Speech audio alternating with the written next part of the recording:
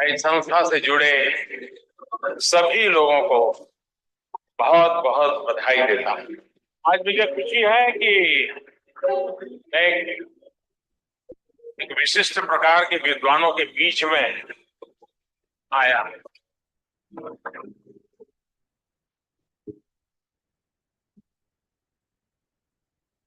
तो इस बात के लिए जिम्मेदार है कि देश में मौजूदा प्रत्येक कंपनी कानून का पालन करे, अपने बही खातों में गड़बड़ी न करे, पूरी पारदर्शिता रखें। आप अपनी जिम्मेदारी किस तरह से निभाते हैं, उसी से देश का कॉर्पोरेट कल्चर कैसा होगा ये तय होता है।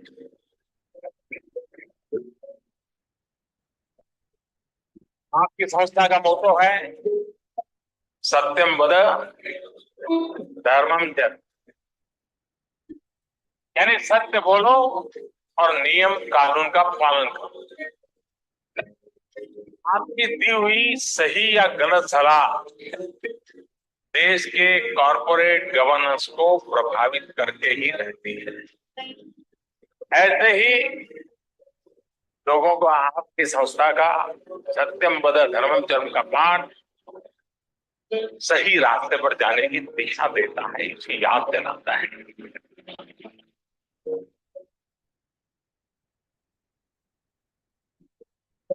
देश में ईमानदारी को, पारदर्शिता को इंस्टीट्यूशनलाइज करने में आपके संस्थान की बहुत बड़ी भूमिका है। कॉर्पोरेट गवर्नेंस फ्रेमवर्क के निर्धारण के समय आईसीएसआई रिकमेंडेशंस की काफी सकारात्मक भूमिका रही।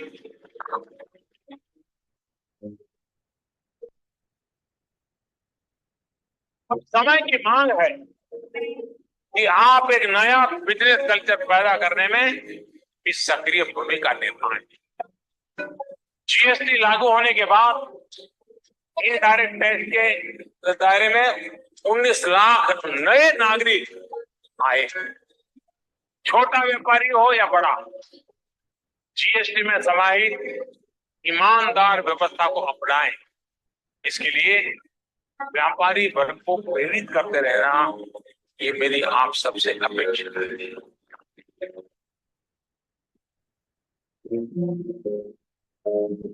संस्थान में लाखों छात्र जुड़े हुए हैं और सब कोई आखिरी तक पहुंचते नहीं है।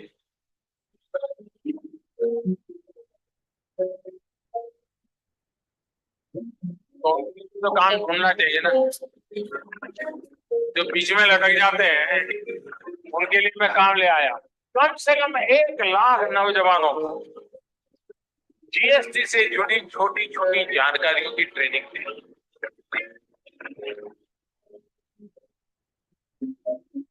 हफ्ते 10 दिन की ट्रेनिंग के बाद ये छात्र अपने अपने इलाकों में छोटे छोटे दुकानों को मदद कर सकते हैं। उन्हें जीएसटी निर्भर से जोड़ने में काम कर सकते हैं, रिटर्न फाइन करने में काम कर सकते हैं, मदद कर सकते हैं। का एक नया रोजगार का क्षेत्र खुल सकता है। Ladies and gentlemen, Team ICSI escorting the chief guest and the guest of honors to the dais. The chief guest, His Excellency Dr. Abdul Rahman Al Muaini. Guest of honors, Mr. A. Amarnath, Mr. Yusuf Ali M.A., Mr. Abdullah Salim Al Nuaimi, Mr. Hamad Saya Al Mazauri. Let's have a big round of applause, ladies and gentlemen. Let's invite them to the dais.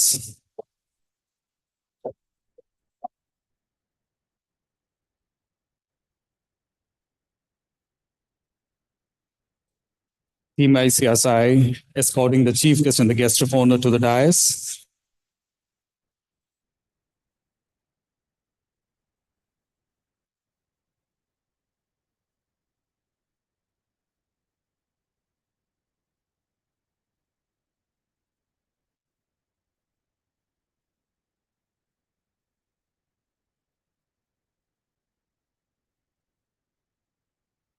Thank you, sirs.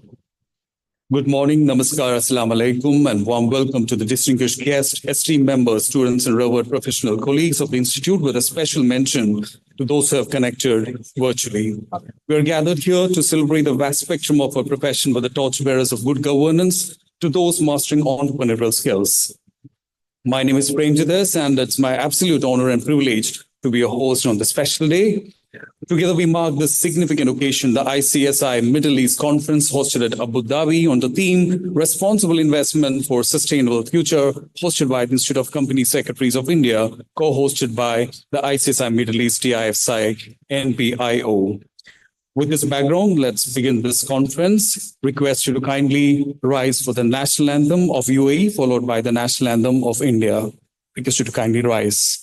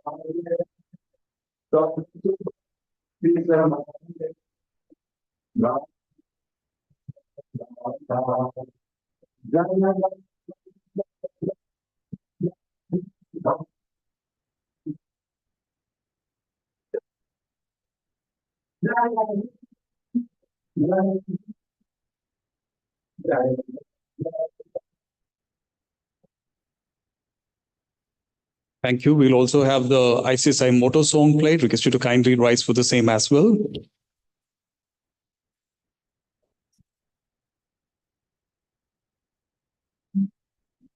उम्मीद के अंबर में हम बन के खिले जो रोशनी, कह देंगे हम संसार को कोई लक्ष्य नामुमकिन नहीं। ज्ञान के और न्याय के हर राह को थामे हुए चल पड़े हैं झूम कर बस गीत ये गाते हुए।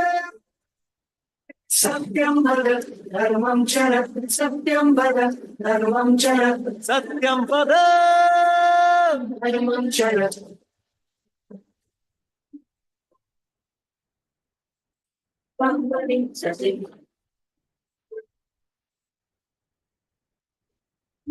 कदमों की हर एक गूंज में बस जीत का एहसास हो, राष्ट्र प्रगति पथ में हो और आत्मबल की आस हो। जब भी चले इस भाव से खुलते गए हैं रास्ते, आवाज हमने दिल से दी है कीर्ति ये गाते हुए।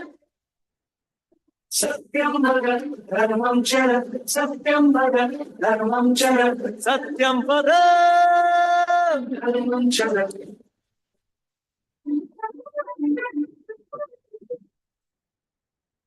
हर उन्नति के रंग में हर भारतीय हाथ हो, उद्यम हो या उद्योग हो, हर ओर अपना साथ हो। जाना शिखर तक है हमें सच की कलाई थाम कर, हम जीत के सुर छेड़ेंगे गीत ये गाते हुए। Satyam Bhagat Dharmam Chara, Satyam Bhagat Dharmam Chara, Satyam Bhagat Dharmam Chara. Thank you. Request you to kindly be seated. Ladies and gentlemen, our esteemed members have been believing and living in Satyam Vada Dharmam Chara, speak the truth, abide by the law, in true letter and spirit, to uphold the torch of corporate governance in the nation. The spirit of ICSI motto song reflects indeed the essence of our institute and the profession of company secretaries, symbolizing our motto, vision, and mission. Let me now request CSB Narasimhan, President Institute of Company Secretaries of India, to kindly greet our chief guest, His Excellency Dr. Abdul Rahman Al Muaini, Assistant Undersecretary for IP Sector, Ministry of Economy, UAE, with the ICSI Angavastram and Planter. Let's have a huge round of applause, ladies and gentlemen. Symbolizing our respect and honor. Thank you, sir.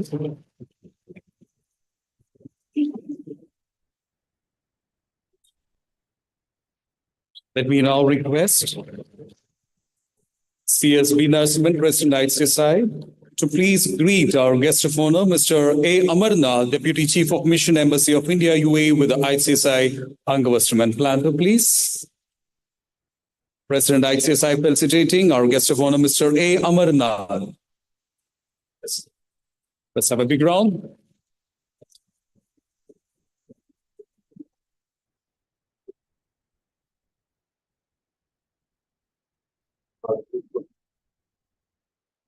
Thank you, sir. Further inviting CSB Narasimhan, President, Institute of Company Secretaries of India, to please greet our guest of honor, Mr. Yusuf Ali MA, Chairman and Managing Director, Lulu Group International, with the ICSI Angavastram and Planter. Invite you all to have a resounding round of applause, please.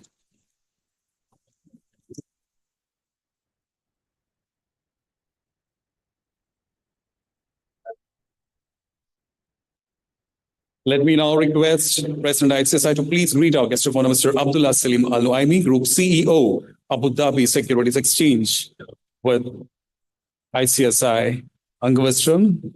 The Vice President of the Institute is also joining for the felicitation.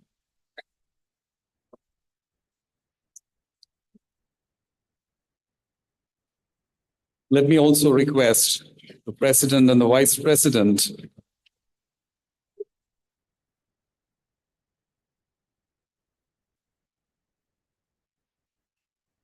also requesting the President and the Vice President to please greet our guest of honor, Mr. Hamad Saya Al Maizroy, CEO, ADGM Registration Authority, with the ICSI Planter, expressing our heartfelt respect.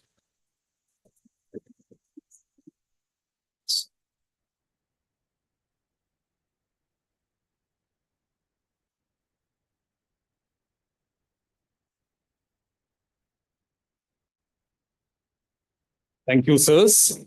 Esteemed gathering, Abu Dhabi, the vibrant capital of the UAE, elegantly blends rich cultural heritage with cutting-edge modernity. As a global hub of innovation and sophistication, it symbolizes a dynamic spirit of progress and tradition shaping the future with its vision and ambition, and hence the most ideal hub for a global intersect like this. On the global stage, our international engagements through conferences, overseas centers, and collaborative events ensures that the ICSI vision to be a global leader in promoting good corporate governance is not only upheld but actively realized. Ladies and gentlemen, with this profound background, let me request C.S.R. Lakshmanan, Chairman ICSI Middle East DIFC NPIO, to deliver the welcome address.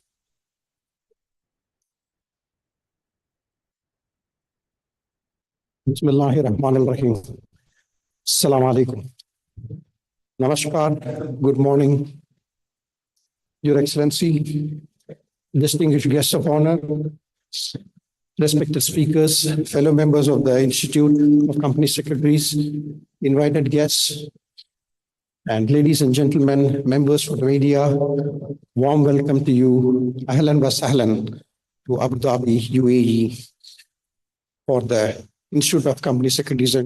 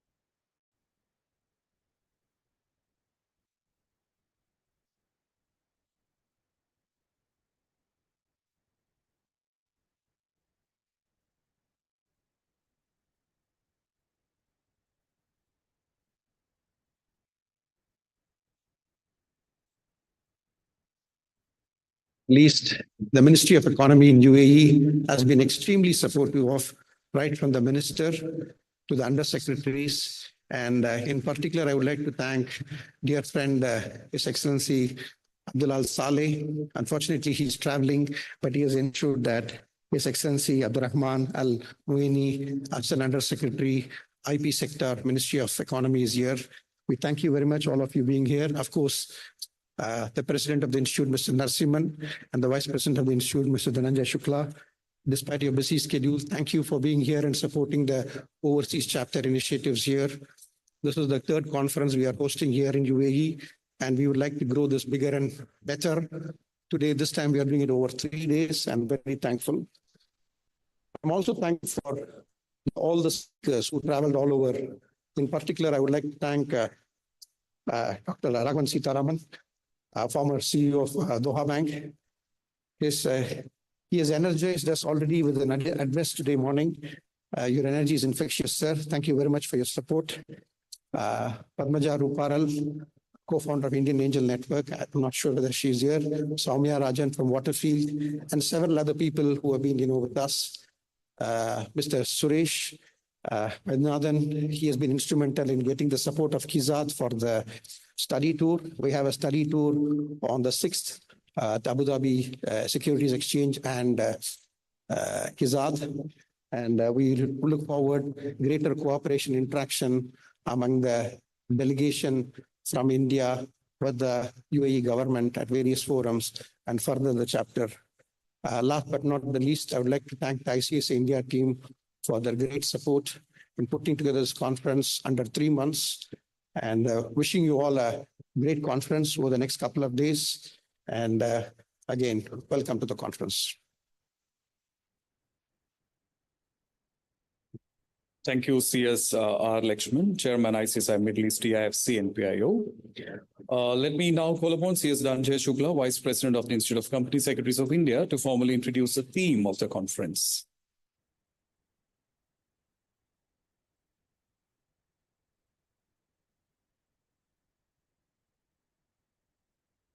Good morning. Chief guest, His Excellency Dr. Abdul Rahman Al Muaini, Assistant Under Secretary for IP Sector, Ministry of Economy, UAE. Guests of honor, Mr. A. Amarnath, Deputy Chief of Mission Embassy of India, UAE.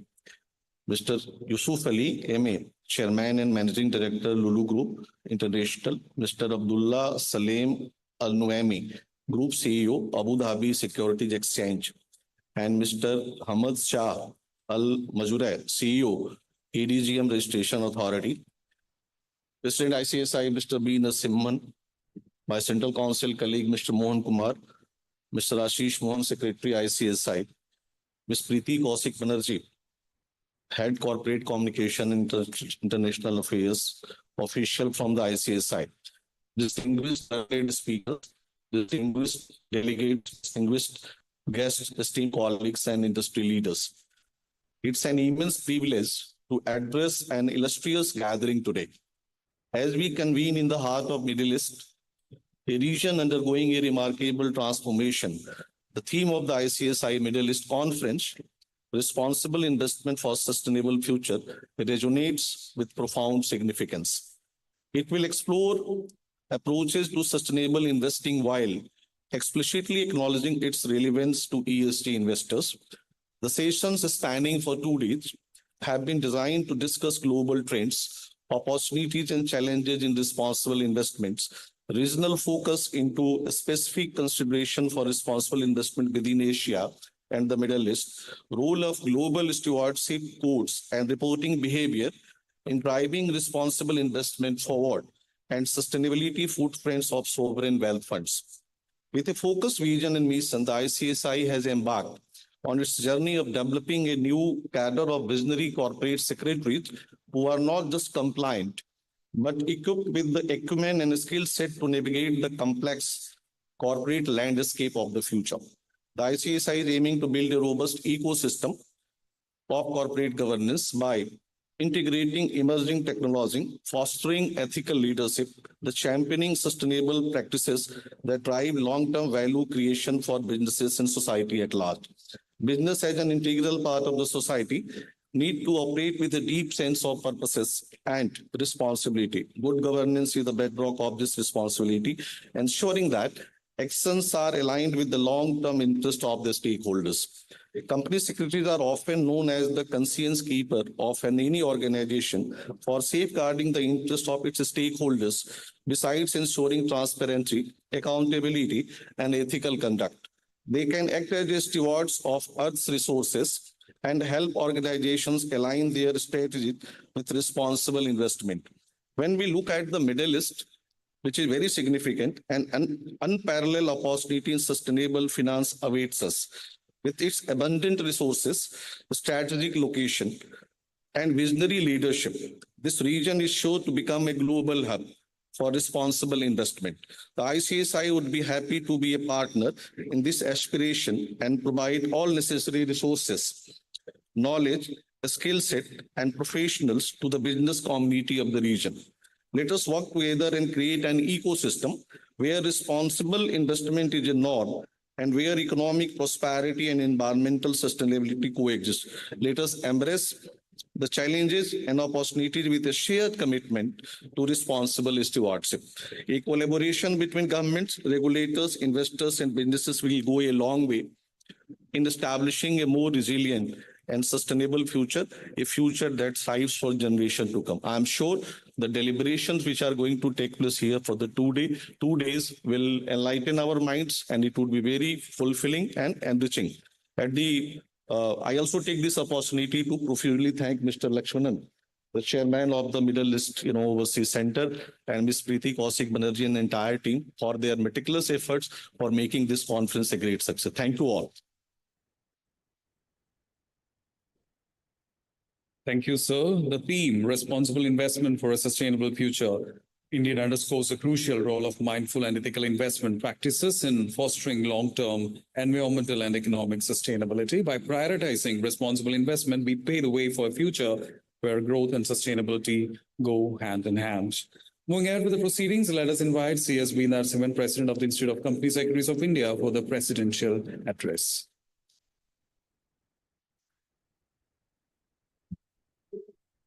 Good morning. Dignitaries on the dais, His Excellency Dr. Abdul Rahman Al-Main, Assistant Under Secretary for IP Sector, Ministry of Economy, UAE, Chief Guest for the day. Mr. A. Amarnath, Deputy Chief of Mission, Embassy of India, UAE. Mr. Yusuf Ali M.A., Chairman, Managing Director, Lulu Group International. Abdullah Salim Al-Unaimi, Group CEO, Abu Dhabi Securities Exchange. Hamad Saeed Al-Mazroubi, CEO, ADGM Registration Authority. My Vice President, Mr. Dhananjay Shukla. Mr. Lakshmanan, the Chairman of the UAE chapter here. Secretary, Mr. Ashish Mohan. Other dignitaries of the dais. Good morning to all of you. The ball has been set in motion by Mr. Sitaraman in the morning in terms of what the responsible investment for sustainable future is all about. Let me give my own take on what I need to say. The theme for the conference is responsible investment for sustainable future. In my view, sustainability is treating ourselves and our environment as if we are to live forever. And incidentally, sustainability is no longer about doing less harm, but if I may say so, it's about doing more good. The ongoing half century is most certainly different from the one before. Climate change is real, the impact is visible and felt in all parts of the world. The responsibility is on our shoulders to leave a habitable planet for the upcoming generations. The scenario befits a serious and pointed deliberation which are raised on responsible corporate actions. In such a scenario, how come investments be left out? In fact, they are the harbinger for something good for the future generations. It's my firm belief that if at preliminary stage, if the investment is done right, the rest of the pieces will automatically fall in place. Let me share my quick thoughts on the ICSI initiatives on this very important topic. Stewardship principle is just a leap of faith towards sustainable future. This envisions setting up standardizing practices for investment entities. I'm glad to inform you that we have prepared and we are going to release our edition on stewardship principles. And I'm extremely thrilled to also share with you that in principle, the IFCA, that is a gift city in Gandhinagar, has also principally accepted to work on the similar lines, except that on the basis of what we are going to release. We released a handbook on business responsibility and sustainability, which is an attempt to collate best practices that have been witnessed across India Inc. and have been shared with us during the award seasons. The contribution in the drafting of the initial BRSR framework in India is one of the major contributions coming from ICSI. We also set up an ESG board for developing standards, and an ESG conclave is being held in India across various chapters as well as regions. Let me also share my quick thoughts on ICSI Overseas Center and the work we have put together. In fact, UAE was the first overseas center which was set up by ICSI. The first international conference of Overseas Center theme, Innovation, Compliance, Sustainability, Inclusion, was held in Dubai a couple of years back. We also had the first corporate tax conference and first Middle East conference in Dubai, a couple of years back. The mission of this nation, namely UAE, is to establish a sustainable platform for the advancement of technology, trade, and human capital, which will ultimately generate a positive impact on the world. Being an amazing investment hub makes it a perfect place to raise these deliberations. Ultimate aim for ICSI is to achieve the vision of a global leader in promoting good corporate governance. Roots of governance found in boardrooms, from where it shoots into the entire organization, is a concept which is inculcated by our professionals. Professionals of our brigade have a huge responsibility to steer these board meetings, sensitized approach, which is all inclusive in the need, which is the need of the hour. Lastly, let me also tell you, IFCA is doing a great job in India, and IFCA, that is International Financial Service Center Authority, is going to be the game changer as far as India is concerned. More importantly, although it is set up only in Gandhinagar presently, some of the other states have also evinced interest in having similar arrangement in their states as well. And we expect that we have an MOU with IFCA, and we are already doing a lot of work together, and we expect that this will be the game changer for the India in the years to come. Thank you very much. Thank you for the insightful and equally impactful address, sir, that helped us set the tone of the conference. Thank you very much.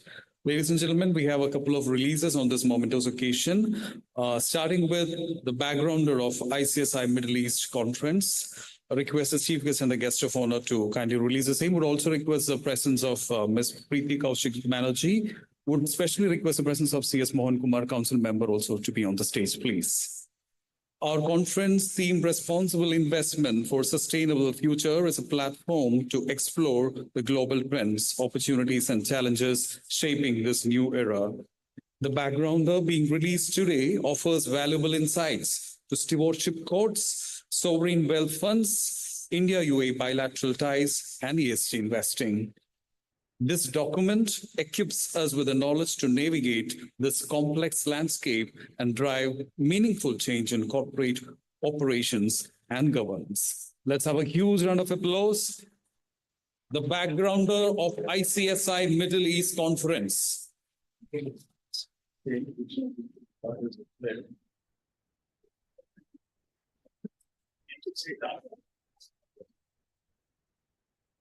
A document which literally equips us with the knowledge to navigate this complex landscape and have a meaningful change in the corporate operations and governance. Moving ahead, institutional investors make huge investments in capital markets on behalf of its clients and beneficiaries. Worldwide, they're expected to invest responsibly by stepping up their momentous activities and engaging efforts with the industry entities on various ESG parameters. In this context, we have the ICSI Guiding Principles on Stewardship being released today. Let us invite the chief guest and request him to kindly release the same, the ICSI Guiding Principles on Stewardship, IGPS. A culmination of various practices followed while exercising stewardship responsibilities in different jurisdictions. The IGPS aims to set out certain best practices in relation to institutional investors and service providers, stewardship obligations, policies, and processes. The IGPS provides a framework to implement stewardship practices in fulfilling institutional investors and service providers towards their clients and beneficiaries. The IGPS is developing, keeping in view the existing and emerging market practices, regulations, and the best practices followed worldwide. Thank you, sirs. Moving on, we have the Handbook on Business Responsibility and Sustainability. Taking this initiative further, the ICSI come up with a second edition of this publication, Handbook on Business Responsibility and Sustainability, version 2. It is a compilation of the legislative journey, both in India as well as internationally observed practices and shortlisted companies during the process of evaluation of the awards, along with the step-by-step guidance for the corporates to prepare the BRS report. We wish that this publication shall serve to be the perfect touchstone for the corporations and the professionals alike. The Handbook on Business Responsibility and Sustainability, we do. Moving ahead, ICSI has introduced a governance and compliance standard on the prevention, prohibition, and redressal of sexual harassment at workplace. The standard aims to enhance the implementation of the Sexual Harassment of Women at Workplace Prevention, Prohibition, and Redressal Act 2013, the POSH Act, by harmonizing workplace practices. It provides standardized procedures for internal committee meetings, complaint and inquiry processes, and training capacity building programs for employees and the internal committee members. The standard also offers guidance on drafting gender-neutral POSH policy, promoting inclusivity. By reinforcing the legal framework, we hope this standard will contribute to a safer, more inclusive work environment for all. The governance and compliance standard on prevention, prohibition, and redressal of sexual harassment at workplace. Thank you. Moving ahead, we have the revised edition of CS, a preferred professional. This publication was released by the Institute in the year 2022 to provide a comprehensive overview of the CS profession to the stakeholder. The Institute is pleased to release a revised edition of the publication incorporating contemporary developments in the economic and regulatory arena, emerging areas of the profession, new recognitions to the profession, dedicated chapter on overseas avenues for company secretaries and initiatives of the Institute aimed at promoting good governance. This edition aims to provide detailed information about the CS profession, covering the role of company secretaries and the multitude of opportunities for the students aspiring to pursue company secretary roles.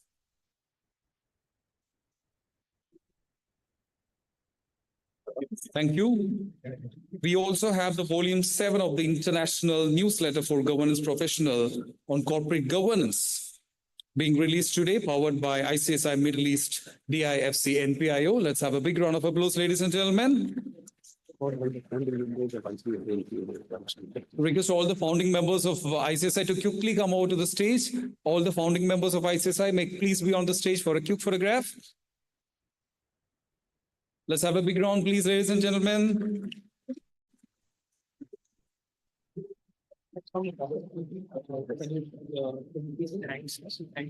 Editor-in-Chief Special mention to Editor-in-Chief, Mr. Raghavendra.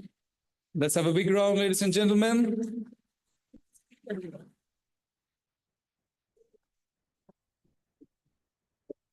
Thank you, sirs. Moving ahead. Ladies and gentlemen, we have with us Mr. Abdullah Salim Al Nuaimi, Group CEO, Abu Dhabi Securities Exchange, as our guest of honor today. Mr. Abdullah Salim Al Nuaimi is a Group Chief Executive Officer at Abu Dhabi Securities Exchange with a career in capital markets and financial services that spans over 25 years. Mr. Al Nuaimi has spearheaded numerous transformational initiatives that position ADX at the forefront as a leading trading hub and global investment platform. Beyond his executive role, he also serves as a member of the advisory board at Abu Dhabi University's College of Business and Economics.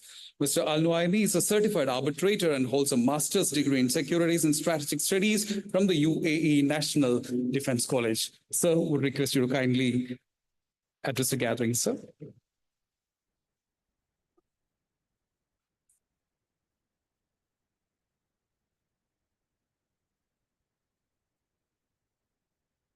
Thank you. I have a long speech. If you get bored, but just raise your hand, I will stop. Okay? Esteemed guests, Your Excellency, Honorable Representative and Member of Constitution of Company Security of India, ladies and gentlemen, good morning. I am honored to be here at the 2024 ICSI Middle East Conference, standing alongside such esteemed professionals.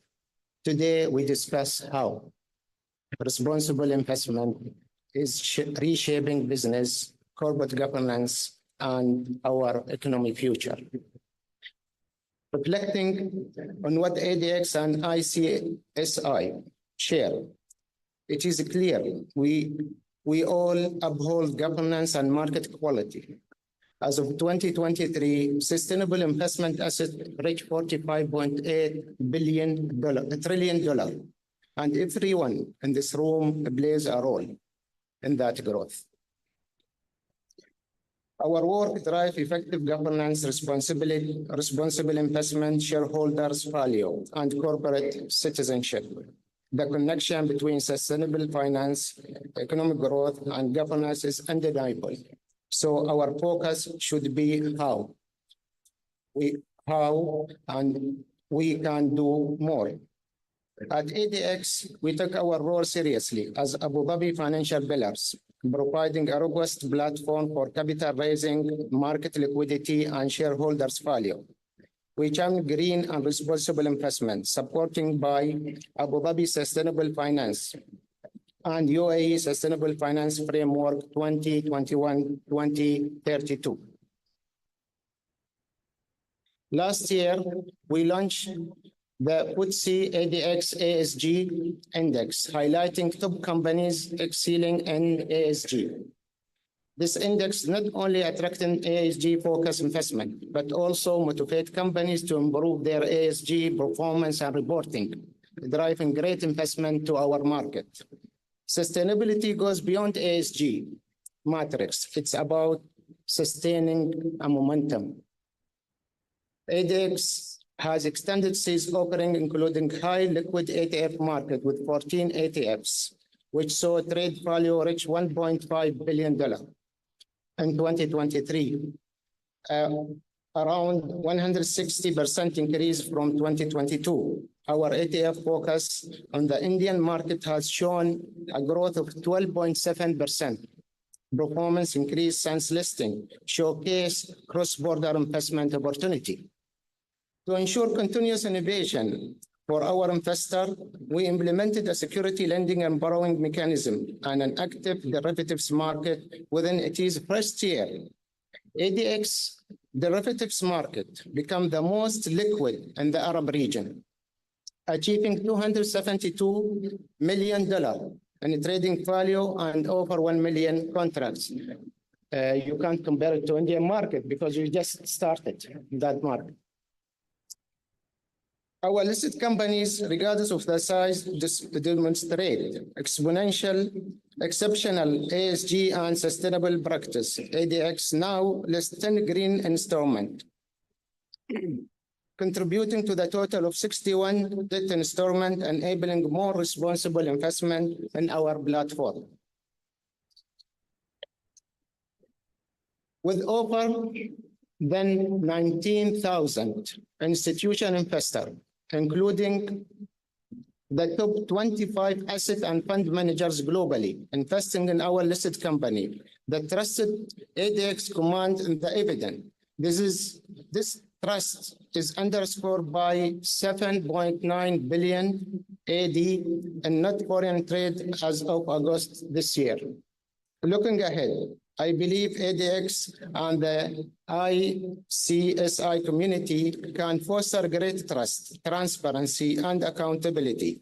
Some of you here play private roles in ADX companies and potential IPO. And there is a suggestion now to you.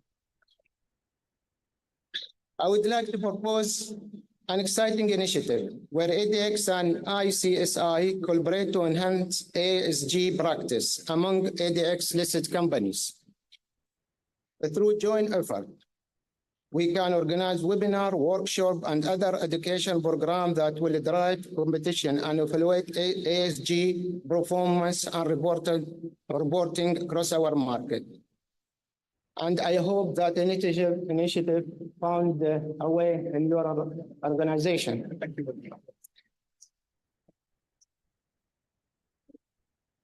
You get bored or you wanted to continue? In conclusion, as we navigate the evolving landscape of sustainability finance, our action today shape the future of our economy and society. Let's explore how we can do more together to create a prosperous, equitable, and resilient future. I thank the President of ICSI and Mr. R. Lakshmi of ICSI UAE office for include ADX in this conference. And I wish you all the fruitful event and looking forward to connect with you, with many of you today, inshallah. Thank you.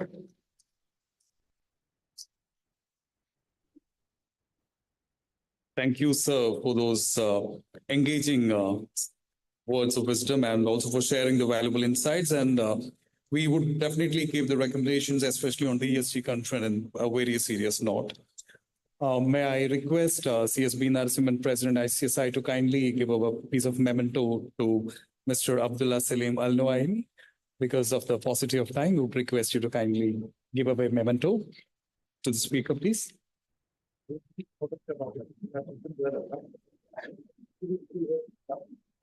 President ICSI would request you to kindly give away a memento to Mr. Abdullah Salim Al Nuaimi, Group CEO, Abu Dhabi Securities Exchange.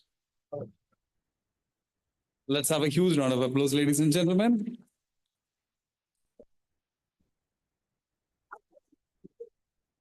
Thank you.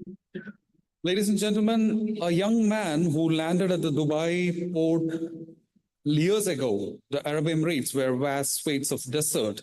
The ship from Mumbai anchored the port on 31st December 1973. He traveled for 5 hours to reach Abu Dhabi. He wanted to become a businessman.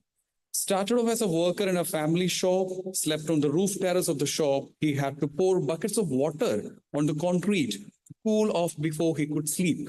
But his ambitions were sky high. Ladies and gentlemen, let's have a big round of applause for none other than Mr. Yusuf Ali Ahmed.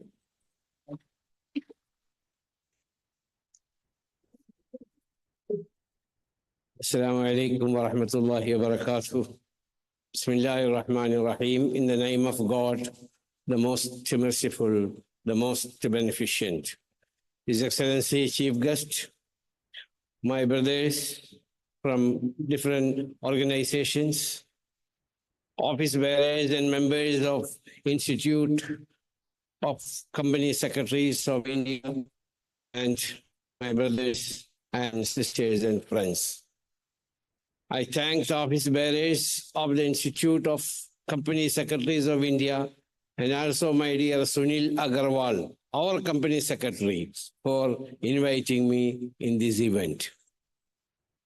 I'm very happy that this year you have selected United Arab Emirates and especially this garden city of Abu Dhabi to conduct your Middle East conference. Thank you for office bearers. I extend hearty congratulations and good wishes to all those associated with this conference.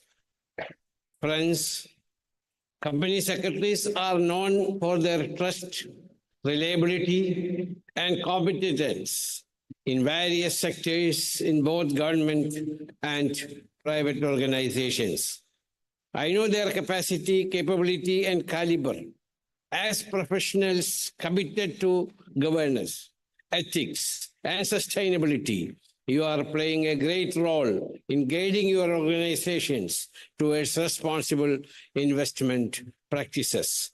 I sincerely appreciate you for all your valuable contributions. I'm happy to say that UAE is today the gateway between India and MENA region. India-UAE relationship is historical and growing from strength to strength. This great country is hosting more than 3.5 million strong and vibrant Indian community. Today, both UAE and India are looked upon as countries of peace, secularism, stability, and prosperity. After the historical visit of Indian Prime Minister Narendra Modi ji to UAE and His Highness Sheikh Mohammed bin Zayed Al Nahyan, President of UAE to India, the bilateral, cultural, economic, and commercial relationship between both the countries have totally moved to a different level. Here in UAE, we have temples, churches, and gurudwaras. The biggest temple outside India constructed in Abu Dhabi in a 14 acres of plot gifted by His Highness the President of UAE was recently inaugurated by the Prime Minister of India. A mosque in Abu Dhabi was renamed Mary Mother of Jesus Mosque, also called Maryam Isa Masjid in Arabic. This reflects UAE's secularism, religious tolerance, social harmony, and coexistence. We are thankful to His Highness Sheikh Mohammed bin Zayed Al Nahyan, President of United Arab Emirates, His Highness Sheikh Mohammed bin Rashid Al Maktoum, Vice President, Prime Minister, and ruler of Dubai, and all the rulers of Emirate and UAE citizens. Today, as we all know, responsible investment is a necessity. As company secretaries, you can help in implementing responsible investment strategies within your organization.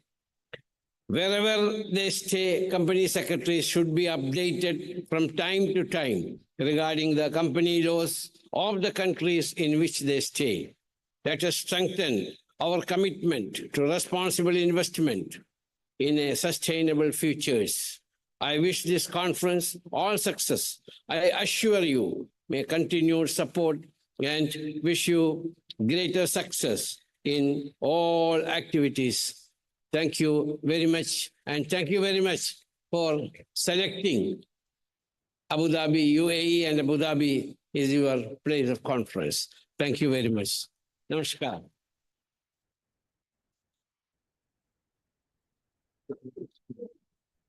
Thank you, sir. As you always say, an honest, sincere businessman should always be with people, one who never cheated, stole, or tampered with measures. Your thoughts have way long to go in today's world. Request CSB Narasimhan, Institute of Company Secretaries of India, President of Institute of Company Secretaries of India, and Vice President to kindly hand over a piece of memento to Mr. Yusuf Ali. Thank you, sir. Let's have a big round of applause, ladies and gentlemen. Thank you. Ladies and gentlemen, a visionary with over 2 decades of experience in strategic planning and business development across public and private sectors, we have Mr. Hamad Al-Saya Mazroi, possessing of comprehensive skill set with experience ranging from strategy formulation and system optimization. Would request you to kindly address the gathering, sir. Thank you. Thank you, sir.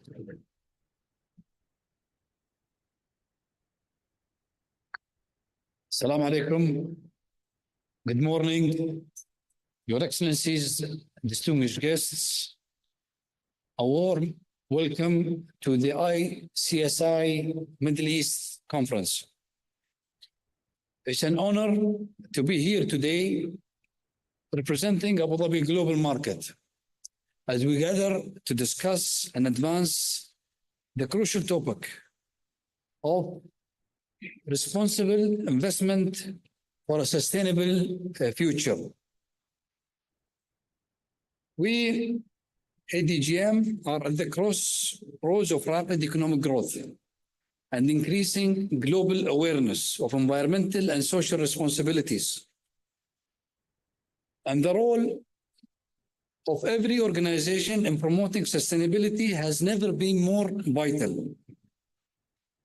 As one of the largest financial districts in the world and the only regulator in the Middle East with the direct application of English common law, ADGM is committed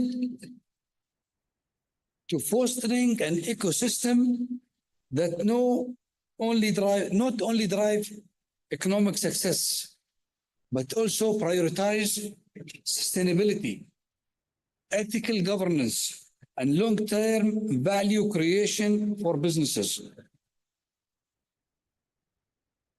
Our remarkable growth over the past few years is a testament to this commitment. ADGM has become the fastest growing international financial center in the region, with more than 2,000 operational entities.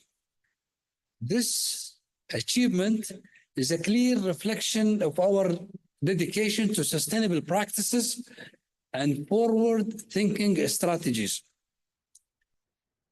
We have accomplished such great growth by placing sectors such as asset management and sustainable finance at the heart of our initiatives. In the first half of 2020-24, we recorded a 226% increase in assets under management and underline our proactive efforts to align with the broader vision of our leadership for a sustainable development. And it's worth noting that asset management and sustainable finance go hand in hand, as we see a growing focus on investment in renewable energies and decarbonizations in support of energy transition to net zero. In collaboration with the ADGM Academy and through several initiatives and partnerships with global education programs, we continue to showcase the importance of building knowledge and awareness around sustainability and climate change, in line with ADGM objectives for the realization of sustainable finance agenda. At ADGM, we have integrated sustainable growth into the DNA of our financial ecosystem by introducing the first and most comprehensive regulatory framework on sustainable finance last year.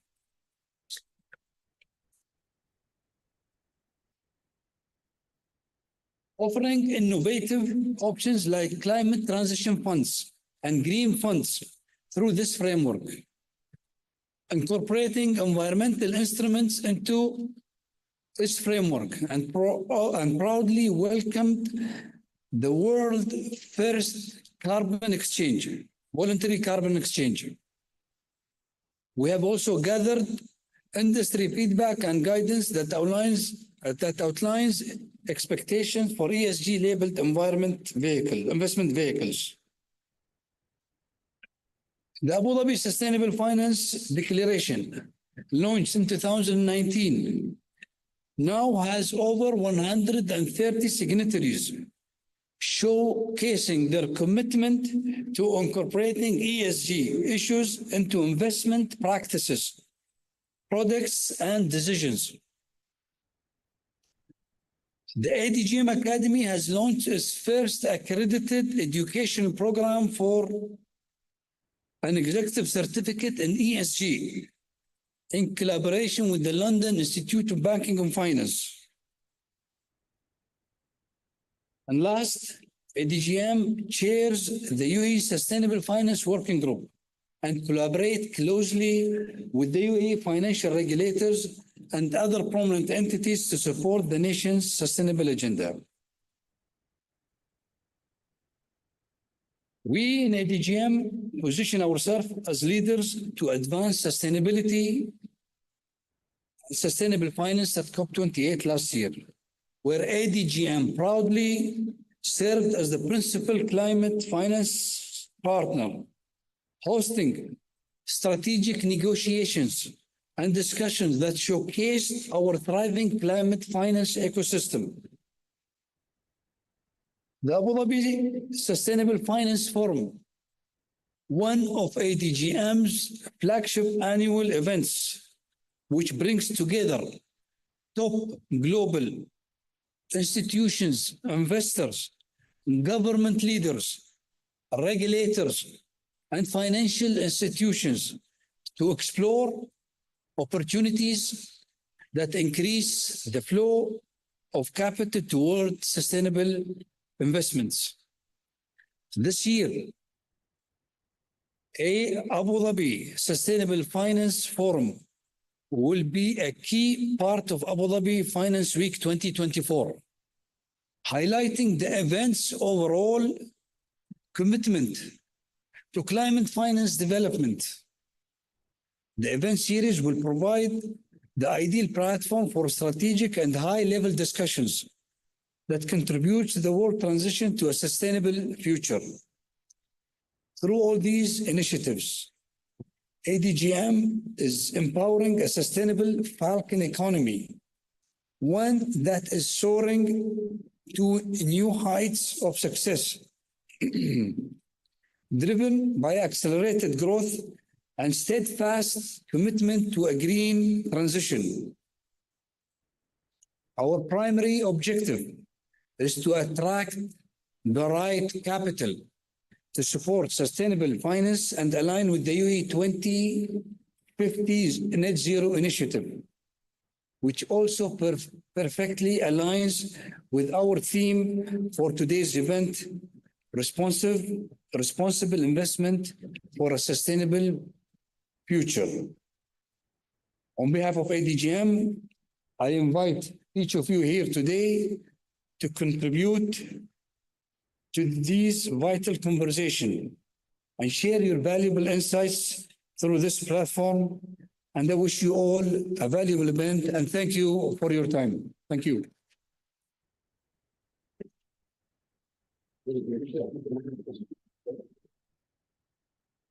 Thank you, sir. Would acknowledge and appreciate the progressive initiatives, especially in the arena of sustainable development. Would request CSB Narasimhan, President Institute of Company Secretaries of India, to give away a memento to Mr. Hamad Al-Saya Mazroy. Let's have a big round of applause, ladies and gentlemen.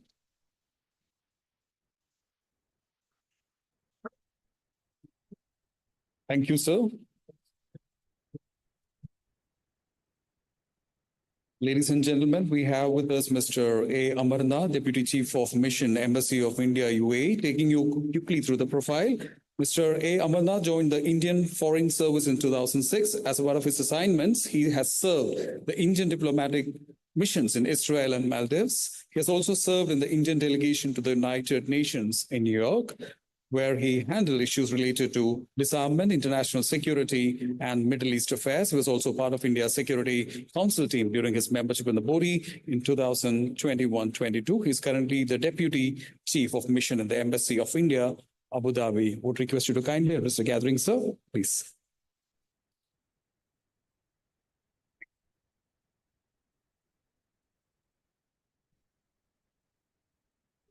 Esteemed chief guest for today's event, His Excellency Dr. Abdul Rahman Al-Nuaimi, the ICSI President, the ICSI Middle East team, guest speakers for this conference, and my dear brothers and sisters from UAE and India. It is indeed an honor and my privilege to be part of today's conference and gathering. I congratulate Team ICSI for organizing this conference and my best wishes for a successful event. I must compliment the team for choosing a very topical theme on sustainability for today's seminar. And in fact, I'm extremely glad that they walked the talk by presenting a very thoughtful gift on a very sustainable gift for all the guests of honor and the esteemed chief guests. Friends, on the topic, I think there are many experts who have gathered here to speak about the theme. The team was very well introduced by the ICSI team as well. So in my remarks today, I will just focus on what UAE and India have been doing in the last so many years to strengthen our friendship and the bilateral partnership. In fact, India and UAE have traditionally enjoyed a historic and cultural relationship, which has been underpinned by the exceptionally close people-to-people ties. But in recent years, this relationship has been transformed and redefined under the leadership of Prime Minister Shri Narendra Modi and His Highness UAE President Sheikh Mohammed bin Zayed. While there are so many initiatives which we have undertaken, some of which have been historic, I will highlight only two such initiatives for this distinguished audience, which I think it is very much relevant for you. The first initiative I want to speak about is an agreement that we signed in July 2023, which is the local currency settlement agreement. This agreement enables traders from both our countries to settle the cross-border transactions in our respective local currencies. The Central Bank of UAE and the Reserve Bank of India have created the necessary framework for implementation of what we now called the Rupee Dirham Settlement Agreement. Now, major transactions in oil, in gold, and in food products have already taken place in the last 1 year since the agreement was signed. This transformative initiative will help countries to conduct our trade in respective local currencies, insulating us from the global uncertainties which we are facing today. I would encourage the experts in this room and also Team ICSI to explore this theme for your future seminars and conferences. The embassy would be happy to provide all possible support in order to further popularize this mechanism among the importers and exporters of both India and the UAE. The other area that I want to share with you would be direct interest to many of you. I see many Indians here. I'm sure some of you who would have traveled from India as well to participate in this event. This is our collaboration, the India-UAE collaboration in the fintech sector. All of you who've gathered here, especially those who have come from India, are very much aware of the tremendous growth and success of India's UPI platform and the RuPay cards which have been launched. These indigenously developed solutions have outpaced world leaders like Visa and MasterCard when it comes to payment solutions. Now, we are happy that with our most trusted and close partner UAE, we have embarked on a project to introduce UPI and also RuPay card in this country. We are now working very closely with the Central Bank of UAE to integrate our national platforms with the UAE national platforms. In fact, the UAE's national domestic credit and debit card system, which was launched recently when our Prime Minister came here in February 2024. This is the J1 card. This is based on the RuPay stack, which has been really successful in India. This solution was developed for the Central Bank of UAE by the National Payments Corporation of India Limited.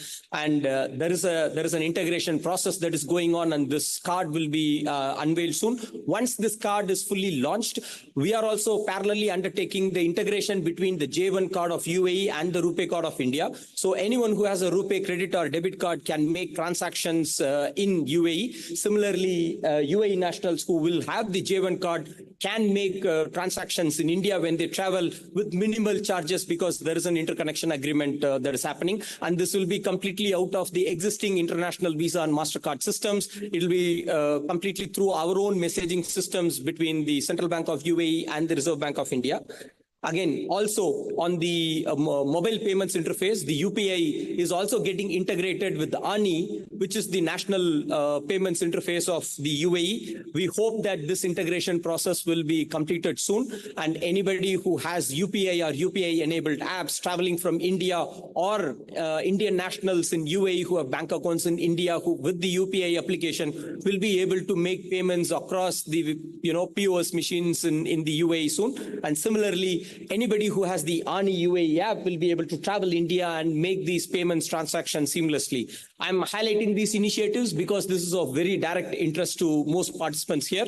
And I believe that in your events in future, you will also be indulging on this particular topics so that there is greater awareness that is there between the companies in India and also the companies in UAE about these initiatives. Friends, before I conclude, let me take this opportunity to highlight the wonderful work that is being being done by the India's company secretariat community in the UAE. We have the chapter president here. I can only say that this community has earned the deep respect and the trust of all Emiratis and the international community in this country. And by the participation of our Emirati friends in this conference is a testament to this contribution.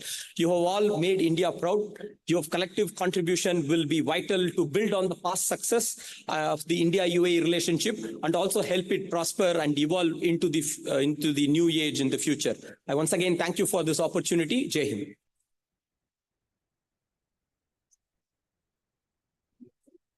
Thank you, sir, for the insights, especially the progressive initiatives on the payment platforms and other user-friendly payment applications. We also thank you for acknowledging the efforts of the UAE company secretary professionals. Let's have a big round specifically for that, please.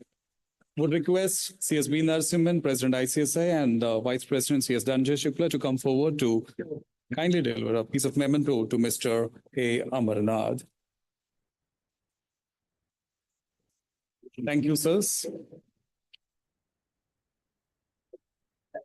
Ladies and gentlemen, a forward thinker who understands and acknowledges that IP is a critical component of driving the knowledge-based economy.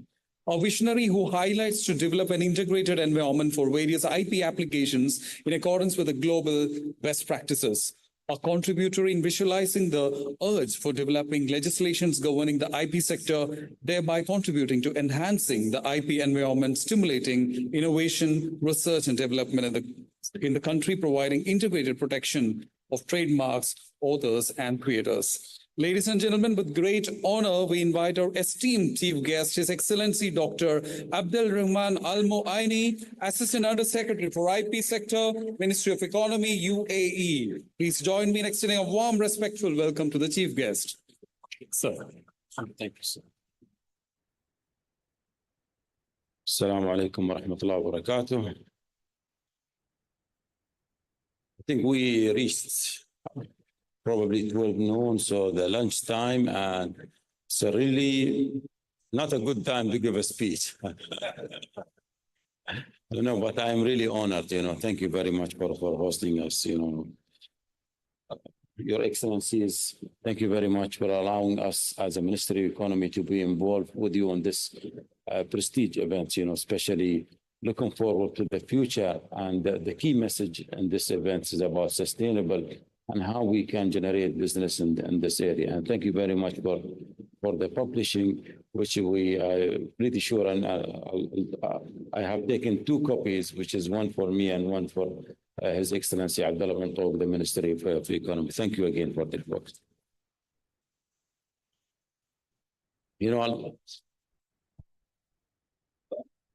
And for MC, thank you very much for introducing us about IP and why the IP is very important to the business. But let me to take you through the engagement between UAE and India. It's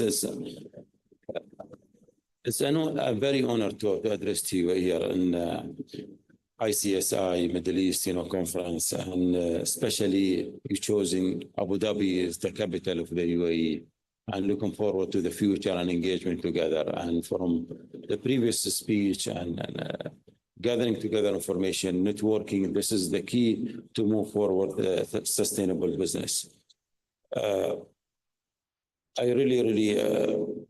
would like to thank the Institute of the Company Secretaries of India for hosting me today.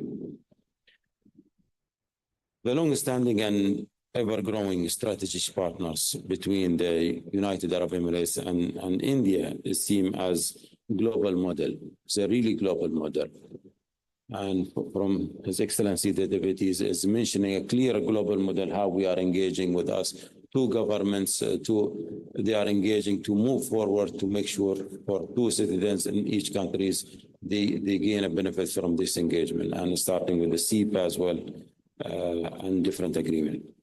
The relationship, of course, aim at achieving sustainable development and common interest between both nation and countries.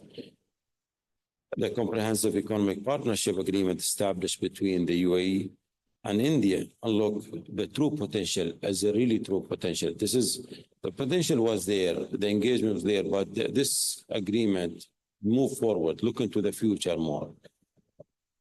Partnership creating an opportunity for the private sectors, not just only one, and numbers of several of opportunity. The UAE-India non-oil trade continues to expand despite slowdown of global trade. The non-oil trade between us as a UAE grow by 3.9% in 2023. Besides, the UAE has made the name of itself as a key strategic partner for India, offering a range of service, including logistics, finance, and technology. We are India's third largest trading partner and among the top 4 investors in your country in terms of FDI. Building future on this progress, we continue to work together, facilitating cross-border transaction and explore new avenue for cooperation in the future sector. So joining effort and area of interest. I believe this is a very clear conference to move forward, to look to the future engagement between both countries. The UAE today is an economic hub that is the most active, most developed, and fast growing in our region. As from the previous speaker, they give you different cases and how they are developed and grow. Our country distinguished strategic location, strong finance reserves, strong spending on the development projects are all among factors that make an attractive business and FDI distinguish. Our country is a strategic global hub, facilitating trade and logistics between different countries in the world, serving as a gateway to the vast consumer base exceeding 2 billion people. Above all, it is our vision for the future economy and determination to make things happen on the ground, on the line, the new strategic, the UAE 2031. So trading was one, building partnership between our nation, especially as well as different nations, as a clear example with India. This is part of our vision with the UAE 2031. Acknowledging the private sector key role in the sustainable economic development. We are constantly enhancing our economic business, realizing through the adaptation of forward-looking measure and policy.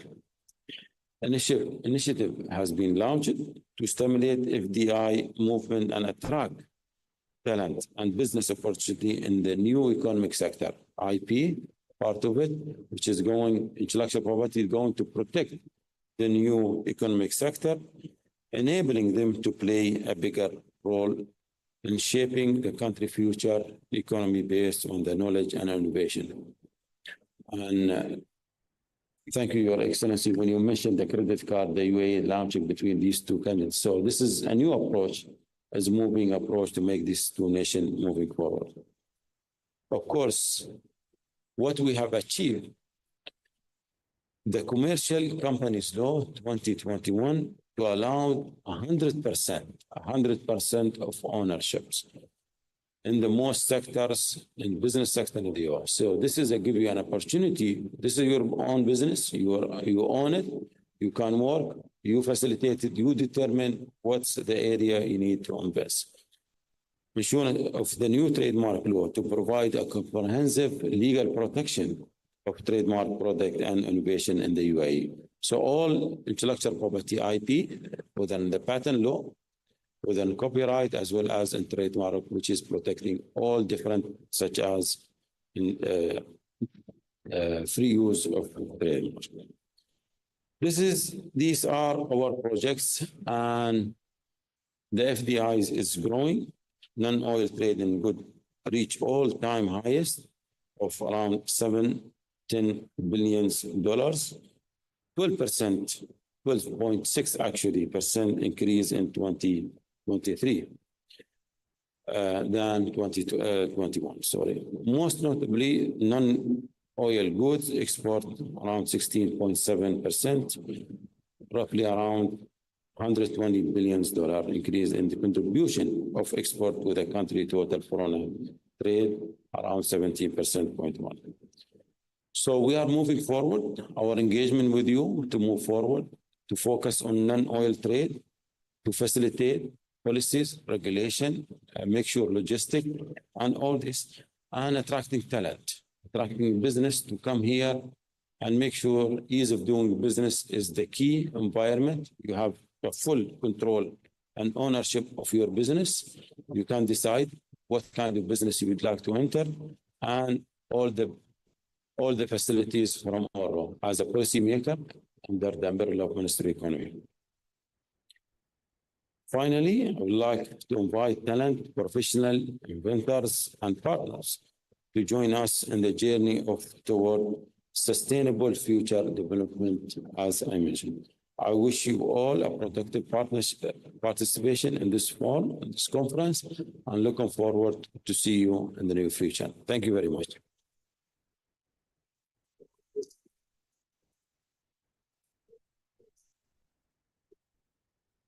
Thank you, sir. We are extremely privileged and equally indebted to you for those valuable insights. The impact of your message will resonate with us well beyond today. ICSI look forward to associate further with you, your good self for future endeavors. Would request C.S.B. Narasimhan, President ICSI, and C.S. Sanjay Shukla, Vice President ICSI, to come forward and hand over a piece of memento to Dr. Abdul Rahman Al-Muaini. Let's have a big round of applause, ladies and gentlemen.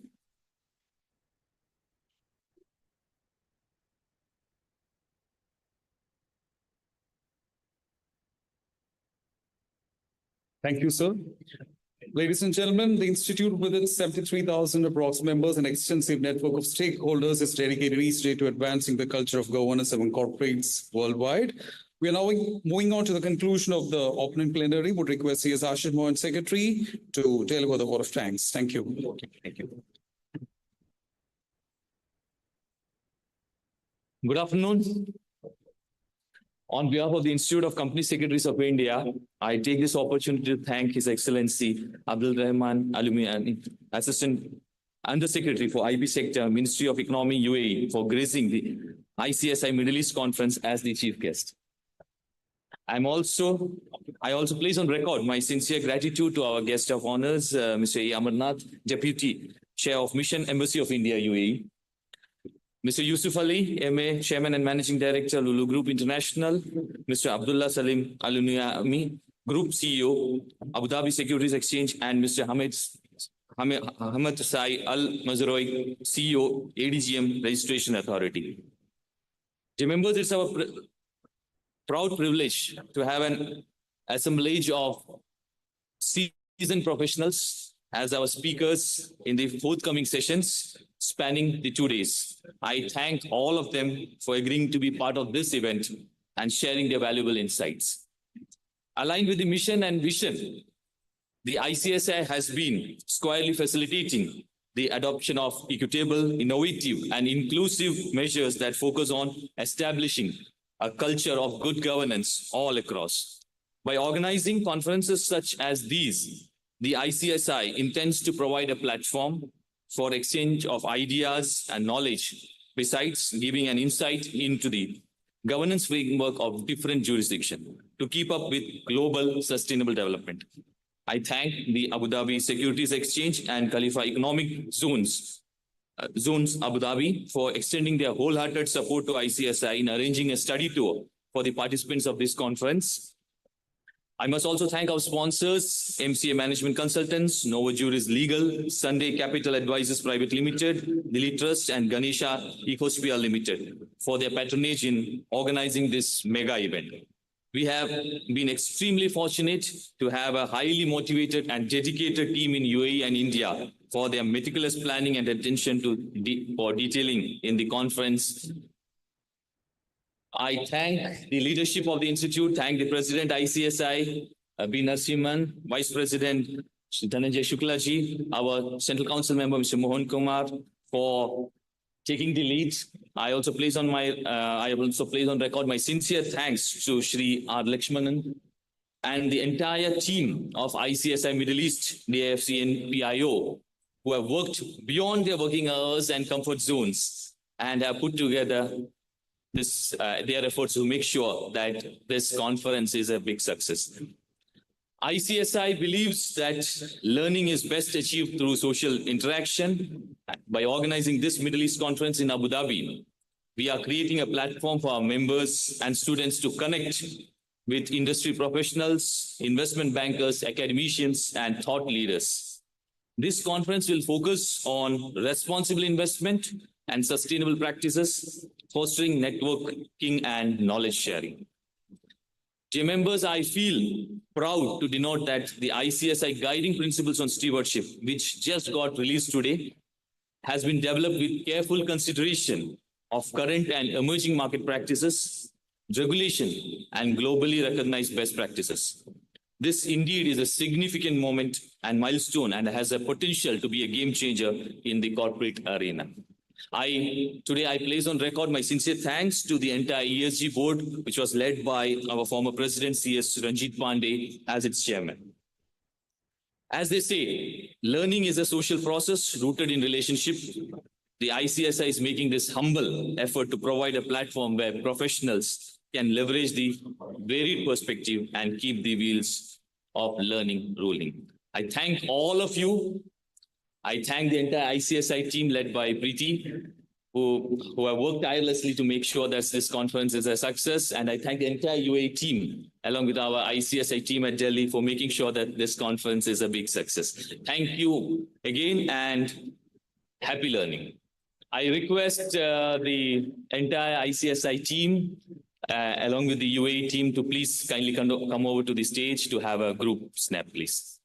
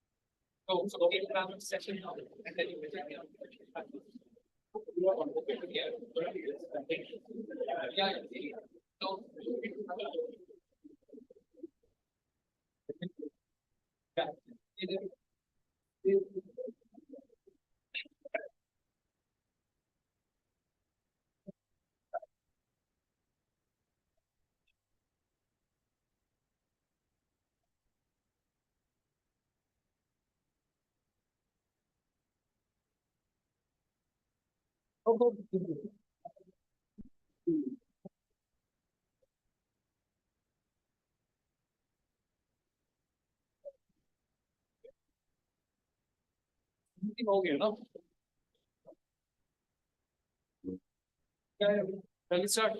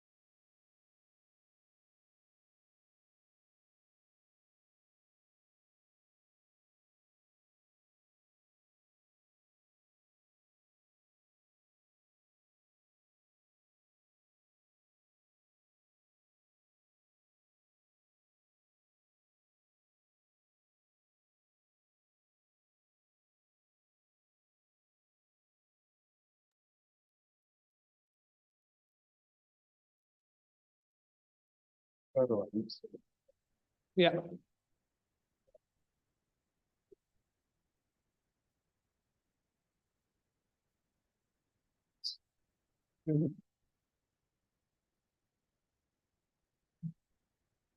So we'll start with the next plenary, which is plenary 2, Global Trends, Opportunities, and Challenges in Responsible Investments. It gives me immense pleasure today to introduce all these esteemed speakers on the dais. To start with, Ms. Soumya Rajan, founder and CEO of Waterfield Advisors. Soumya is the founder and CEO of Waterfield Advisors, which is the largest multi-family office and wealth advisory firm in India. With over 25 years of experience in private banking and wealth advisory, Soumya commenced her career at ANZ Grindlays Bank, which later became Standard Chartered Bank. She worked for 17 years with the bank in both India and Singapore, with her last role being the head of the private banking division of Standard Chartered in India. In 2011, she established Waterfield Advisors. As one of the earliest advocates of fee-only investment advisory in India, Soumya founded Waterfield on the principles of an alignment of interest with clients in the wealth advisory space. Today, Waterfield advises on financial assets exceeding $4 billion on behalf of India's leading and some of the most iconic business families. She also provides guidance to these families on non-investment issues such as succession planning, corporate and family governance, business strategy, and philanthropy. Soumya's leadership has contributed to Waterfield's reputation as one of India's largest and most awarded wealth management firms. In recognition of her contributions to the wealth management industry and as an entrepreneur, Soumya has received several awards and honors. Soumya is a member of the advisory committee of PASL, the regulatory and supervisory body for registered investment advisors in India, and serves as a board member of several non-profit organizations in the education and healthcare sectors. She was awarded the Radhakrishnan Scholarship to study at Oxford University, UK, where she earned her master's in mathematics, in addition to holding a BA honors in mathematics from St. Stephen's College, Delhi. We welcome you, ma'am, and it's an honor to introduce you. Next up, Mr. Loai Bataine, who is the Senior Executive Officer of Om Invest Capital DIFC. Mr. Loai Bataine is a seasoned and successful investment banker with over 3 decades track record in commercial banking, investment banking, asset and wealth management. He is an expert in guiding the implementation of business plans and strategies. He currently serves as Senior Executive Officer of Om Invest Capital DIFC and is responsible for managing Om Invest DIFC investments. Earlier, he was the founder CEO of Ubhar Capital U Capital. Loai has extensive experience in matters relating to mergers and acquisitions, restructuring, divestments, performance improvement, IPOs, and fundraising transactions. His key strengths lies in his extensive experience as an independent board advisor. Thank you, sir, for making it. Welcome. Mr. Suresh Vaidyanathan, who is the CEO of Special Projects Ghasan Abood Group. Suresh Vaidyanathan is one of the region's accomplished C-suite leaders with an experience of 25 plus years with multi-business organizations. He has extensive experience across diverse business sectors and multiple geographies in Middle East, Africa, Europe, Asia, and Australia. Suresh has an excellent professional standing in the region, having been included amongst the Forbes list of top 10 Indian CFOs in the Middle East in 2019. And the top 20 CFOs in the GCC 2021 Khaleej Times NAFA list. Recently, in 2023, he was included in the Arabian Business Dubai 100 Power list, the top 50 most powerful Indians in the Middle East, and the Economic Times most promising business leaders of Asia 2022-23. He is an alumnus of the leading digital business transformation program at IMD Business School and is certified in blockchain technologies and artificial intelligence at MIT Sloan School of Management. He completed the M&A program at University of Chicago Booth School of Business, and in addition to programs in governance and investing at Harvard, INSEAD, and Wharton. Thank you, sir. We welcome you. Finally, CS Prashant Tandon, CEO and MD, Lighthouse Canton, UAE. Prashant joined Lighthouse Canton in 2016 in Singapore and moved to Dubai in 2017 to set up the DIFC business. He is the CEO for Lighthouse Canton Capital DIFC Pte Limited and heads the multi-family office business for the firm. He is responsible for engagement with key clients in addition to building a footprint for the business in the MENA region. Prashant brings over 20 years of experience across large international banks like Citibank, Merrill Lynch, and Barclays. In Barclays, he was responsible for managing the non-resident Indian team in Dubai, along with the portfolios of select ultra-high net worth and institutional clients based in MENA and South or Southeast Asia. Prashant has specialized skills in complex derivative products across interest rates, equities, and forex, and has a keen understanding of the requirements of corporate and institutional clients. Prashant qualified as a chartered accountant and is a merit holder from the Institute of Chartered Accountants of India. He is also a member of the Institute of Company Secretaries of India. He received his Bachelor of Commerce degree from Delhi University in India. Thank you, and it's an honor, as usual, to introduce all these esteemed speakers. Now I hand over the session to all these esteemed speakers. Thank you. We'll need a mic.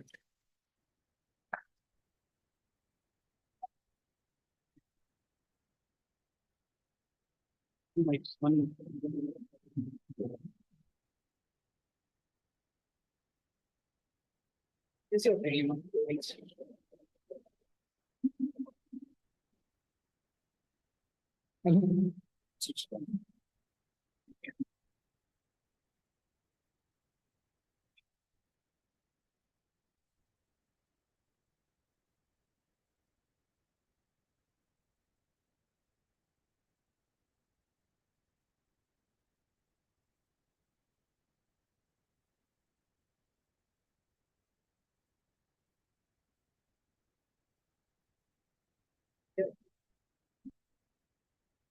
All right. Good afternoon, everyone. It's so good to see all of you here for this conference, and welcome to all those who are dining in remotely. For promises to be a very enlightening session, hopefully, on global trends, opportunities, and challenges in responsible investing. I'm also deeply honored to have a very esteemed and knowledgeable panel of experts on the stage with me, who will share their deep insights and knowledge on the subject at hand. But before we dive into the serious stuff, I just wanted to share something I was reflecting on while I was driving to the conference. You know, in the good old days, investing meant setting some money aside to work with the hope of receiving a little more than you invested over a period of time, something that will give you a smile on your face when you review your portfolios. But looks like today, we are expected to make a profit while saving the world. It's a bit like eating salad with kale or spinach in it, which you know is good for your health, but secretly hope it tastes like dark chocolate. It's tough, difficult to implement, but yeah, if done properly, can be extremely rewarding. So jokes aside, responsible investing is not just a trend, it's slowly becoming a norm, and for all good reasons. We are at a point in history where our financial decisions can and should have an impact, a positive impact on the world at large. It's not easy, it's not without its own complexities, and this makes today's discussion extremely relevant. Over the next 45 minutes or so, we'll try and cover a very wide landscape. We might cover themes like identifying the latest trends on responsible investing, green bonds, climate finance, circular economy. We'll try and understand what are the opportunities in this landscape. We will address geopolitical and country nuances. We'll try and see how the developed world and the emerging economies are adapting themselves to live to their commitments to responsible investing. Of course, it will not be a meaningful discussion unless we dive deep, identify, and try and find ways to address challenges that economies and businesses and investors face while living up to the dream of investing sustainably and responsibly. Challenges like greenwashing, where we are made to believe things are a lot more green on the outside than they actually are. The ever-prevalent problem of data reliability, policy uncertainty, and the likes. And to end the discussion on a positive note, we'll of course explore opportunities that are on the horizon, which we can all look forward to, from technological advancements, blockchain, the opportunity in the whole circular economy piece, and of course, the regulatory incentives that might be available to businesses and economies alike. That said, as I said, I'm extremely proud to have this panel of co-speakers with me. I would let them give a brief introduction about themselves before we dive deep into the topic. So, ma'am, maybe begin with you, please.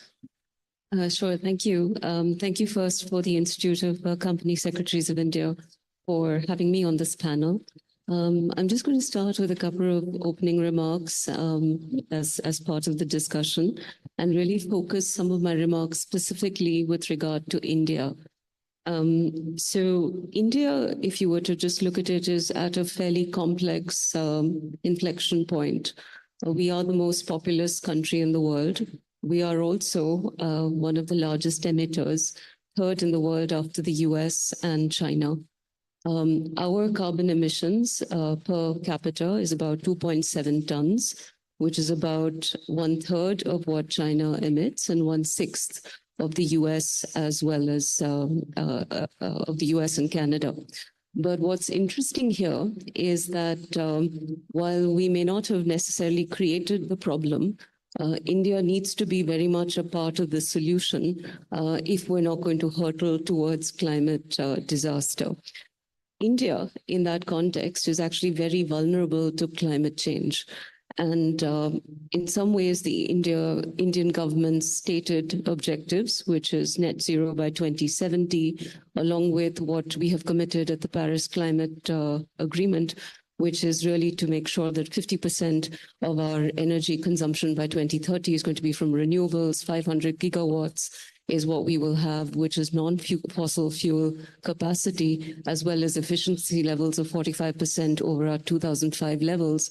All are really quite aggressive at one level. So when you look at the fact that these are aggressive targets, we also find that we're also fairly underinvested when it comes to climate change. So again, statistics, which is something to ponder on, is that we receive less than 2% of the global climate tech funding right now, 80% of which goes towards seed investments. And climate equity funding is just about 3 billion in the last 7 years. So when you look at these statistics and you look at the fact that we have to be part of the solution, you realize that we have to do much more, and India needs much more capital. So just in terms of renewable energy, we probably need close to about 150 billion. Green environment or built environment is about 40% of carbon emissions, and we need about 35 billion by 2025.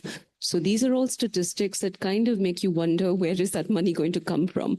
And that's where we need global investors to really invest into India, because the intent is that for every dollar that you put in India is going to have much more positive impact in that sense. So I'll close with that, and then maybe the discussions going forward.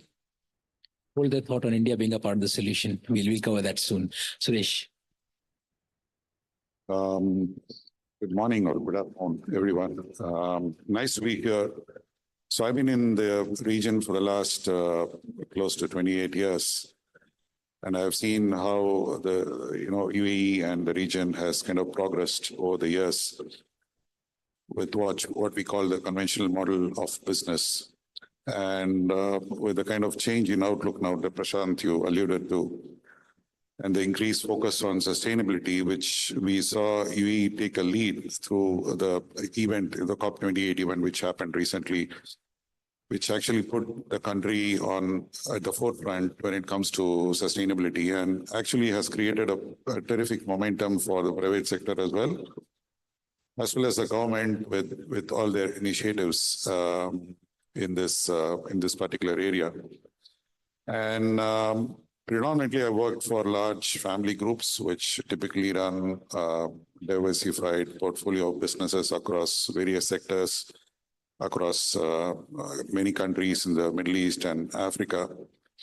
And there is a certain way, which probably we can elaborate later, in terms of how, say, family groups look at sustainability, and probably they think more on the commercial outcome and as much, not too much in favor of the concept itself, but I think there is increased focus on like what do we benefit out of it, but we can talk about it.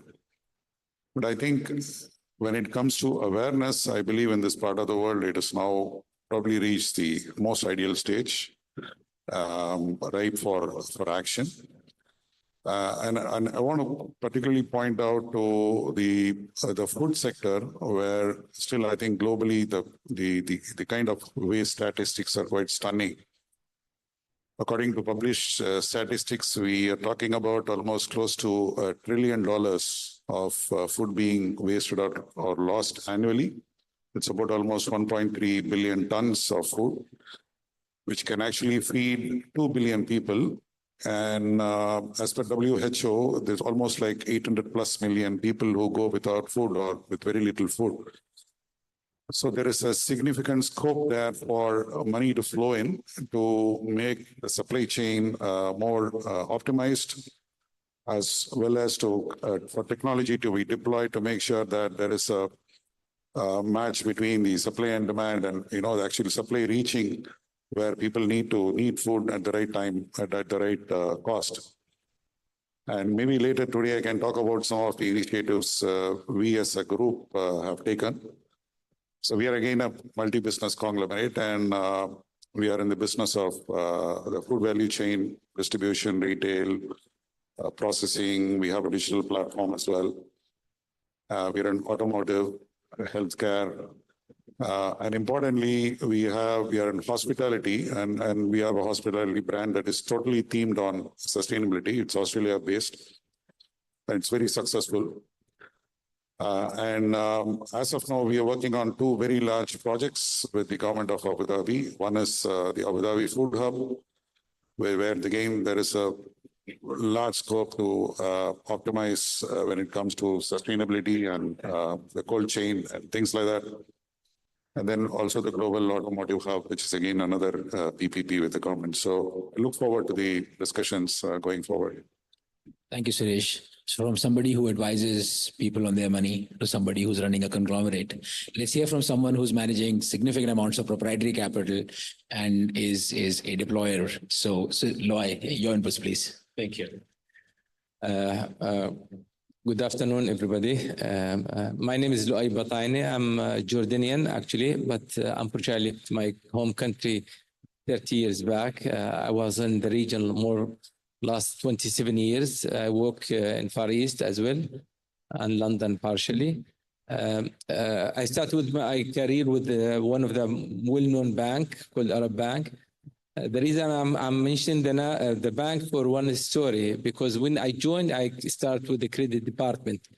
And the first lesson in the credit department, before you recommend or give any loan, you should have something called ethical loan. You should make sure that whatever the money is being given, it has to be used ethically.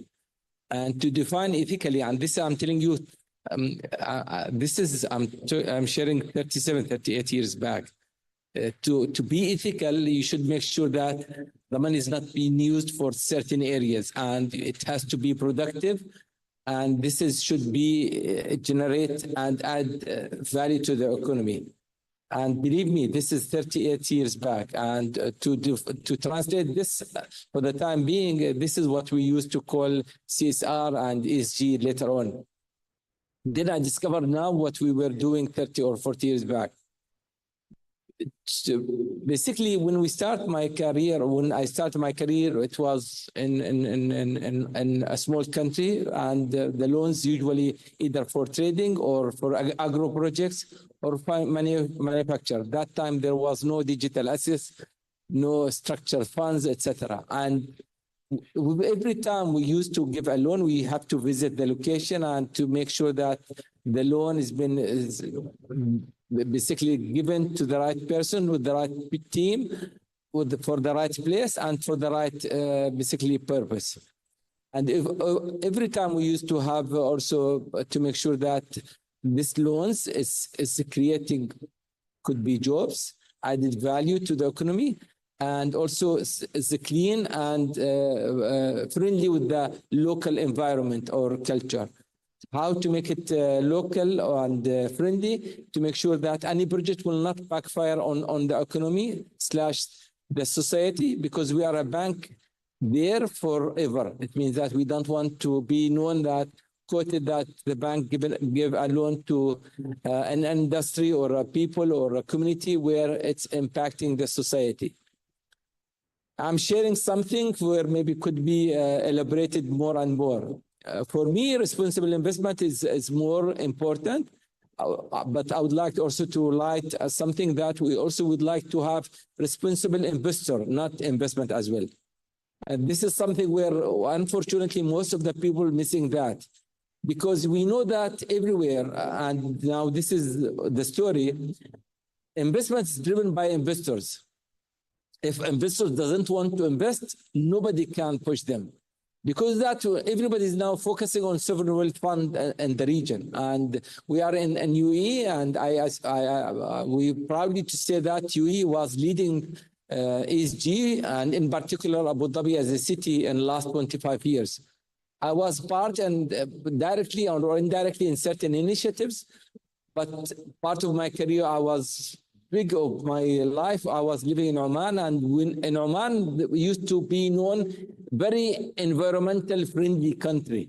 And again, that time there was no SG again. And every time, for example, we developed 2 cement factory projects. I'm sure a lot of colleagues and friends were there in Oman. Laxman was there. And it was not allowed to use coal. And honestly, we were not fully understand why it's not being used, because the answer was because this is not environmentally friendly, basically tool or fueling tool to, because that we brought up and we developed gas projects, etc.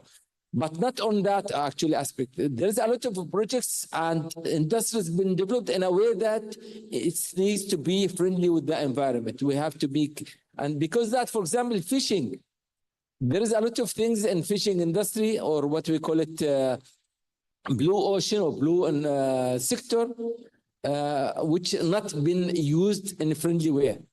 So fishing type, fishing timing, the way you fish, the way you collect, the way you manufacture, because that now countries wake up and they found that most of the fishing rights has been sold to other countries, which now there is a lot of anti-fishing industry across the globe.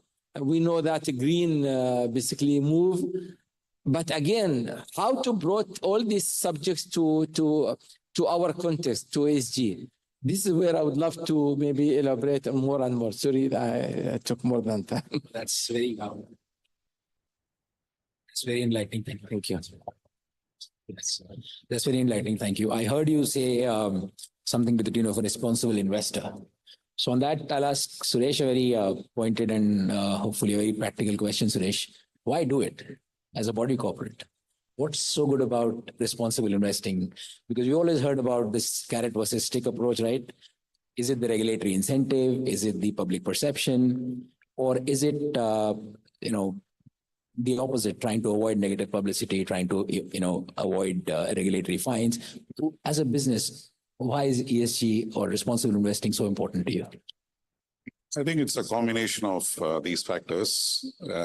Obviously, there is a regulatory bit, which kind of mandates businesses to follow certain regulations. And as these regulations become more and more well articulated and clearly with very measurable performance metrics and to have an administrative capability to be able to manage that.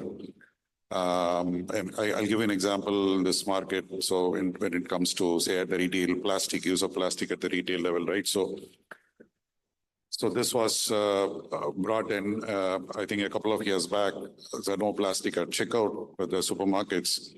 But until then, most of even the large players who have a multinational presence were actually liberally using plastic at checkout. But after the regulation came, there is a clear, like I think India did it many years back.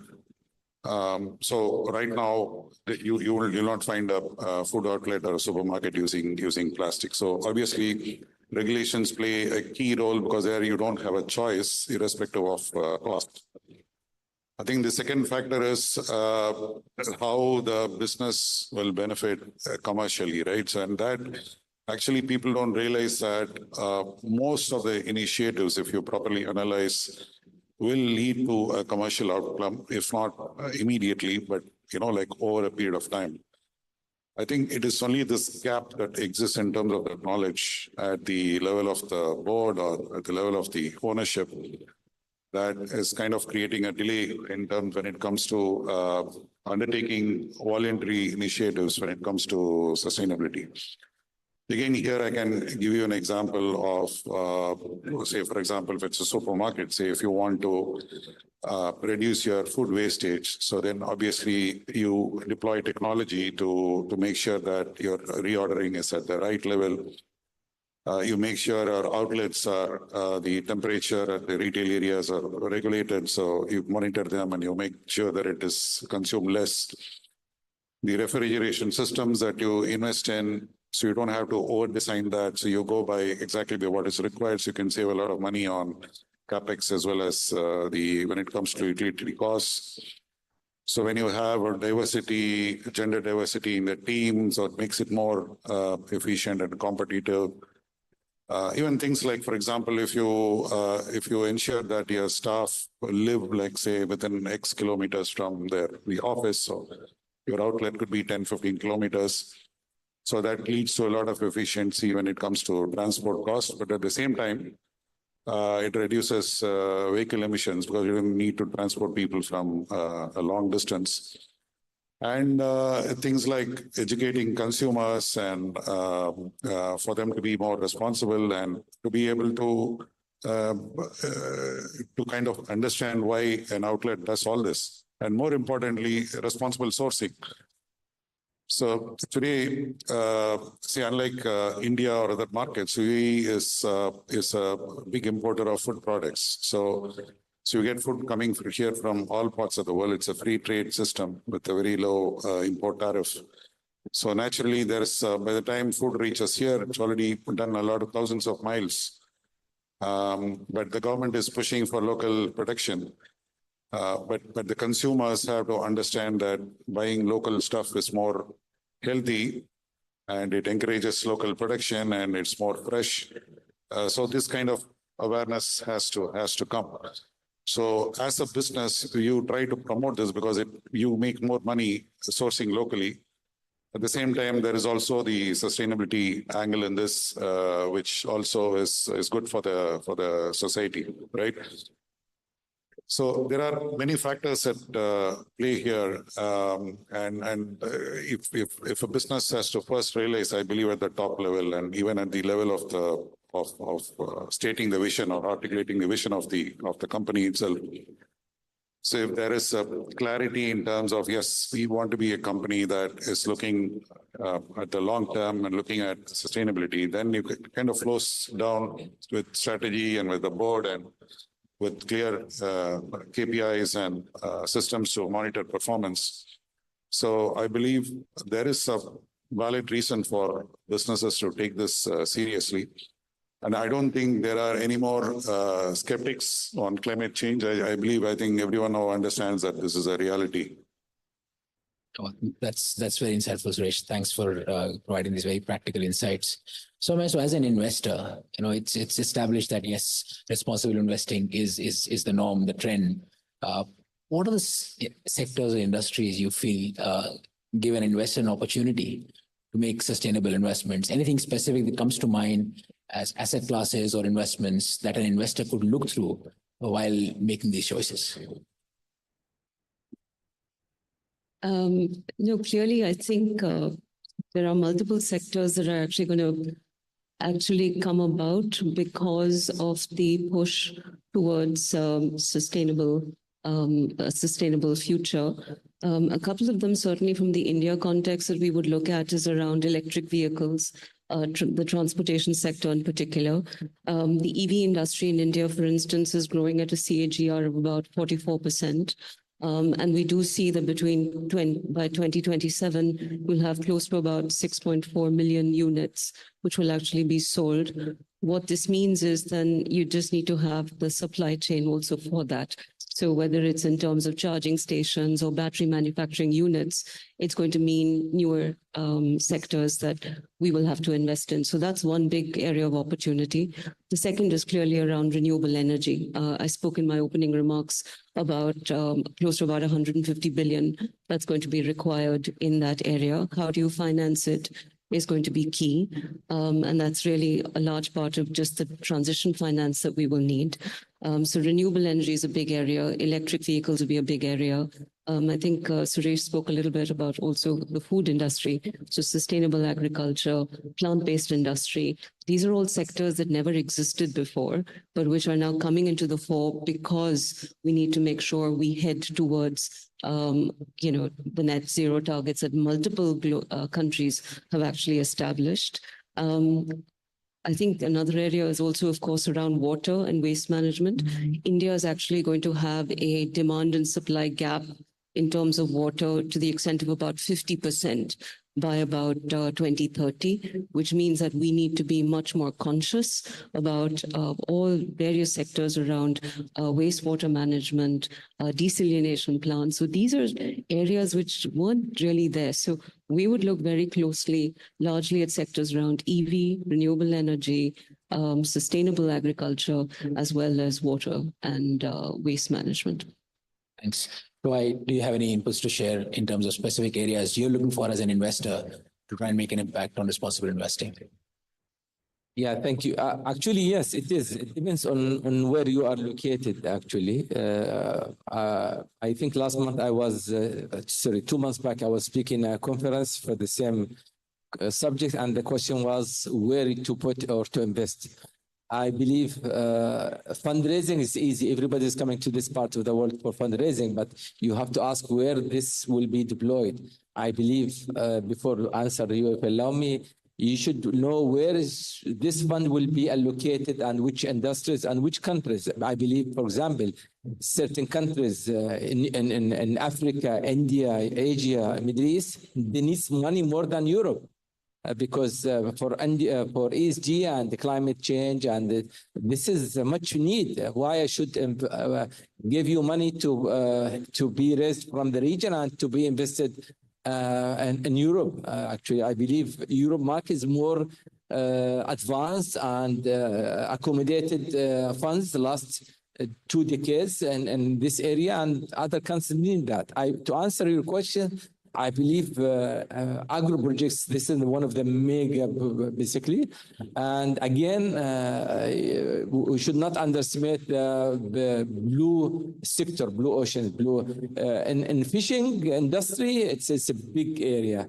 And honestly, if you go by numbers and reports, we are losing a lot of assets in that part, because of severe fishing, which without any ethics has been there. And I think we need more, basically, responsible investment in this area. One area where, if you allow me to share, there is one project where our sector where I don't see proper investment in buildings and responsible investment. I'm not architecture, I'm not engineer. Okay, my father was engineer, my brothers, my friends. Always I keep asking them, we need to have proper structure for responsible investment in buildings. I'm not talking about only green buildings.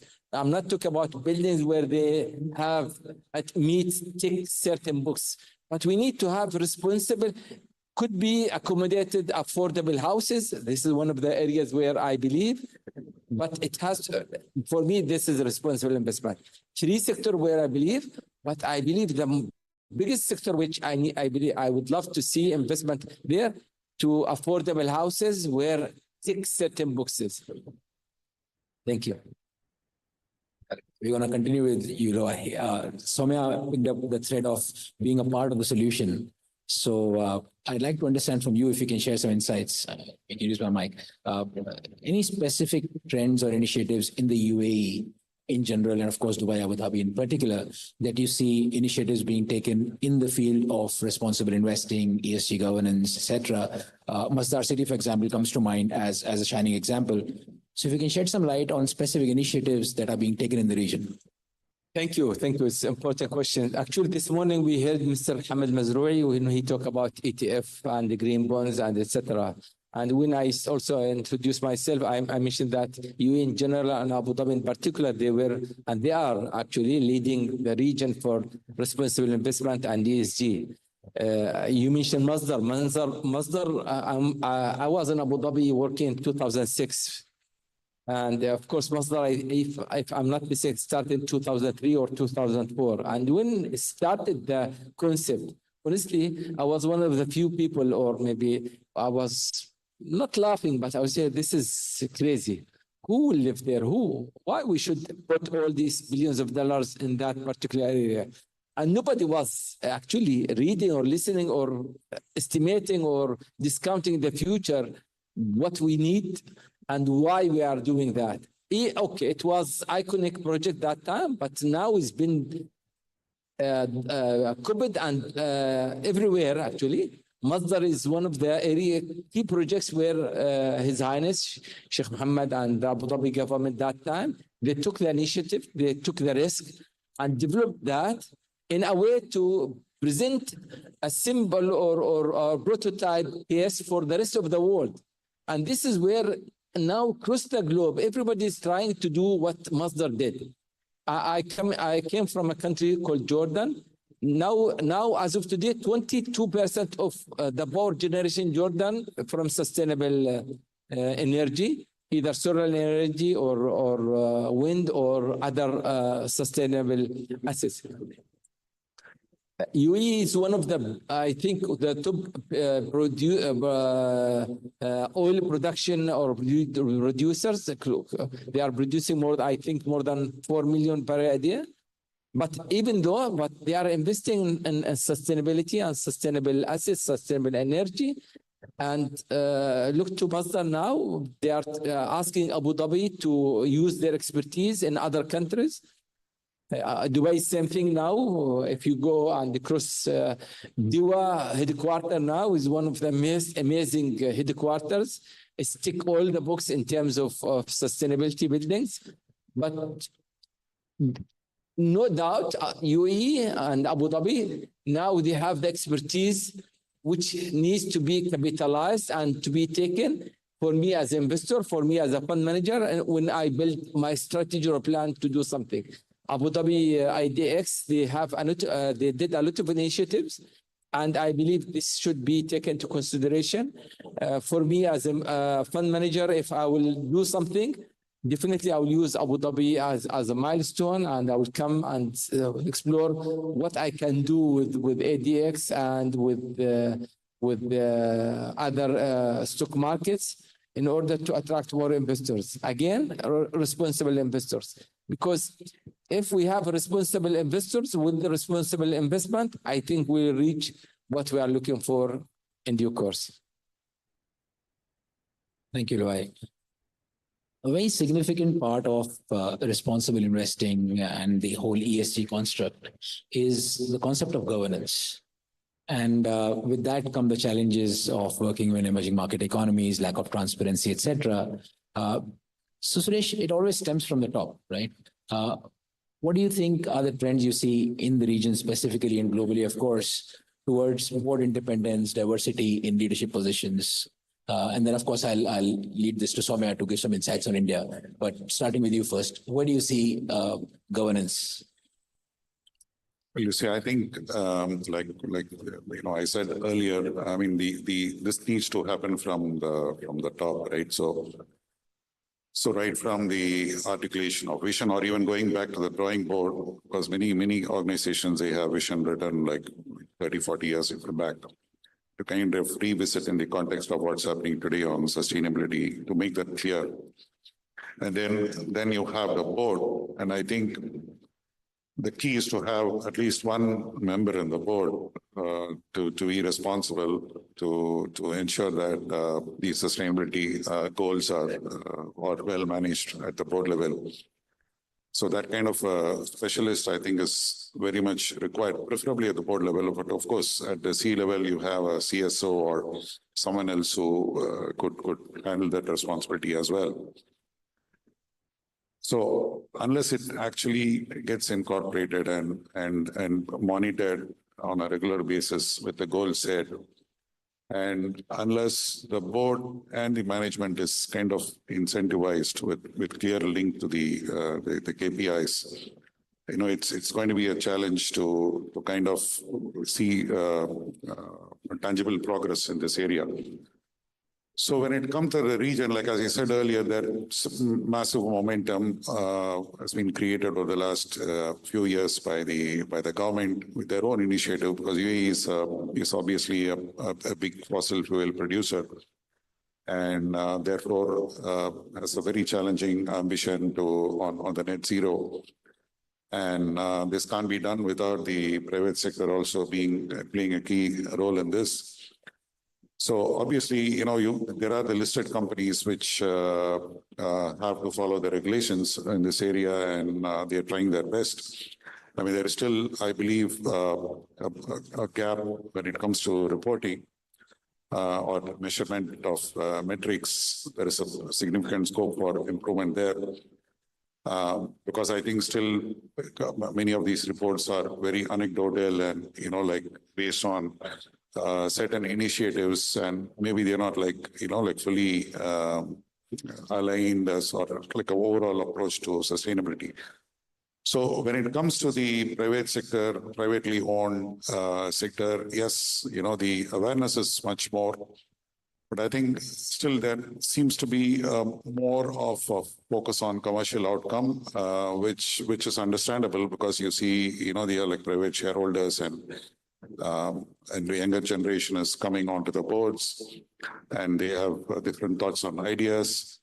And there is also an increased pressure from consumers, because I think unless the customers want certain products, or they're aware of what they are buying, unless the pull comes from that side, the companies are not going to be incentivized to move. So on the private sector, I would say that probably the speed has to pick up. Comes to the awareness of the board, and also the willingness to bring in independent board members, because some of the family groups still feel that they have a certain they want to keep their business confidential in certain areas, and there is a reluctance to bring outside people onto the board and give them visibility on what they're doing. But this is changing. I think it's encouraging. And I mean, not just the UAE, but even in Saudi and other GCC, there is a big push that's happening, and it is changing. So, I mean, in summary, I can say that we're much better off in this as compared to, say, 5 years back. And the momentum is there, and hopefully we'll see more progress in the next 3 to 5 years. Thank you, Suresh. Soumya, your insights specifically on India, if possible. Yeah, sure. I think I'll just take the question on governance and just a notch above the corporate, which is really around the judiciary, the government, as well as the regulator.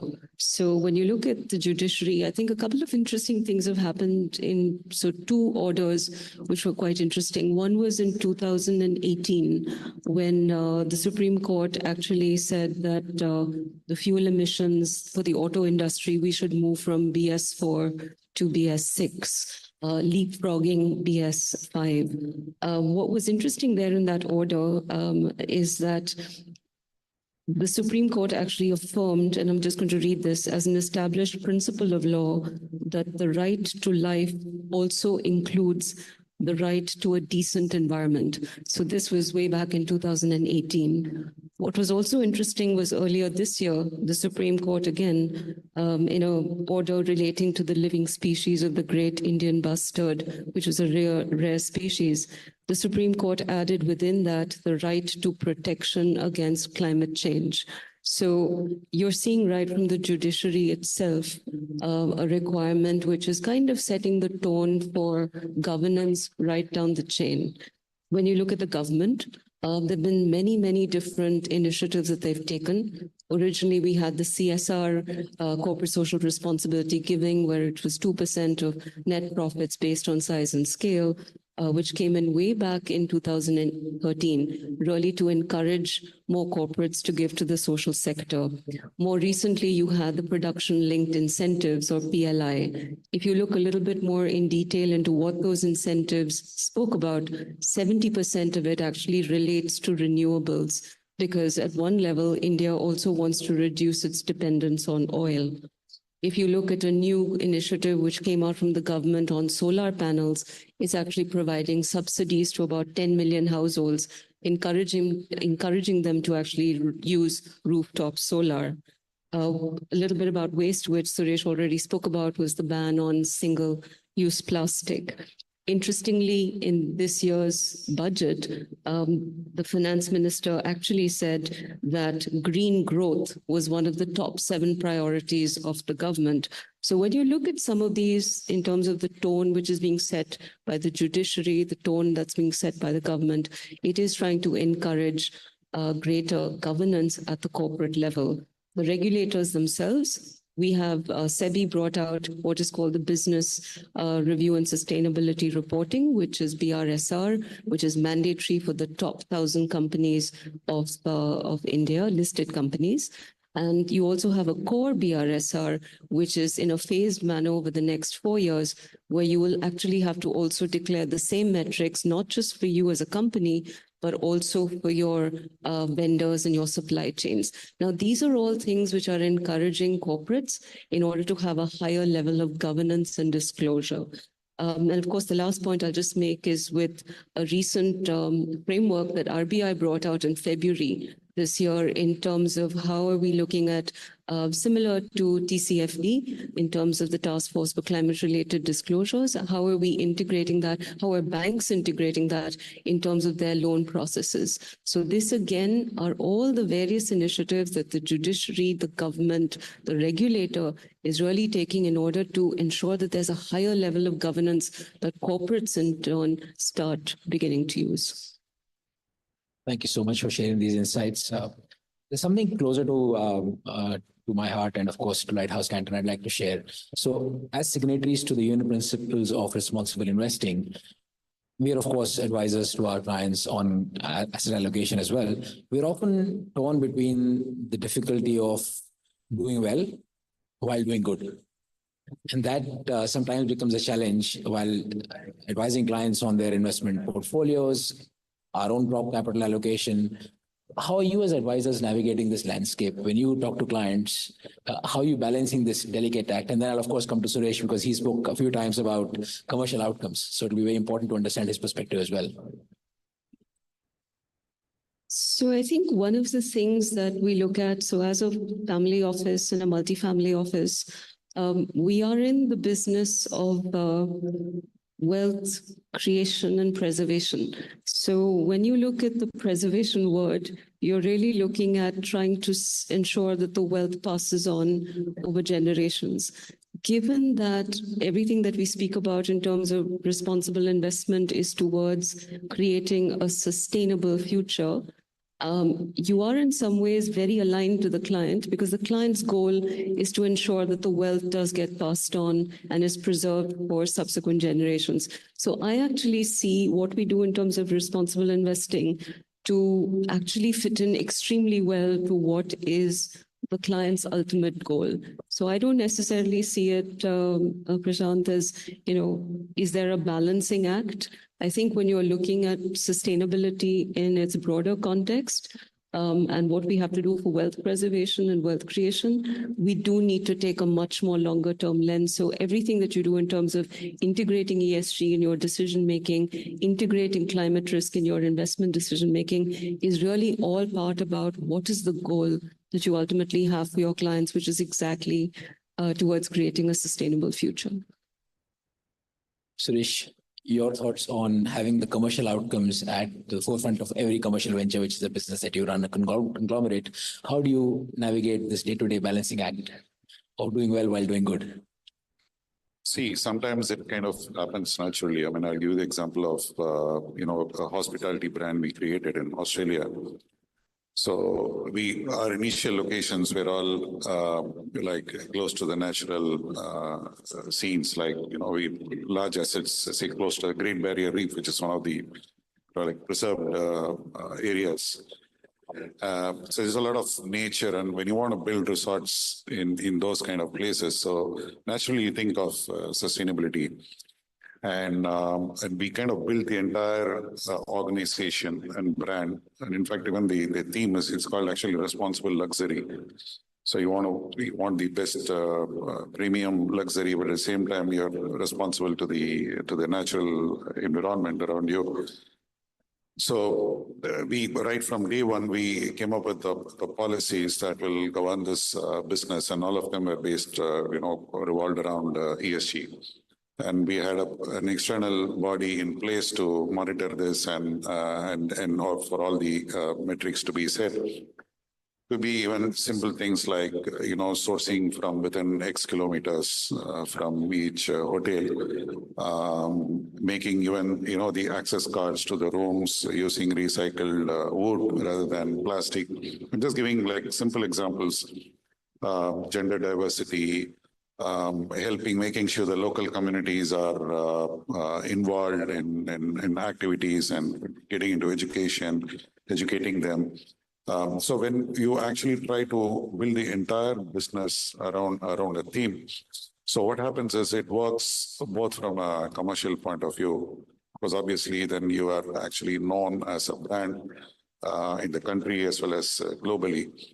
And that actually results in more people coming and staying and also feeling good that they are part of such an initiative, right? But when you have a running business, it's kind of more challenging because you got to kind of reconsider what you've been doing. And a lot of people will be surprised to see that what the initiatives that you want to kind of do will result in a better commercial outcome. So it is just that process of realization at the C level, which I believe right now, I don't think we'll find any CEO here who actually is not, it's not aware at all about the need for sustainability. But it's more of putting that extra effort, and they will find that several areas, many of them low-hanging fruits, which is good for the world, but at the same time is also good for the pocket. Well, that's very nice way to conclude this. But of course, no discussion today is complete without discussing the impact of technology. So that's an open question to all the three panelists, and I'll be happy to pitch in if required. But how do you see technology, maybe it's blockchain or the integration of artificial intelligence or general technological tools available today? How do you see these impacting your day-to-day decisions, and how do you weave them into your responsibilities of investing sustainably? Luai, starting with you. Actually, I might be the wrong person. I'm coming from old school, actually, even though I was heading IT steering committee for almost 17 years in the previous bank where I used to head. I believe technology is a crucial integral part of sustainability for two reasons. Number one, this is where we can help us in decision process and decision making. We can come up with all their numbers, ratios, and basically future projection and using technology. Either I'm not a big fan of digital assets, but everything can be tokenized now. Either anything in sustainability or ESG can be tokenized and can be structured and be using the technology. And number two, using AI could be an early stage, but AI also, bear in mind, AI is reading what's written already there in the system, can help to fasten the decision process and to attract and help more people. I will give you two things for technology. Right now, for example, where I'm working, we have an ESG team. We have what we call it sustainability reporting officer. He's bringing all the numbers to the investment team and to MIC. In order to do that, he's doing a lot of homework, what others did and where we can be and where to be. But using technology, it's a must. I never been through a system or procedures where can using AI at this point of time. But in order to enhance and to attract a new generation, basically, I don't know what they call it, the new generation, but definitely using technology, this will help us in bringing those people to our side. Thank you. That's another way to look at inclusion, right? Thanks for that. Soumya, your thoughts? So coming back to the fact that I think we have very little investment that comes to India in terms of climate tech. In my opening remarks, I shared that it was less than 2%. So that necessarily has to change. But what's interesting for me is that some of the new sustainable technologies going forward is really what we will need around innovation. So whether it's looking at EVs, whether you're looking at how are you going to power those batteries, or how are you going to actually look at sustainable storage? These are all going to require technologies that we need to invest in. I think one of the issues in India has always been that we are always a little underinvested in terms of R&D. Even if you look at corporate India, I think our R&D is less than 3%, is what we actually invest into these spaces. So innovation in some ways may have to come in other parts of the world, which then can be used in India. And of course, for India itself, we don't have enough funding to really look at this space, is my view. No, I think there's an additional point I'd like to make here. We all spoke about the problems we face with the consistency and reliability of data around the whole concept of responsible investing, the MISs, and of course, evaluating investment opportunities as well. With Lighthouse Content, at least I can vouch for the fact that the integration of technology and artificial intelligence has really shortened our turnaround times of both evaluating investment opportunities from an ESG lens, as well as predicting and reporting outcomes thereof. Yeah, sorry, just to add, I might be misunderstand the question. Just using technology definitely is important, but using technology to do our investment, this is something different.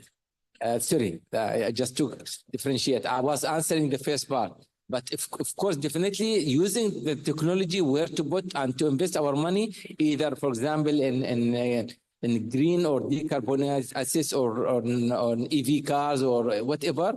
I'm not a big fan of EV because I believe this is not sustainable solution. It's backfire on the whole ecosystem, and this is a proven report. But definitely using technology is important, and also it will minimize our actually targets. Minimizing means either to allocate our assets to set type of technology assets, whatever, or using the technology to reach our target.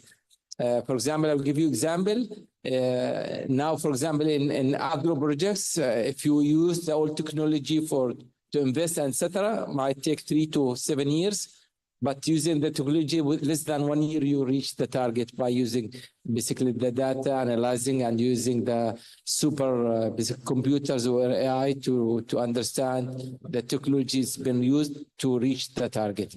I'm talking in particular about agro projects because I was involved in 3 projects last 2 years, and we used technology a lot. And actually, where we reduce, instead of reaching, I'm talking private equity, in 5 years, we reach less than 2 years the target. Thank you, Loy. We're running actually well in time. I'm not sure if we'll have time for questions after this, but I'd just like to conclude this with one open question for all of you. If there's one piece of advice you could give to investors looking to deepen their understanding and commitment to sustainable investing, responsible investing, what would it be? Starting with Soumya, please. You want to go first, Suresh? So I think one of the things I would recommend to investors is that they need to start identifying a portion of their portfolio that needs to go into responsible investments. I see too much of the discussion always in terms of responsible investing in family offices or otherwise, but not enough done to actually put money behind either funds or direct investments. So I think one is to just have the awareness, educate themselves more, because I think that's an important facet, but then also start allocating.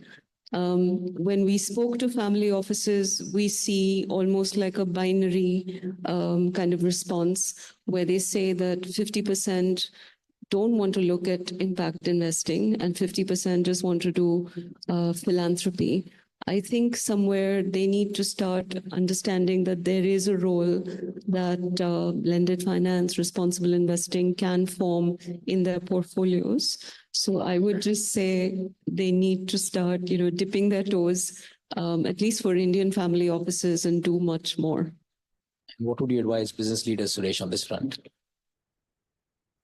Well, I mean, from an investment perspective, see, I feel that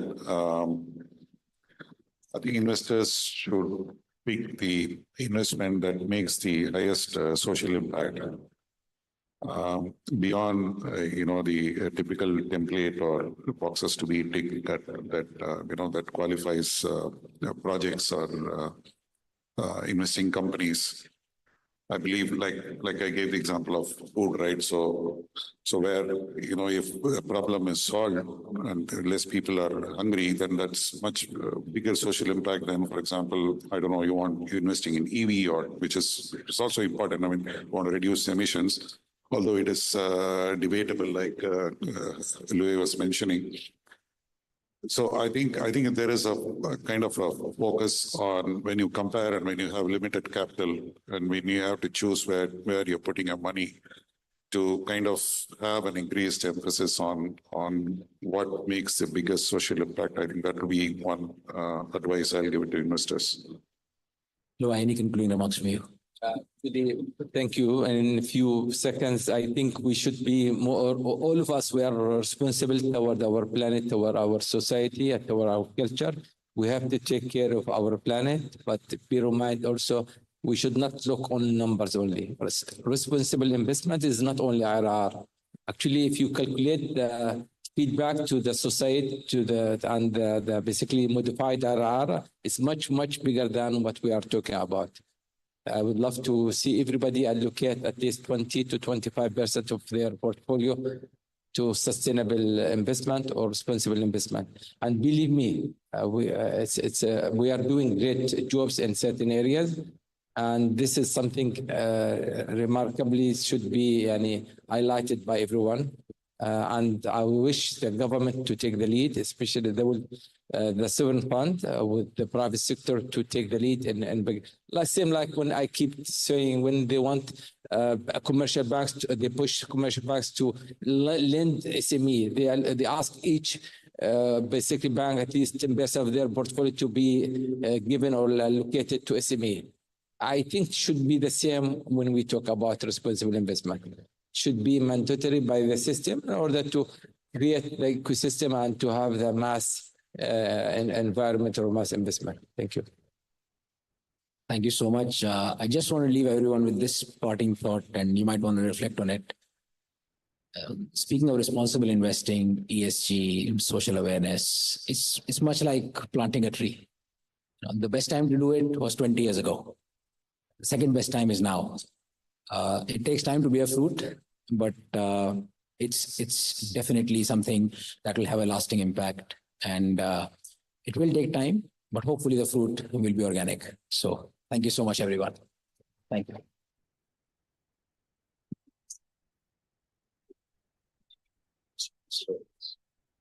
Thank you.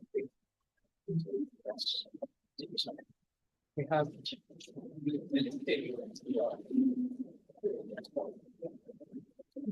Thank you so much, speakers. That was pretty insightful. I think what we need to echo here from what we discussed is as he rightly said, that sustainable development, we all have been studying that it should have started a lot, back in the period, say 20 years from now. But But I think sustainable development is what we leave for the future generations, what we have today, and what we leave for the future generations. Some really good insights on what is green growth and how it has to be prioritized. Greater governance at the corporate level with BRSR reporting that has come into picture, how government, judiciary, and regulatory have to work together to ensure that the tone is set for sustainable development, and how we all are responsible to ensure that responsible investment should be our goal. It should drive us for sustainable development in future. Balancing act of doing not only just well but doing good as well. We have a very recent example of how ADGM has included fund managers with certain thresholds to do ESG reporting. How we have to convert all these challenges into opportunities, and how we need to ensure that we only talk about sustainable development in the years ahead. So thank you so much for all the insights. Without any further ado, I would like Mr. Raghavendra Verma, founding member of ICSI Middle East NPIO, to kindly felicitate all our speakers with first Ms. Soumya Rajan.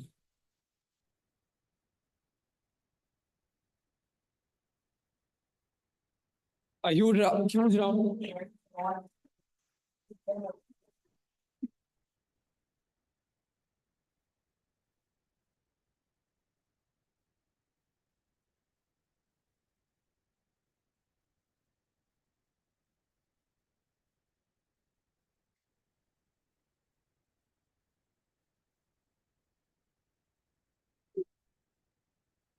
Mr. Loy Ratai.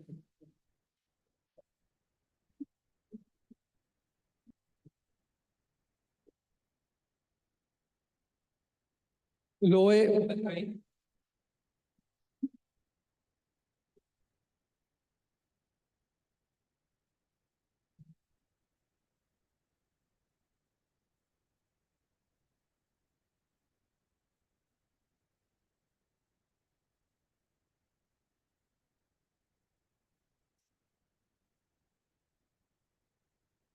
Suresh Vaidyanathan.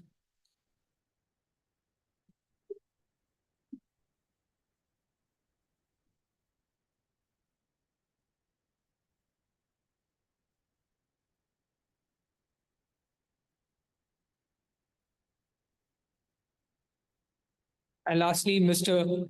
Prashant Tandon.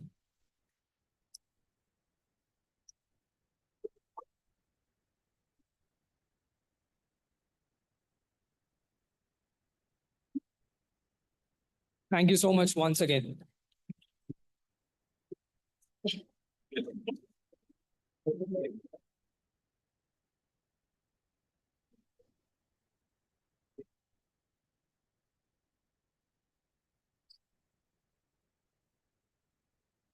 Before we move ahead, I have an announcement to make. Delegates who have not collected their badge, please collect it from the registration desk. And whoever has not signed the attendance, kindly sign the attendance, because that's important for your credit hours. And we have our Abu Dhabi Panoramic City tour, which will start from here at 5:30. So people who have not yet registered, or who have to, say yes to the attendance, kindly do that.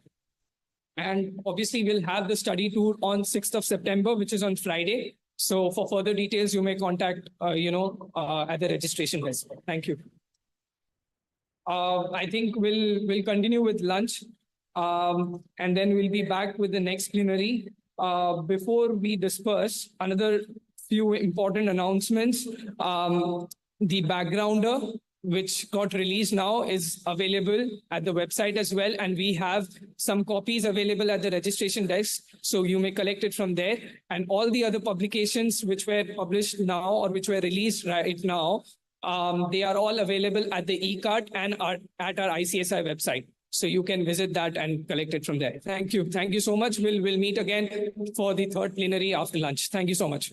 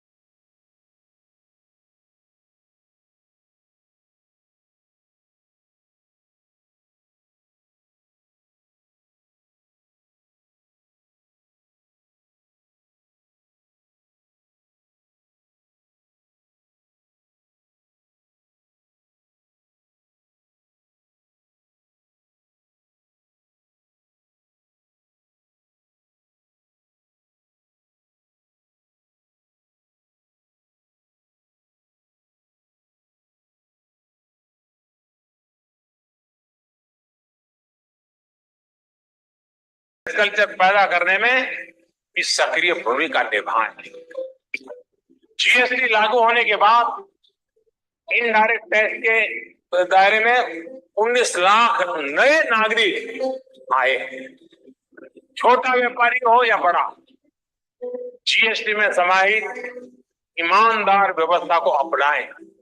इसके लिए व्यापारी वर्ग को प्रेरित करते रहना, ये मेरी आप सबसे अपेक्षा है।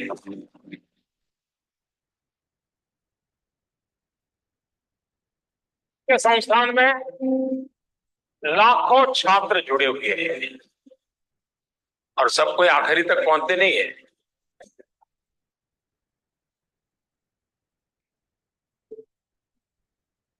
तो उनके लिए भी तो काम ढूंढना चाहिए ना। जो बीच में लटक जाते हैं उनके लिए मैं काम ले आया। कम से कम 1 लाख नौजवानों को जीएसटी से जुड़ी छोटी छोटी जानकारियों की ट्रेनिंग दी।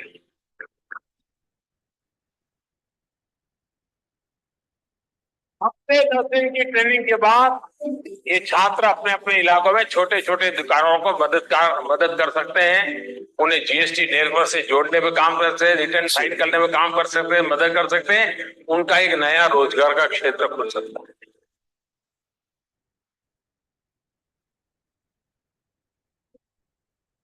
और बहुत आसानी से उनकी कमाई अपने इलाके में शुरू हो जाएगी। और अगर ऑर्गेनाइज वे में इस काम को आप उठाते हैं, आप देखिए शायद 1 लाख भी कम पड़ जाएंगे। 2022 में उस आजादी के 75 साल हो रहे हैं। हर हिंदुस्तानी के लिए 2022 ऐसा ही सपना होना चाहिए कि 1942 में क्विट इंडिया मूवमेंट के समय देशवासियों के अंदर एक विचार आया था कि अब तो अंग्रेजों को निकाल के रहेंगे, हम भी 2000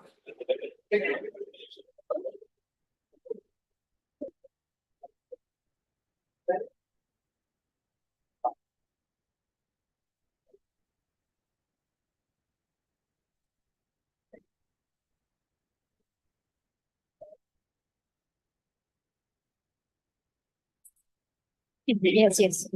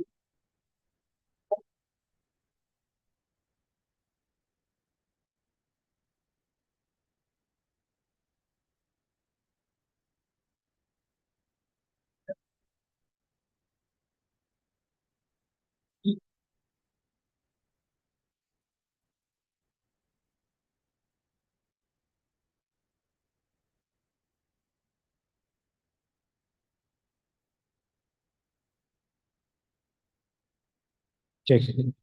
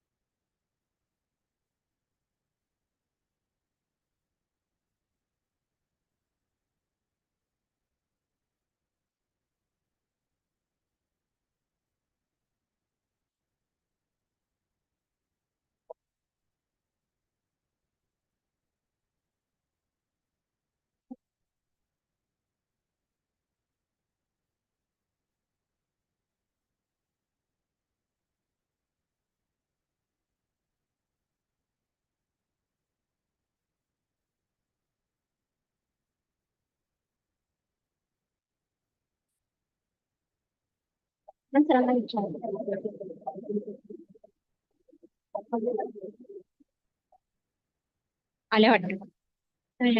think she came. Yes, yes, yes. Cheers.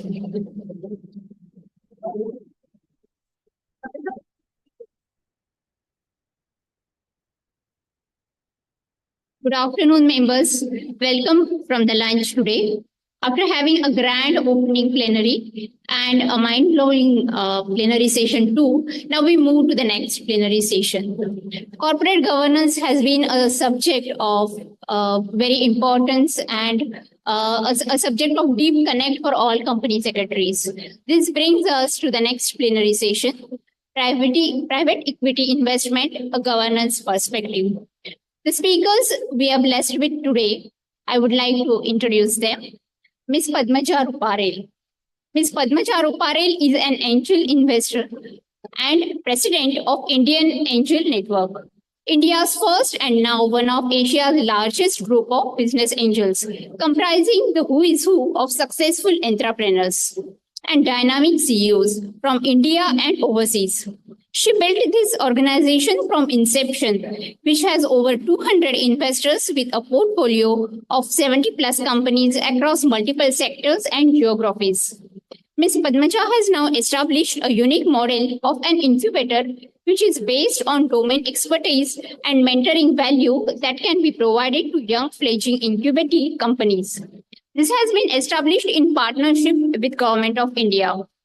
With a wide range of experience of over 25 years, Ms. Padmaja has been a key player in the entrepreneurship ecosystem of India.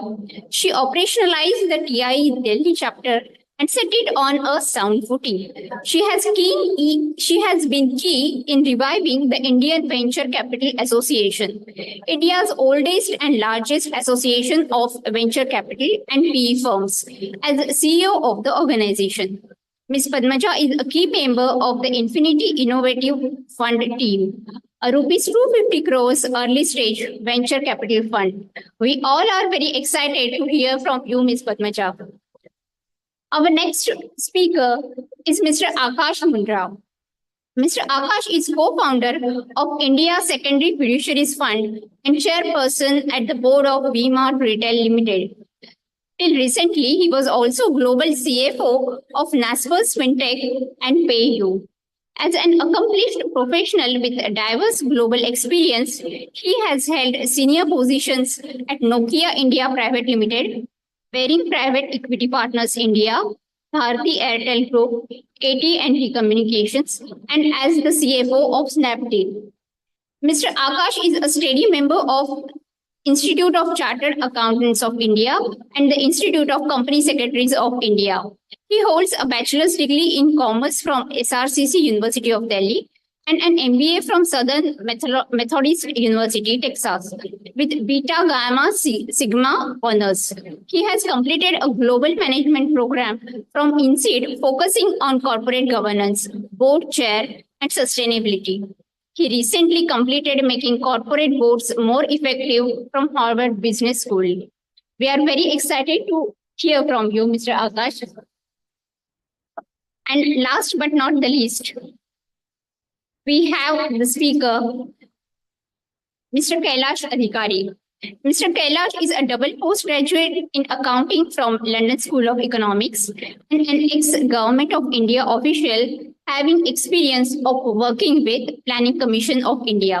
He is Managing Director of Governance Now and Sub-Events. He is responsible for creating new verticals for the publication business, namely digital vertical and capacity building seminars. Governance Now PSU IT casebook was recently unveiled by Honorable Prime Minister of India, Shri Narendra Modi. Mr. Kailash is an alumni of Jamnabai Nursery School and Nursi Monji College, and he has won several accolades for the school and college debates, elocution, and several other forms of literary arts competition. A ferocious poet and a writer, he has written several pieces of literature. I would now hand over the charge to Mr. Adhikari. Thank you.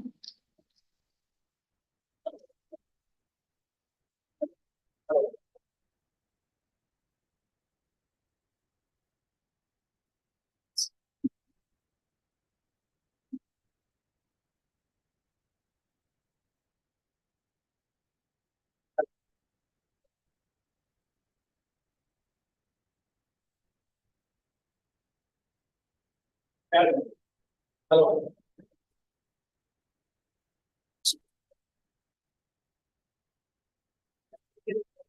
Thank you so much. Good afternoon, everyone. And once again, thanks to Institute of Company Secretaries of India for having us all over here to discuss a very pertinent issue.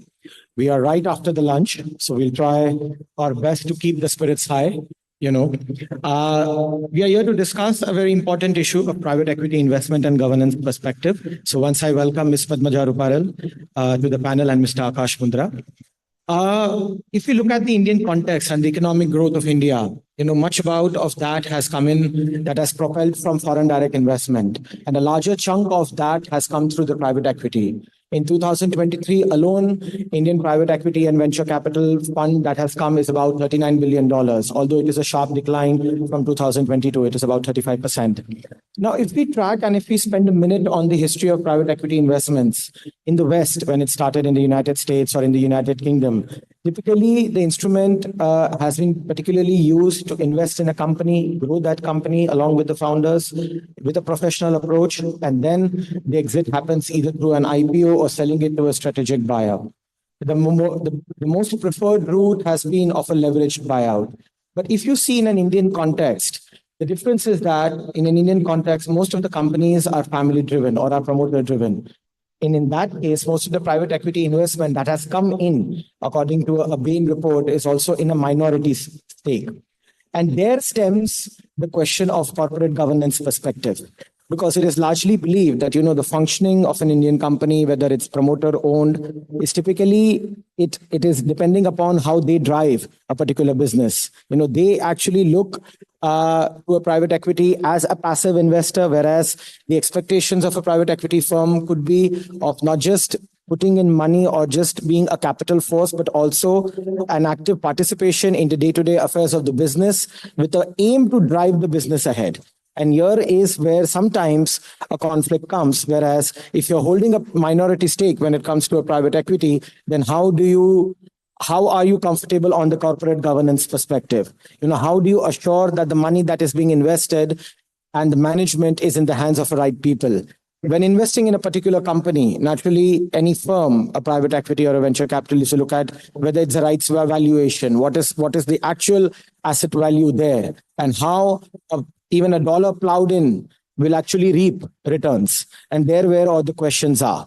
So we'll take forward this panel to discuss various issues that surround private equity investment, about how they are done, what is a governance perspective, and how one can actually find a bridge. So my first question to you will be to Padmaja ma'am, looking at your experience, how do you feel that, when a private equity firm is trying to invest in a particular company, what are the do's and the don'ts for them? Or what are actually the tick marks that, yes, what are the criteria that they actually look at before investing in a particular company? So thank you, Kailash. At the very outset, I'd like to thank ICSI Middle East. I think thank you very much for inviting me here. And clearly there's a lot happening here, which we from India don't really get a glimpse. So very happy to be here, Lakshmanan. Thank you for inviting me here. Before I actually respond to your question, I want to share that, we always have a very different view about CAs and company secretaries. But when we start investing and we get down to diligencing companies, I think company secretaries play a huge role. We don't realize that, but there's a huge role that they play. So I just want to use this platform to say thank you to a lot of you, what you do. To your question, I think two things before we sort of answer that. Today, if you look at Indian publicly listed companies, 65% of them do have private equity sitting with them. You have VCs, you have private equity, growth stage money, and you have late stage private equity. So India is moving into a scenario where unlisted money, if I may say that, which means money invested when the companies are unlisted, right, is really breeding some of the innovation, some of the large scale up technology or technology enabled companies. So there clearly is something that early stage, late stage VCs, private equity are doing. So that's number one. And that also endorses the kind of investments that these funds do because they finally get listed. And, when they get listed, the whole process of governance and diligence, etc. So I think that is something I'd like to share. Having said that, I'm an early stage investor. I'm not a private equity investor, so I can probably talk more from that lens. For us, we come in when companies are startups. They are very early stage. They just started, let's say, a couple of million of revenue at best. So we come in when they're raising about from $30,000 to about $8 million. That's our range because we have about 500-600 angel investors investing with us. We have 2 VC funds. So that's what we do. Now, when we look at it, we probably look at 3 or 4 things. We invest in companies that are solving real problems. And India does have a lot of real problems like water, agriculture, cyber, a lot of real problems we have. So we look at companies which are solving real problems in an innovative way. We are not an investor which looks at one more device or, for that matter, with all respect, luxury products. That's not who we are. We believe number 2 is that there are companies which are building top line and bottom line. In Hindi, we call it dhanda without munafa doesn't work for us. There has to be a profit. Ultimately, it should be moving towards a profit line. Number 3, I think we are very, very conscious of capital efficiency and unit economics. So we do look for the thinking, how they structured it, how they're measuring, how their parameters going. So we do look at the left side of the expense statement. We believe that young startups don't understand the numbers, they get it wrong, but have they done enough deep thinking? Number 4 is that because as any equity investor, we look at increase in the share price, scale becomes very important for us, right? So for scale, technology becomes absolutely imperative. So either technology is at the center of it or it's technology enabled. All of these 4 things, to me, we give a weightage. In my personal lens, I give only 30% weightage to that diligence. 70% weightage at our level is on those 2 co-founders. We are laying our bets on those 2 horses. If they are not good, if we feel they don't have the passion, they don't have the leadership skills, they don't have the understanding of what they need to do, and they don't have an understanding of what they don't know, that's a problem for us. So 70% weightage is on the founders. So a long answer to your short question, but those are the 5 things with broadly that weightage. Thank you, Padma ma'am. And I can actually echo what you said is about a long time ago, a banker told me, and it's about banker also invest, even though it is debt, but at the end of the day, it is investing. That is also an investment. And he told me that, and in Hindi, he told me that bank bhi jab deti hai, tab insaan ko dekh ke dekhti hai. So that is where your 70% lies, that at the end of the day, if we know that the person driving the business has that in or him or her, then naturally that will have to succeed at one day or the other. You raised also a very pertinent issue, which now I'll drive it to Akash. It's about professionals such as company secretary and chartered accountants. They are the torch bearers, or I can say the gatekeepers, the first initial torch bearers for any other investor coming in. When you have a company which is completely aligned or where there are strong fundamentals with regards to corporate governance, and when you know that the chartered accountants and then the company secretaries, they are like the torch bearers of good corporate governance here. Akash, I'd like to understand from you that, for a lot of Indian companies which are family driven, private equity money or private equity investments actually help them drive growth. We have seen cases where actually businesses have expanded to another level and wherein the promoters have also cashed out, even the private equity investors have cashed out well. What perception of PE firms do you believe such companies or promoters carry? And how do they see a private equity investment coming into their firm? Very low. Am I very loud? I'm getting a lot of echo. Yeah, I think this. What's the other one? Hello, hello. Yeah, I think this is better. Yeah. Well, I didn't mean to scare all of you. My voice was like just too loud. Maybe it was because to wake all of you up after lunch. Look, thanks for the question. Before that, I just want to say thank you to ICSI. Very indebted, honored to be here. And I'm personally a company secretary as well, qualified in 1997, I think.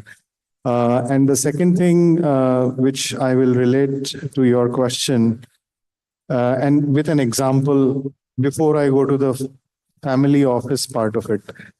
So this is a real life example from a company called Snapdeal. I was there from 2011 to 2015. I was the CFO there. This is valuation from 200 million to 5.2 billion, and then I had left. But I had a company secretary called Manish Kumar. And that guy basically helped me do 7 different rounds of fundraising. We raised $1.5 billion in 7 fundraisers, and there were all sorts of law firms. But this company secretary had so much knowledge that I would probably have a lot of confidence on him, and he's saying, hey, this term doesn't look right, or this term looks right, etc., etc. So we all can do a lot if we decide to, and this profession offers you an opportunity to do it. So that's on company secretary. And Manish is, by the way, still in touch with me since 2015, and we keep exchanging notes, and he's now a general counsel of a large company. On the question of what founders think about, or family offices think about private equity money, I think it's like any other thing in life, right? It's almost like a marriage. If I see value in what private equity bring to the table, then I am going to embrace it wholeheartedly. But if I don't see value in what they bring to the table, then I'm not going to embrace it. And yes, there are certain things which are common for all. So for example, when I raise capital, I will be able to grow the company faster. I can invest in different products and services, etc., etc. But how is the marriage going to be? And I think that part is extremely important when it comes to family offices in India. What they see is, can I deal with this person for the next 10 years sitting alongside me? And do they see that this person brings value in my business? I think that is very important.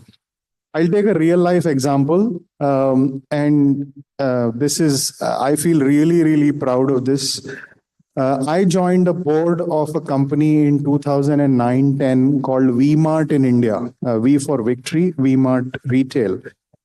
The founder is, basically it was a family run business. Founder Lalit Agarwal with his father and his younger brother. And Aditya Birla Private Equity invested into that company. He took money from Aditya Birla Private Equity. The company had 20 stores and the revenue was 80 crores. 20 stores and 80 crores.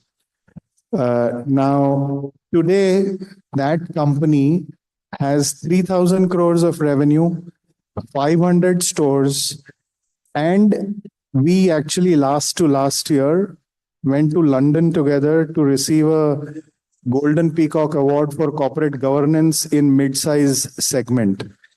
Why did all this happen? Because this is an outcome. Why did all this happen? The first 5 years when private equity was there, the founder and the private equity guys had an alignment of interest. You say, we are both on the same side of the table. You will also grow, we will also grow. The industry went through a tough phase. The founder decided to honor all the commitments that he had made to the private equity guys. He said, okay, I promised you an IRR of so much, we will do this. But more importantly, there were positions like there will be 2 independent directors on the board. And that's when I was brought on board.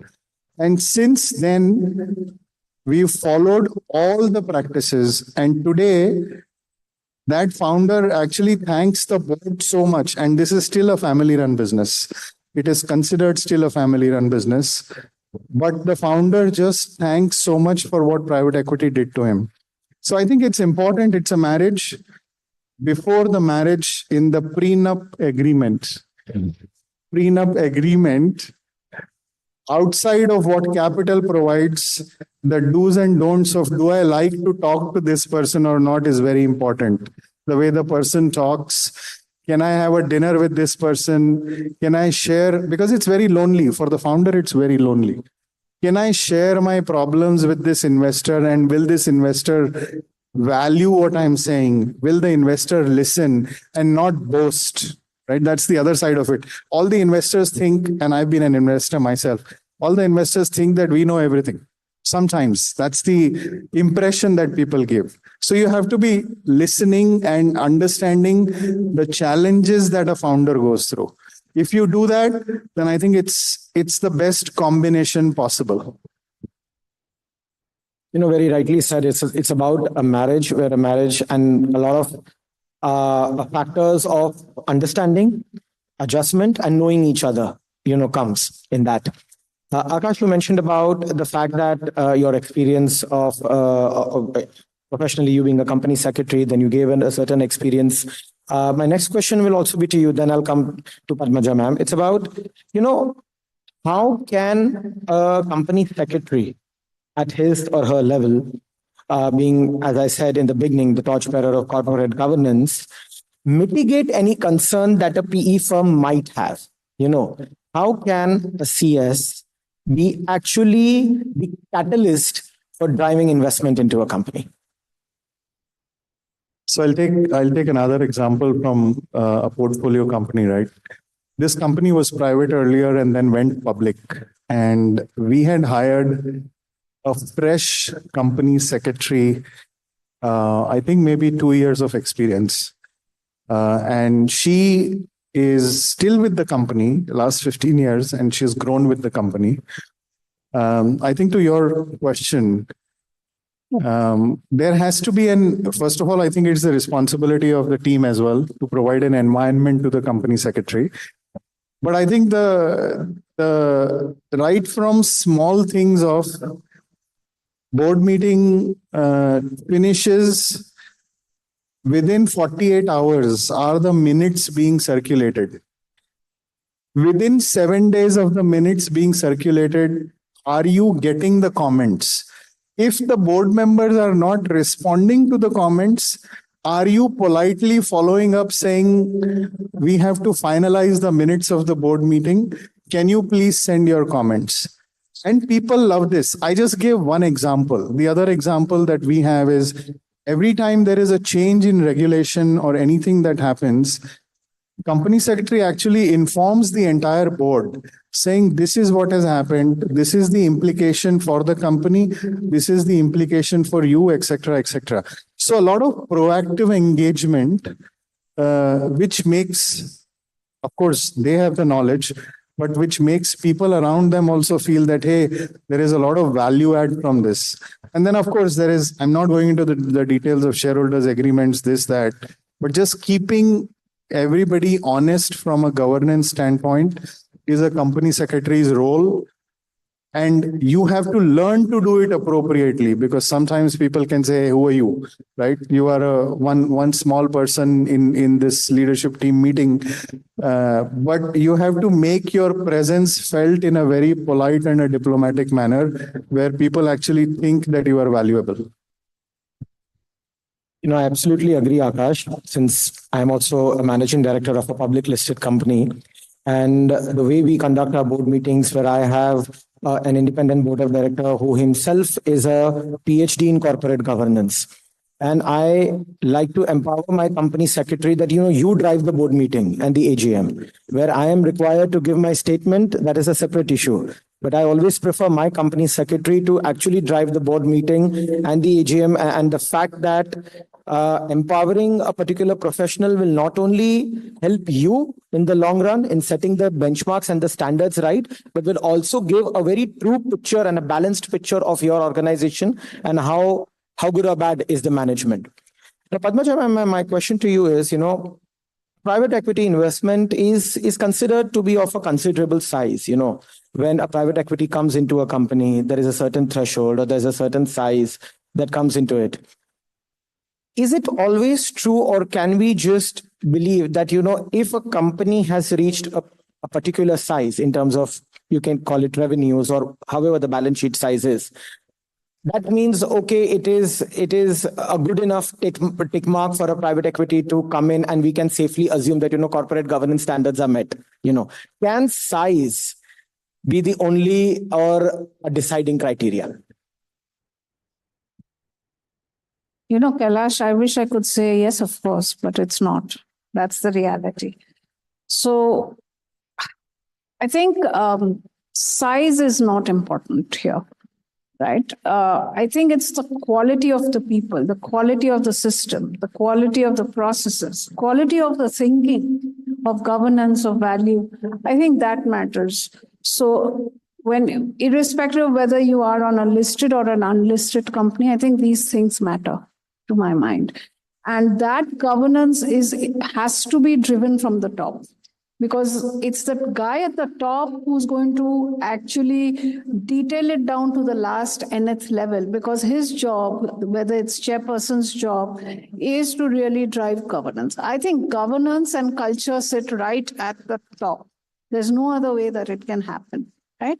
And you have companies which are very large with sizable checks where governance becomes an issue. Now, some of us know those names also, so I'll not repeat it.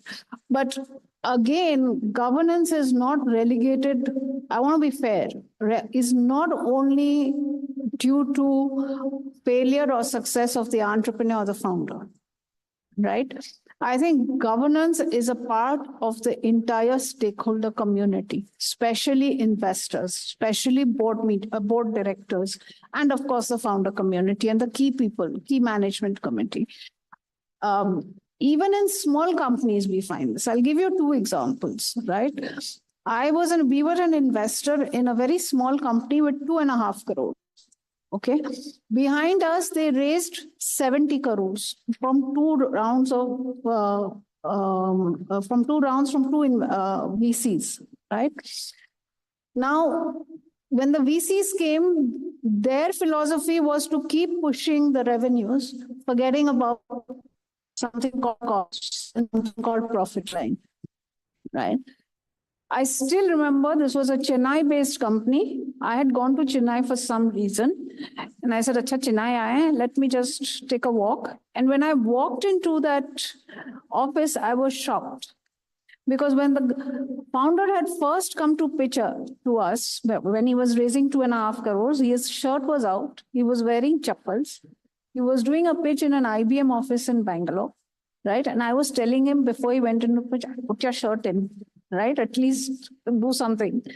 So, and when I went into that office that day, the receptionist, they had about 200 people, which we knew the numbers, but the receptionist was sitting with a Mac. Okay, that's a very, very big indication that capital efficiency has for sure gone out of the window, right? And I came back next day and we called a meeting of the key investors and I told them this was my observation. And I still remember Mr. Munjal, Sunil Munjal, he was an investor and he called me and he said, I think you need to start moving towards exit from this company. It so happened that the company started sliding before we could blink an eye.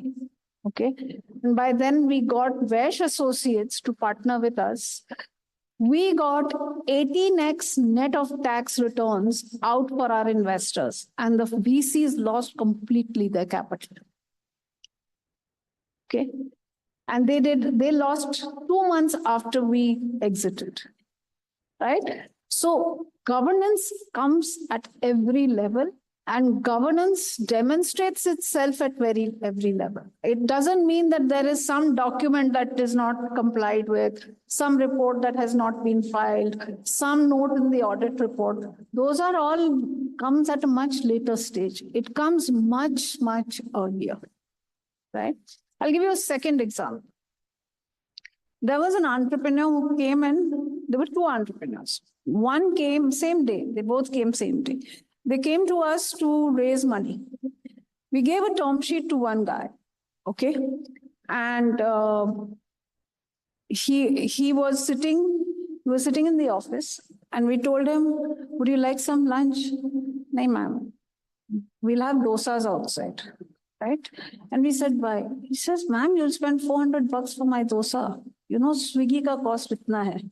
This is the cost of the dosa. This is the delivery cost. This is the GST cost. So he was doing some math, and it was not the dosa that was important. The fact that we did get him a dosa, that's a different issue. But he was doing some calculations. That evinces a lot of confidence in everybody, including the investor. Right? Now, we gave him the money. He was the story is very, very interesting. In fact, there's a book written on this guy. Okay. He was if I can take a minute, his product was a waterless robotic solar panel cleaner. March of 2020, his till date revenues were 1.8 lakhs. Lockdown happened. India went through a tough lockdown. That company we actually converted in 95 days to a smart ventilator. Okay, we had 20 people sitting around a Zoom call for 2 hours each day, 7 days a week. We ऐसे ही घर पे बैठे थे, क्या करने वाले थे? So we converted this company. We got components, we got equipment, we got approvals from Taiwan, Germany, Singapore. We got one component on the last flight, Air India flight out of Singapore before Singapore went into lockdown. July of 21, revenues were 79 crores. Okay. It was an unfortunate situation because India was hit by a second wave of COVID and all the rest of it. But it's the entrepreneur grabbed it. Right? Now, remember, there was a second entrepreneur from Bangalore, tech company, doing something very interesting. He took the term sheet. He left for the airport. Unfortunately, one of my team members also went to Bangalore on the same flight. He called me. He says, ma'am, the guy is sitting in business class. I'm sitting in economy. What do you want to do? I said, we'll cancel the term sheet. That is governance to me. You have to be alert at every level because it showcases the thinking. It showcases the value system. You don't want luxury happening on someone else's money, right? So I think be it founders, be it key team members, and even investors can kill a company. Let's be very, very honest. I'm an investor. I think we have enough examples to say it's the wrong push, and founders get stressed on this. If I'm telling him, if he has projected that I'm going to do 5x, and I as an investor say that, no, you have to do 20x, he is one step short of a heart attack. वो करेगा तो क्या करेगा? He can only focus on the top line. He cannot focus on the bottom line. Let's be very clear on that. And that, I think, is a failure of governance. That's a failure of value system in investors. So I think we cannot say that we are demigods on one side of the table as investors. No, we are partners in crime and we are partners in success. So I think that is, to me, governance, that together we have to build it together. And I think the person who, as Akash said, center of I just want to add one point to what you said, Akash. The CS is very important because how he presents those minutes becomes very important. Is he representing the founders and then minuting the board meeting, or is he representing all the board members and then minuting the meeting? They're two very different issues, right? So I think these are things that we sometimes don't look at. And I think it has killed us. In some companies, we have suffered because of it, and in some companies, we've been saved by a sliver. Sure. Sorry, I think there are three different perspectives also here, which I wanted to add. And I went to Harvard Business School last year, and there was a course on making corporate boards more effective. And the first day, we did cases where governance had gone completely for a toss. And unfortunately, we are also living in a world where shareholder returns versus stakeholder returns, and everybody is focused on shareholder returns.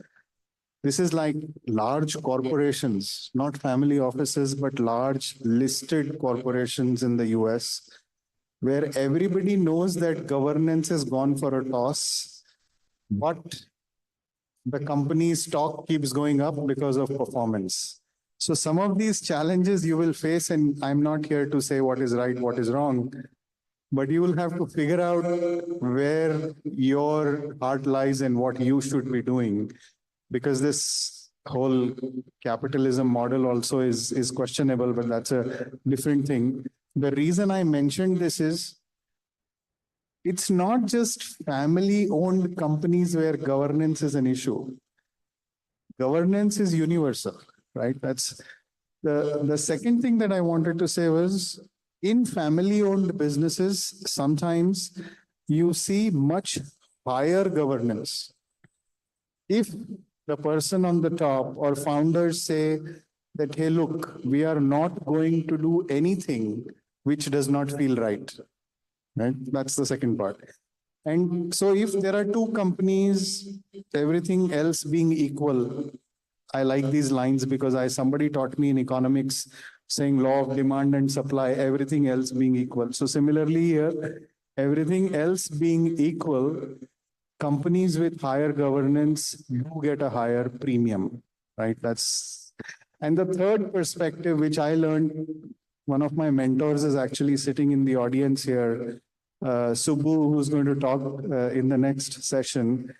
Sometimes governance also presents an opportunity to make an investment.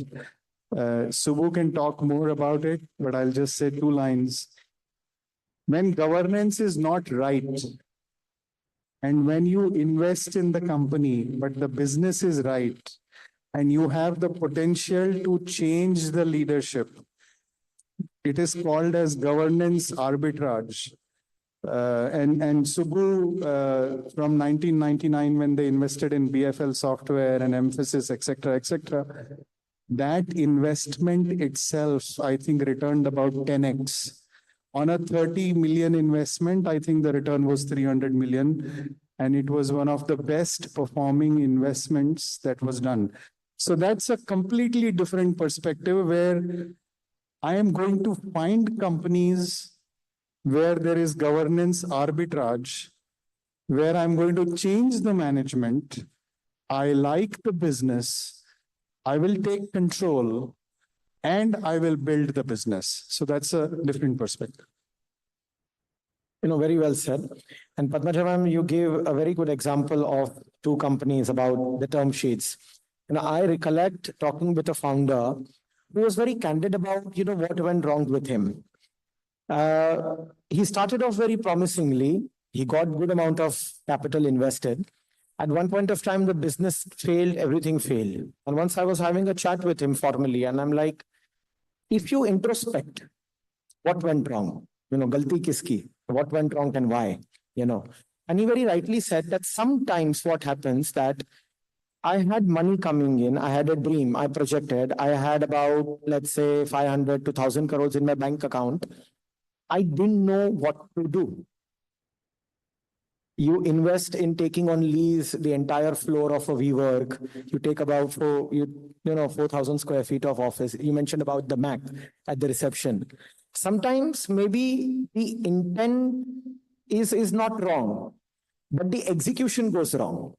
And that's where any VC or private equity or angel investor is there, that after investing, do they have to stay silent for some time? Ki, chalo, ab dekhte hain, how does he do? Or how does she do? You know, what is the proactiveness that is needed? Because in his case, the intent was not wrong. I could make out in that interview when I interviewed him. But the deployment went wrong. Not that he siphoned off also. That was also not the case. But he did not know what to do. It's like suddenly you get something which you're not dreaming of. You get it, and then you splurge it in not on your personal self, but in businesses where you don't even think that you should go. And somewhere that guidance did not come in from the people who invested. You know, what is your take on it? No, I get it. We see this all the time, actually. So, we invest in early stage companies where actually there's no history. There's no data, there's no trends, there's nothing there when we invest. So for us, it's a very, very difficult diligence, if I may use the word, because we are basically diligencing the future which is yet to unfold, right? That's what we do, not only as equity investors, but as startup equity investors. Unlike debt looks at the history of the company. We look at the future of the company. That's the difference. Now, what happens is, till then, by the time we come in, the entrepreneur has done some revenues. Okay, uska revenues, what is it? They may have sold 1 or 2 products, right? Or they may have done some consulting business and got some money. Now they are running the company depending on wherever the money is required. Today the rent has to be paid, so they'll pay rent. Tomorrow the house rent has to be paid. They have to pay the house rent because they are full time. So they are just struggling and meeting immediate costs. That's where they are when we invest. Now, when we come, I think one of the things that early stage, specifically very early stage investors, or even till Series B investors, we also have to assume the role of actually grooming the investors, disciplining them, explaining to them what systems, what frameworks, guiding them into building a robust governance system. Right? You almost start by saying that you need to do board meetings. A board is comprised of these 3 people. This is the role of the board member. This is when the minutes have to come out. We have to give them a compliance sheet. Right? We will not do a board meeting till they don't sign off on the compliance certificate. We have to go down to that level, right? How do you set up an ESOP trust? Okay, we have a company, they were raising a bridge next round with us. Everything was done. And then finally, when we said, now are you ready to issue the shares? We are going to remit the money. The CS gets up and says, yeah, we can issue the shares, but we don't have enough in the authorized capital. I said, "Arey, so why didn't you start earlier?"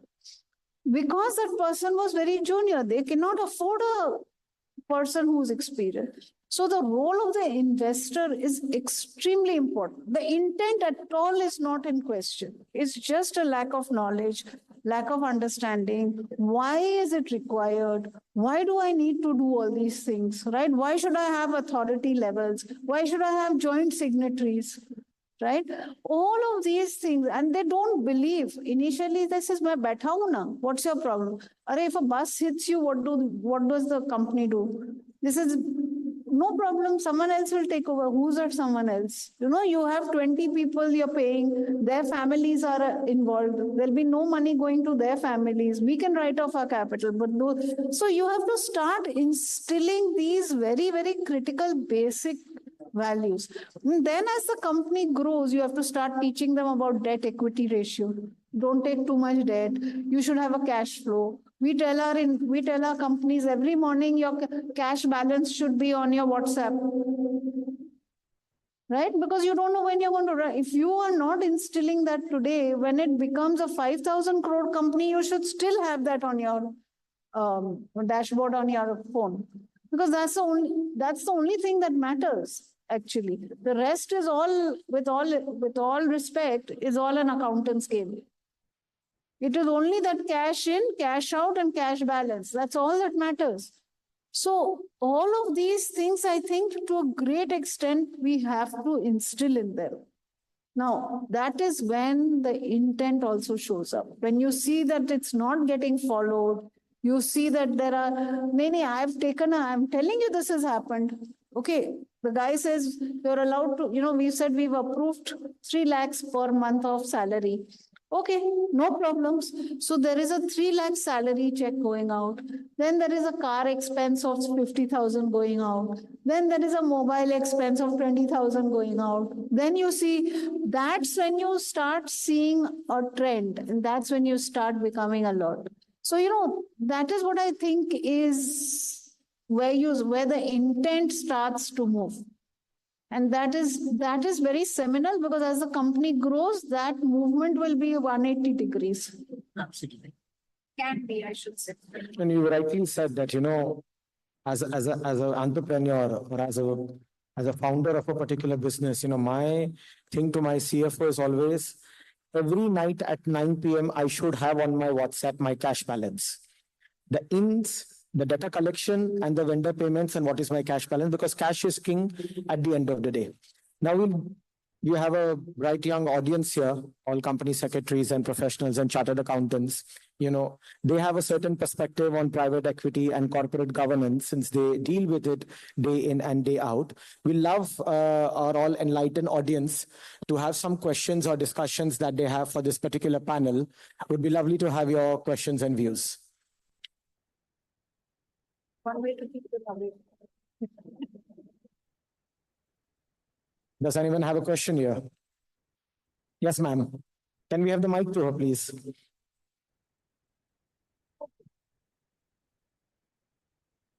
At least one person is awake in the crowd.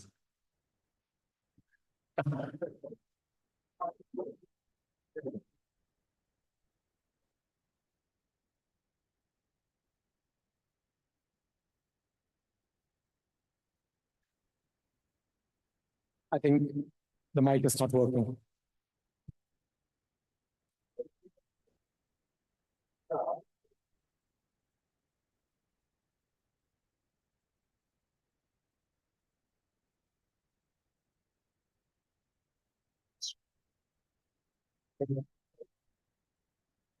Yeah, am I audible? Yes.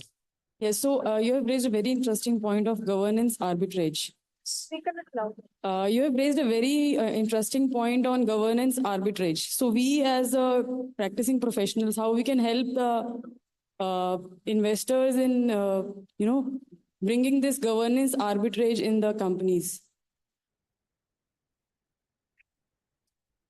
So I'm going to rephrase the question so that I got it right. I think we as company secretaries and people in profession, how can we get, let's say, corporate governance arbitrage for a particular company, right? Through the investors. So sitting as an investor, sitting on behalf of the investor, not from the side of the corporate.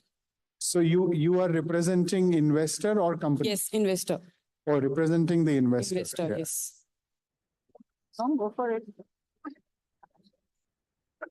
No, I think the last answer that Padmaja gave, right, which is about, and to be honest, when you are a founder and when you are a startup, you don't have so much money also that you can hire a company secretary.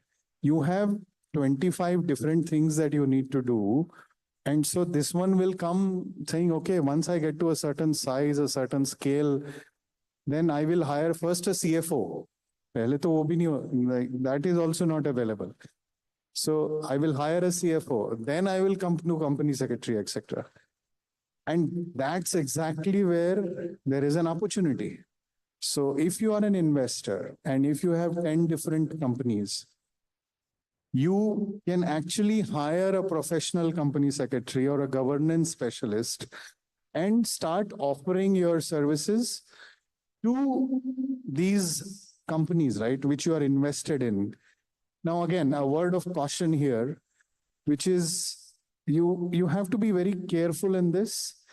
Depending on the stage and size of the company, You might be able to add value into the company, and yes, you have a governance specialist, etc. But in the pecking order of the size and stage of the company, are they dealing with bigger problems?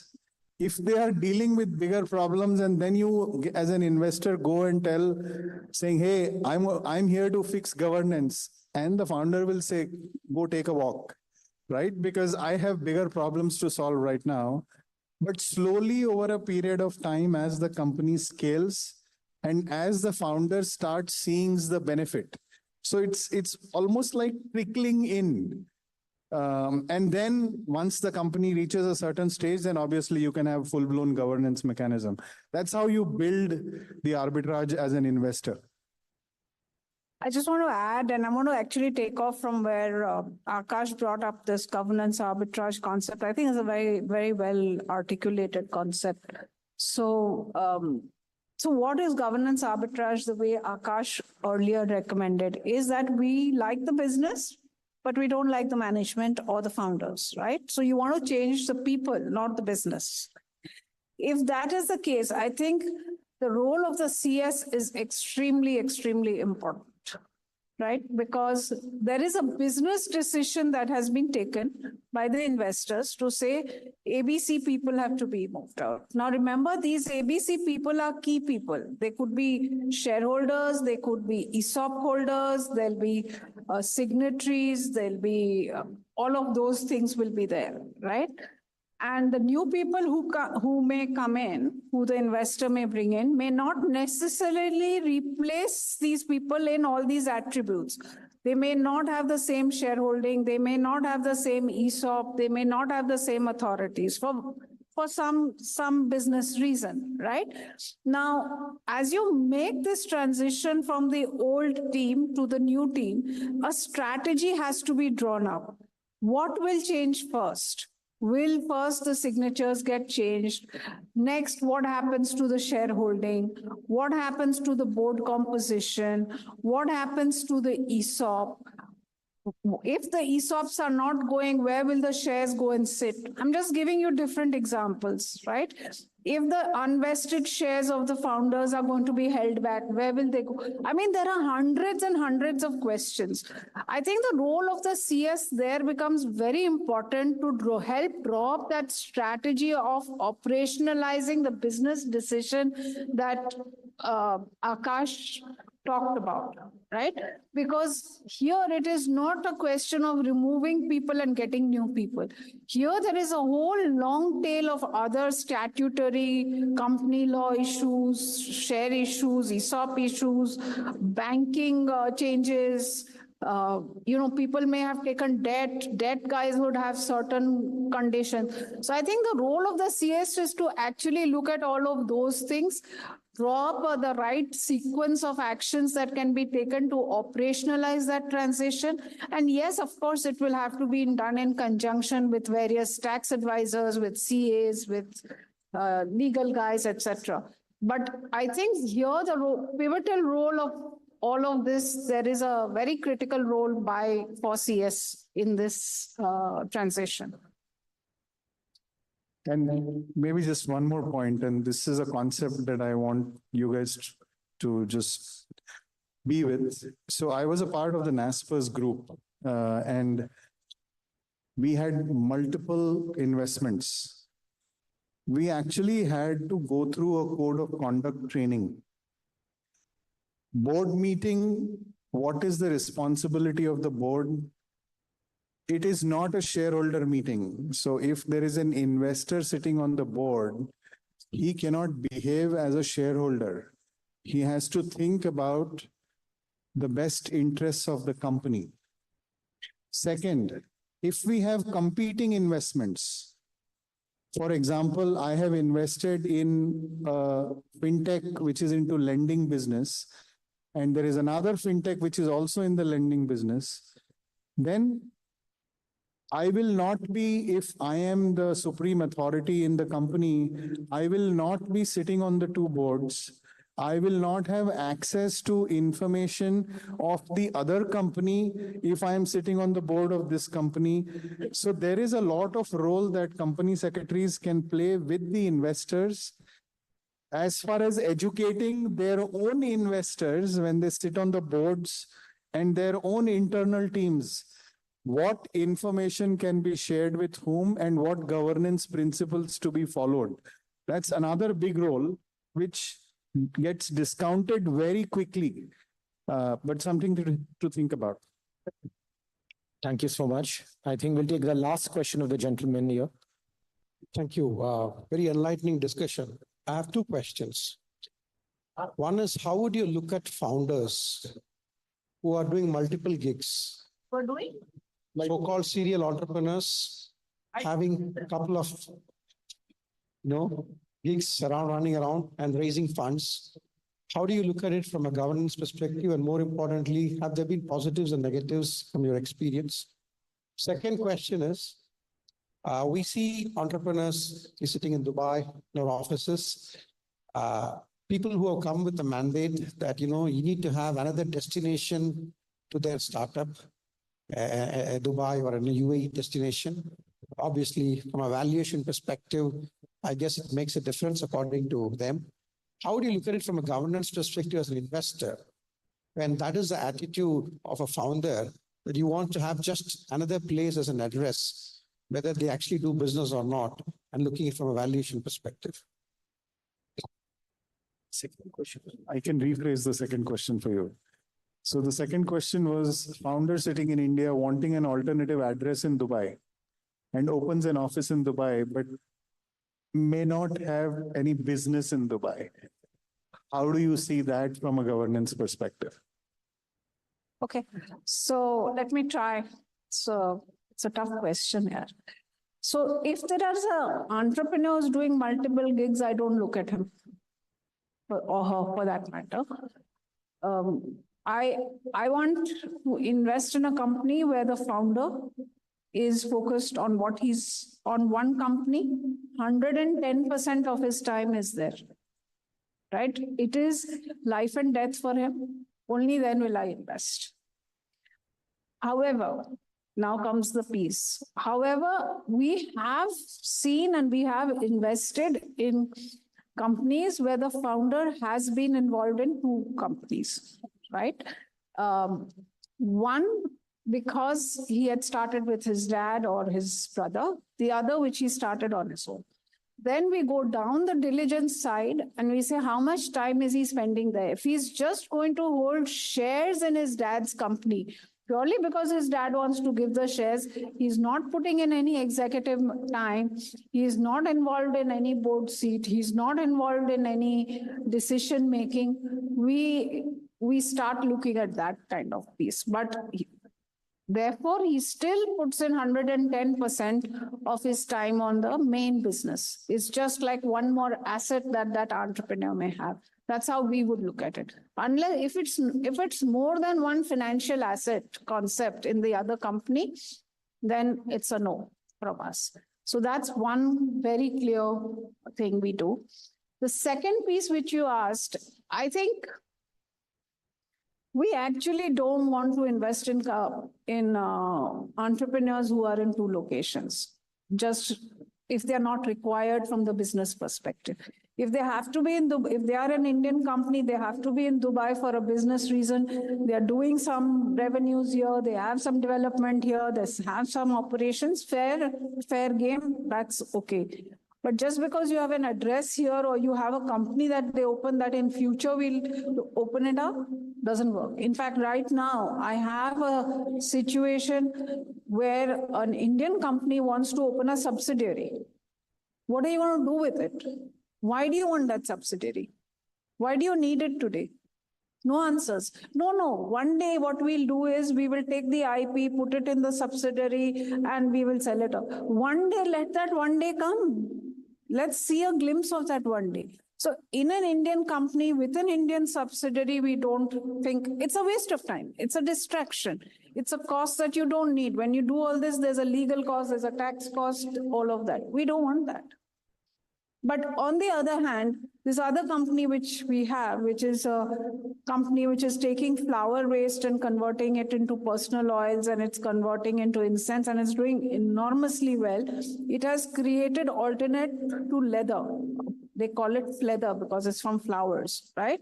Now, alternate to leather has a huge market outside of the India. So we are actually encouraging him to create an US company, because that product will bring revenues from there. So I think it's completely, I think it's a very, very transparent decision making from our. Is it useful to the business? Is it going to add value to the business in which we are investing? We will work with the entrepreneur. But if it's not, then we don't want it. I know time is running out, but I want to give a contrary perspective to what she said on both the fronts. On the first front, which is people doing other businesses while they are founders in one company, it's easier said than done to say, I am not going to give money to this person, because we are living in a hardcore capitalist world. And there are at least 100 people that I can name right now if I start rattling, where they have their VC funds of their own, they are running their company, they are chairing another company, and they've become demigods, by the way. If you go on LinkedIn and you see any post that they make, there are 20,000 kids who like it. So this is the harsh reality. There is no right or wrong answer here. You have to figure out what works. But it's not easy to say point blank no to people who are successful, right? That's one. Second, to having the location. I still think it's a case by case basis for a reason. And I'm happy to name the person, Prashant Ranganathan, my colleague at PayU. We acquired his company from India, founder of that company. We acquired for 170 million that company. He was based in India. COVID happened and he said, I am going to move to Dubai, right? He had no reason to move to Dubai, but he moved to Dubai. We allowed him the move to Dubai. But whenever he was needed to be with the business, including 14 days of quarantine every time he would travel to India, because he had to balance his family. He also had a wife and 2 kids, and he said, I can't risk them. I have earned the money, so I want to take them out, but I will keep shuttling and take all the pain. He created $1 billion company. So there is no, I don't know if there is a right answer to that. So I'm giving the other perspective as well. So please look at the details behind the case and not just yes or a no. Yeah, I agree with you on both your points. But I think my comments were coming in from the stage of investment that we do. Okay, at a startup level, at an early stage level, there we would need to insist. We can't have a guy who's raising 3 million and going and doing investments and going and doing something else. That doesn't happen.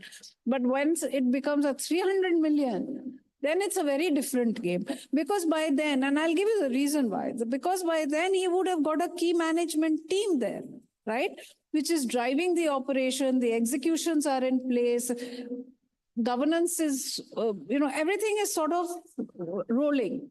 So I'm talking, I should have probably said that, but I'm talking about from the perspective that we come in, at the stage we come in. We started debating here. No, thank you to you, and thank you to the lovely audience here. I think we had a very good discussion. Thanks to Padmajat, ma'am, thanks to Akash, and thanks to the lovely audience here. Thanks once again to Institute of Company Secretaries of India for having all of us here and having this Middle East conference, and especially our theme. The theme has changed, but ours is private equity investment, governance perspective, and responsible investment for sustainable future. And once again, thank you to everyone, and over to you. Yes. debate could have gone on for a longer time. I thank Ms. Padmaja and Mr. Kailash for appreciating and highlighting the role of company secretaries. We promise from our side that wherever a company secretary will be, there will be good governance. I would request Mr. Vinod to come on the stage and felicitate the speakers for the today's session. Mr. Vinod. Akash wants to say something. There is a general trend that I see, which is as soon as speakers get off from the stage, people start coming and giving visiting cards. This is a conference related to sustainability. I am on LinkedIn. There is only one Akash Mundra. Just mention your name, mention the details that you met me or saw me here, and I will connect with you. So no need for business cards here. आकाश के cards खत्म हो गए.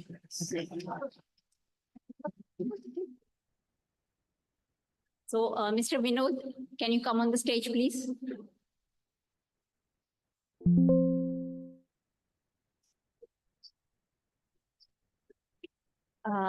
Okay.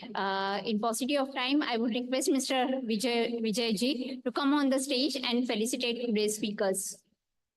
Mr. Vijay Ojha is the director and founding committee member of ICSI Middle East DIFC NPIO. Yeah. Padmaja, Ms. Padmaja Ruparel.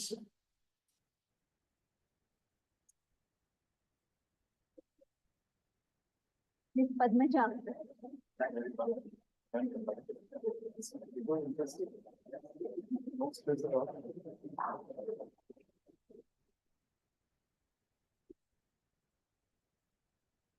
Mr. Akash Mundra.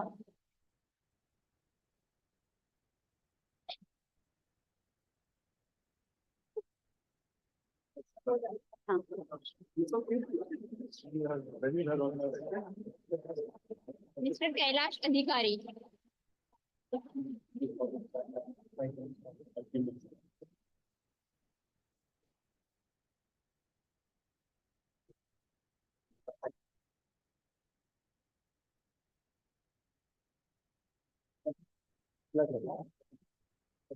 Thank you. Thank you, everyone. We will assemble for the next plenary session in 2 minutes. Hey, I want to just say one more thing. Company secretary is a fantastic profession. You will learn a lot. You've learned a lot. Please make use of whatever you've learned. You can go on to become CEOs of companies as well. So, yeah, please do.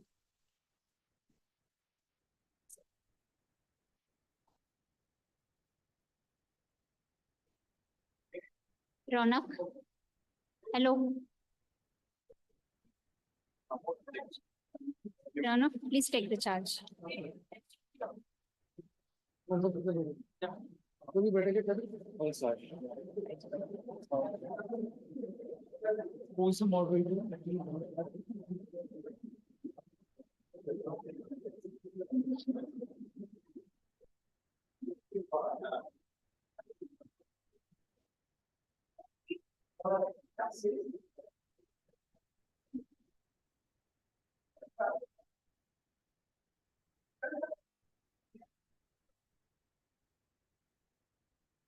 And final thing.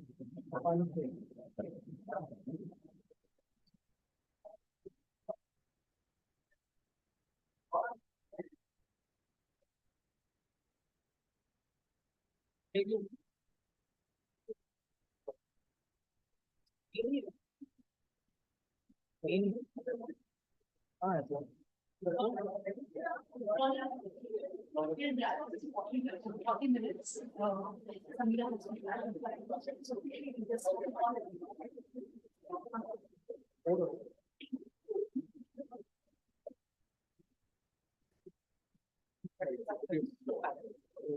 I will not have submission in the next 5 minutes. It's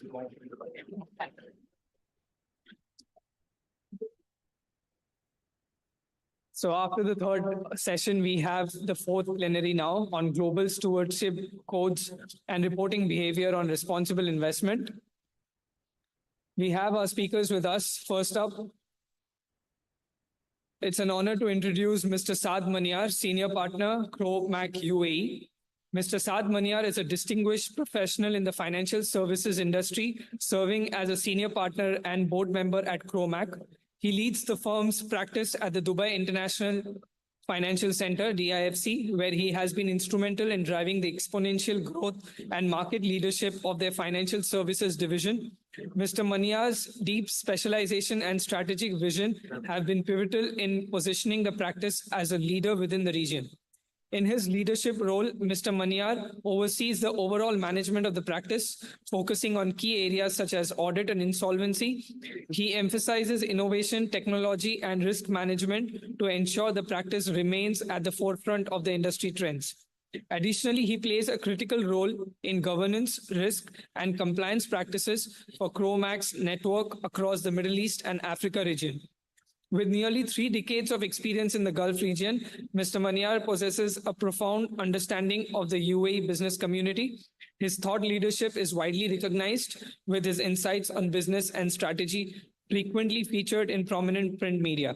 He is particularly passionate about upholding ethics, quality, innovation in a business landscape that often favors a copy and paste approach. Mr. Maniar also serves as the chairman of the Members Advisory Committee of ICSI, where he advocates for the interest of members, affiliates, and students. His multifaceted role encompasses strategy and business development, maintaining firm-wide quality standards, auditing financial statements, governance, risk and compliance, insolvency, and talent development and management. Through his extensive expertise and commitment to excellence, Mr. Saad Maniar continues to make significant contributions to the financial services industry in the Gulf region. It's an honor to have you, sir. Thank you. Next up, Ms. Samira Fernandez, Chief Sustainability Officer, Century Financial. Samira Fernandez is the Chief Sustainability Officer and Chairwoman of the Dubai Chamber Stockbrokers and Investment Services Businesses Group.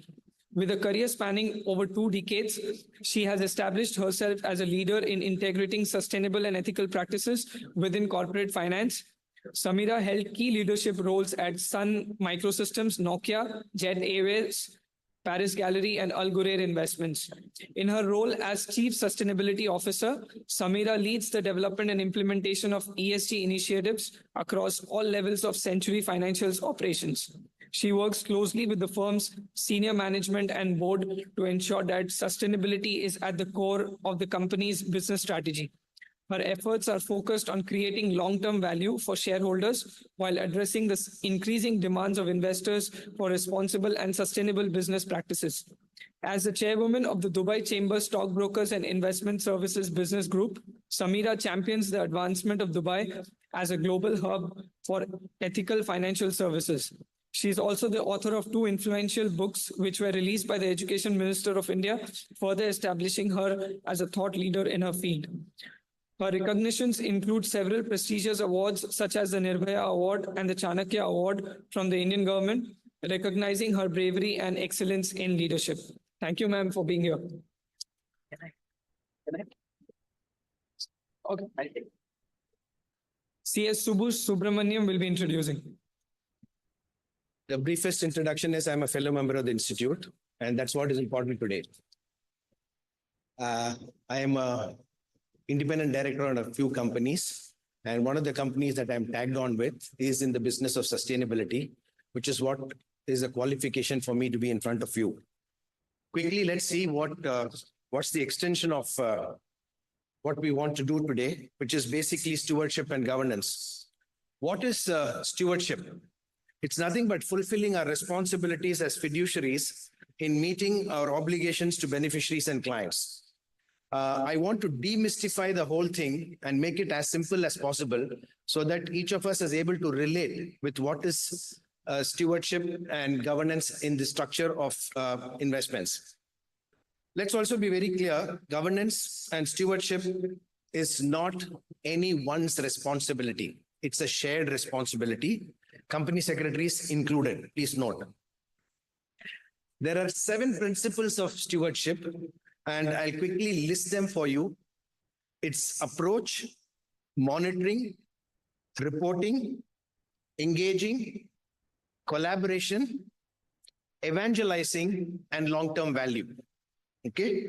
When we come to approach, we basically have to tell the people that we are dealing with as to how this game is going to be played. And that will be stuff that you incorporate into your shareholders agreement in terms of various things, in terms of do's, don't do's, minority approvals required, etc. And we also incorporate how compensation structures will be. In this approach, we need to develop structures and processes for governance so that we can build on that and get to the stewardship that we are expected to deliver. In terms of monitoring, incidentally, I'm also a chartered accountant, so I must say that what you don't measure, you cannot monitor. And what you monitor, you definitely cannot manage. That's why monitoring is important. And here, when I say monitoring, it assumes that you have already measured it or at least incorporated it in your approach. The requirement here is to develop a methodology to identify companies that need monitoring, which means those that are slipping up from the approach that you started out with. If they are slipping, they need more monitoring. Just like a teacher in a class concentrates more on the toppers so that they can beat the street, and the outliers at the bottom so that you can get better results in terms of success. In monitoring also, you have to be very careful about choosing what and how to monitor. Periodical review and consider the effectiveness of the monitoring process for yourself. In terms of reporting, it's about reporting to the beneficiaries of the shareholders, how you vote, when you vote, why you abstain from voting, either because of conflict or because it's not worth going through the effort of voting because your shareholding is very marginal. We have to be very careful about adopting a tick-the-box approach based on proxy advisors. That's what you need to be very careful about. In terms of engagement, I think it makes tremendous sense for people to voice their concerns about the approach to governance, board composition and independence, board's oversight of strategy as much as risks, and board's approach to executive compensation. This is something that will come in many more discussions as we go along, because everybody says stewardship is about creating long-term value, but I'm yet to see companies that really compensate executives into the long-term benefits. Most of the time, we are compensating for short-term, which is 1 year. Sometimes we had a deferred payout, which means it is a maximum second year. So by engaging, we are able to convince and ensure that some of these things get changed for the better. Collaboration is easier said than done. Collaboration is about working with other investors so that you get critical mass in terms of shareholding and shareholding power, muscle. But there is a lot of conflicts in this. When it comes to collaboration, you will have maybe not collision of objectives, but definitely of timing. If I, as a fund manager, am raising money, I don't want any bad news from my portfolio to come out. Even if I acknowledge it, I don't want it recognized in the P&L or in the balance sheet or in any other disclosure. Whereas if I am coming to invest in the company, looking to invest in the company, I'll be very happy if the bad news hits and the value drops so that I can buy. So collaboration is a very challenging thing from my practice. It's easier said than done. Evangelizing, helping companies to actually change or modify things that are constraining and rules that are in conflict. Very recently, we had this situation of the auditor's appointment in banks having conflicting directions between RBI and MCA. RBI expects that auditor's appointment should be pre-cleared by them for 1 year at a time. MCA says you must appoint them for 5 years. That is when their true independence will come. One proxy firm actually took it upon itself to fight this and advise voting against resolutions either which way, more to force the regulators to change their stance rather than to say anything else. Needless to say, all of this should create long-term value. Understand the risks and opportunities associated with the materials sustainability factors and improve awareness of the systemic risks. Having said that, let's try and jump into the strength and power of the team that we have here with us. And we will start with a brief introduction of themselves. I think the way ICSI introduces us is not necessarily the best way we want to be introduced. Good brief introduction, self-introduction, and then we'll start. Good afternoon. Rather good evening. Good afternoon.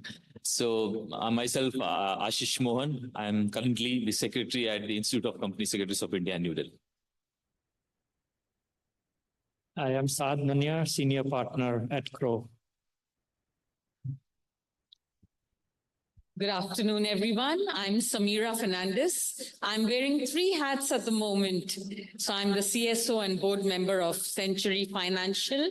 I'm also the chairwoman of the Dubai Chambers Stockbrokers and Investment Services Business Group, which houses over 3,500 companies across the UAE. And finally, I'm here as a very proud representative of CISI with my able counterparts and partners with me, Victoria and Azza. And I'm here on behalf of them to talk about the future of governance on various topics. We can go for the questions now. And my first question is actually to Ashish. This morning, I don't know how many of you were around, when we had a series of releases. And one of the releases that happened in the aegis of the presence of the chief guest and the president of the ICSI Institute, Mr. Narasimhan, was the stewardship principles. I would like to have Ashish's views on why this, why now? Is it a question of integrating with the world, or is it a question of taking the lead in India?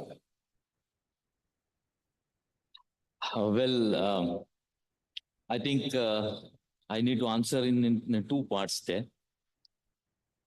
First of all, the question of or the principle of stewardship now linked with, you say, sustainability as well as corporate governance or ESG for that matter. It is not only just now fascinating, but it has become an essential part of our business. So we having seen this, and we as an institute, we are the world's largest institute of governance professionals. We have approximate more than 75,000 members in India and more than 3 lakh students in our wing. So it is, and India looking at the concept of Viksit Bharat by 2047, that is developed India by 2047, and the SEBI and the capital markets which are looking at India poised to be becoming the 3rd largest economy in some time now. The kind of investments flow which is going to come in the country, we are definitely required to play a very, very proactive role in focusing on sustainable investments in the country. It's not just pure investments, it's about sustainable investment, how the reporting process are taking place. So what we are seeing in the country is that some sort of a professionalism is getting developed within the institutional investors. So kind of a professional stewardship is developing. So that space we need to develop it further, make it more professional framework, and probably that would enable a better reporting system. And the second part to the which I wanted to comment on is that if you see in these principles which we released today, we are trying to bring out a standard reporting process, which perhaps was missing in, we have so many codes today, so many principles today, but we have tried to bring out a standard reporting format. So as you rightly introduced, something needs to be measured. So how do you measure it? Unless there is some standard reports which are there. So on these 2 accounts, we found it necessary that we should come out with these principles. And I feel that we have brought it up at the right time. Thank you. Thank you, Ashish. Thank you, Ashish.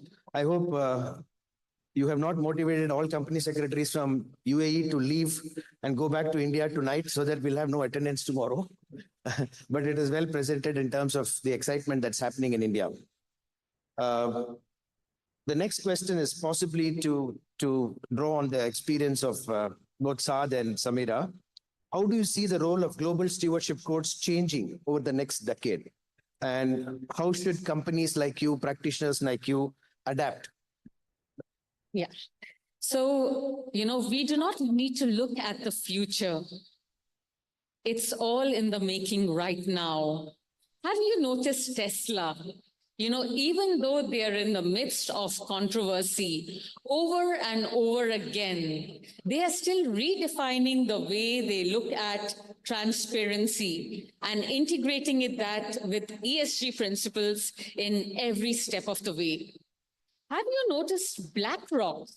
We talk about the investment arm. They are investing into companies who deal with sustainable practices.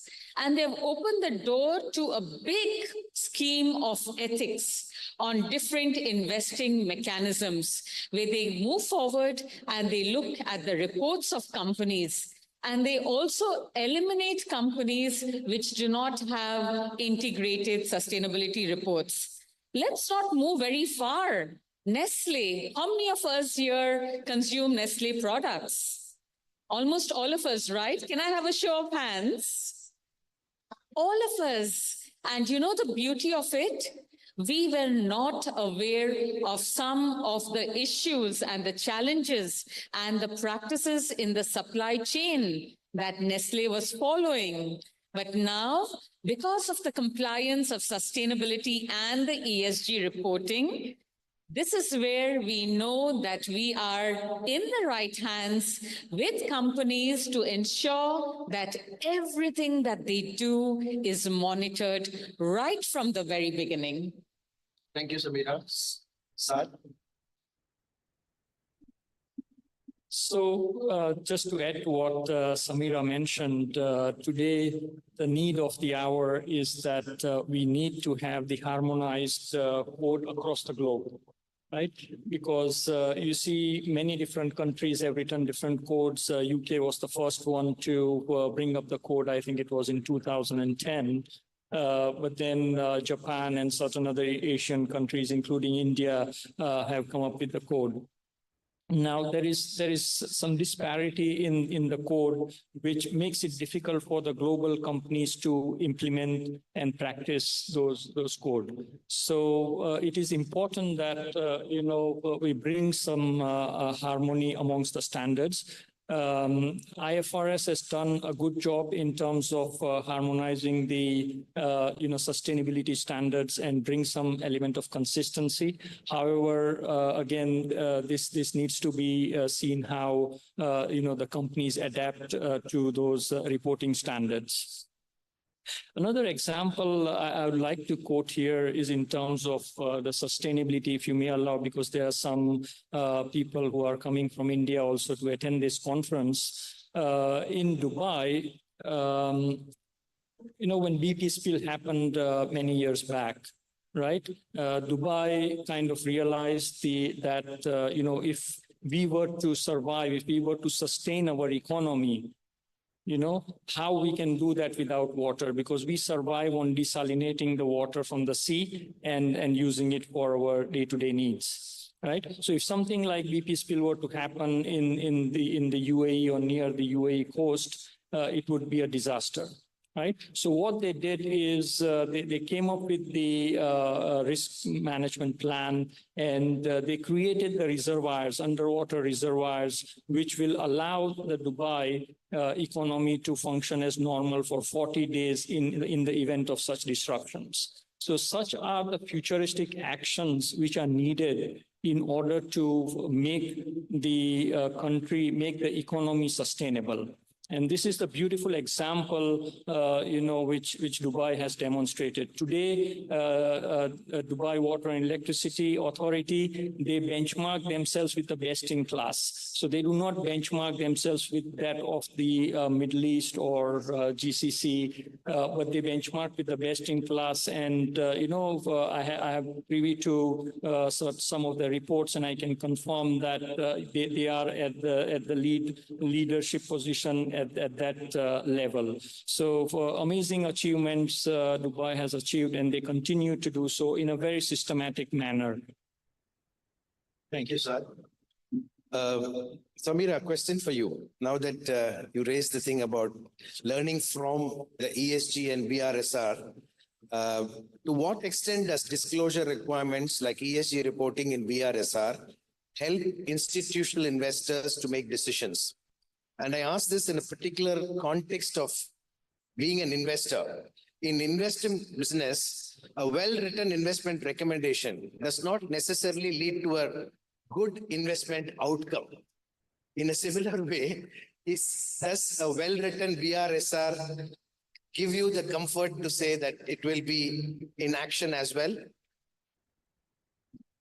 So I think that's a very interesting point that you've asked, Subbu. And you know the familiar saying, do not judge a book by the cover. By the cover.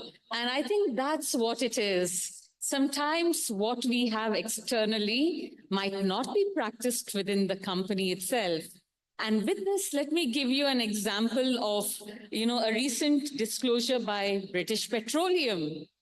So they have taken a conscious shift from what they are doing towards investing in renewable energy. And why are they doing it? For one reason. Because, my friends, it is the investors who are pressurizing the company to take a drastic quantum leap forward. And I think that is what is most important and reflective of all of us sitting here today. The beauty of this topic by ICSI on responsible investments. It doesn't start by having a press release out there. It doesn't start by issuing a mandate. It doesn't start with collaborations only. It starts by walking the talk. And who walks the talk? It starts with us, responsible, entities, professionals who can pave the way towards responsible ethics. I had a chat with Saad little earlier on the day and with Subbu as well. And I was really impressed when he spoke about why ethics should be included in every step of the way. And we were trying to see how we could really align today's topic. But what was the ground reality? It isn't the cover. It is what we practice at each and every day. At Dubai Chambers, we are also hosting the first Global Investment Summit in the month of November. And I invite all of you personally to be part of it. Why? Because you all walk the talk. This is a professional group where you can change, you can transcend boundaries. And I want to give you another example of Google's parent company, Alphabet. How many of you have heard about Alphabet? Show of hands. So do you know what they are doing? Rather than using ChatGPT for information which is just out there, they are all looking at ethical information, sourcing, and passing it on. And this is the step we all need to play together. Investors putting pressure, the community at large, stakeholders, key stakeholders working together to form a collaborative environment and for all of us to gaining on this for our future generations. Yes, I'd like to add one or two things to what Samira mentioned. The disclosure requirement is kind of forced onto the companies.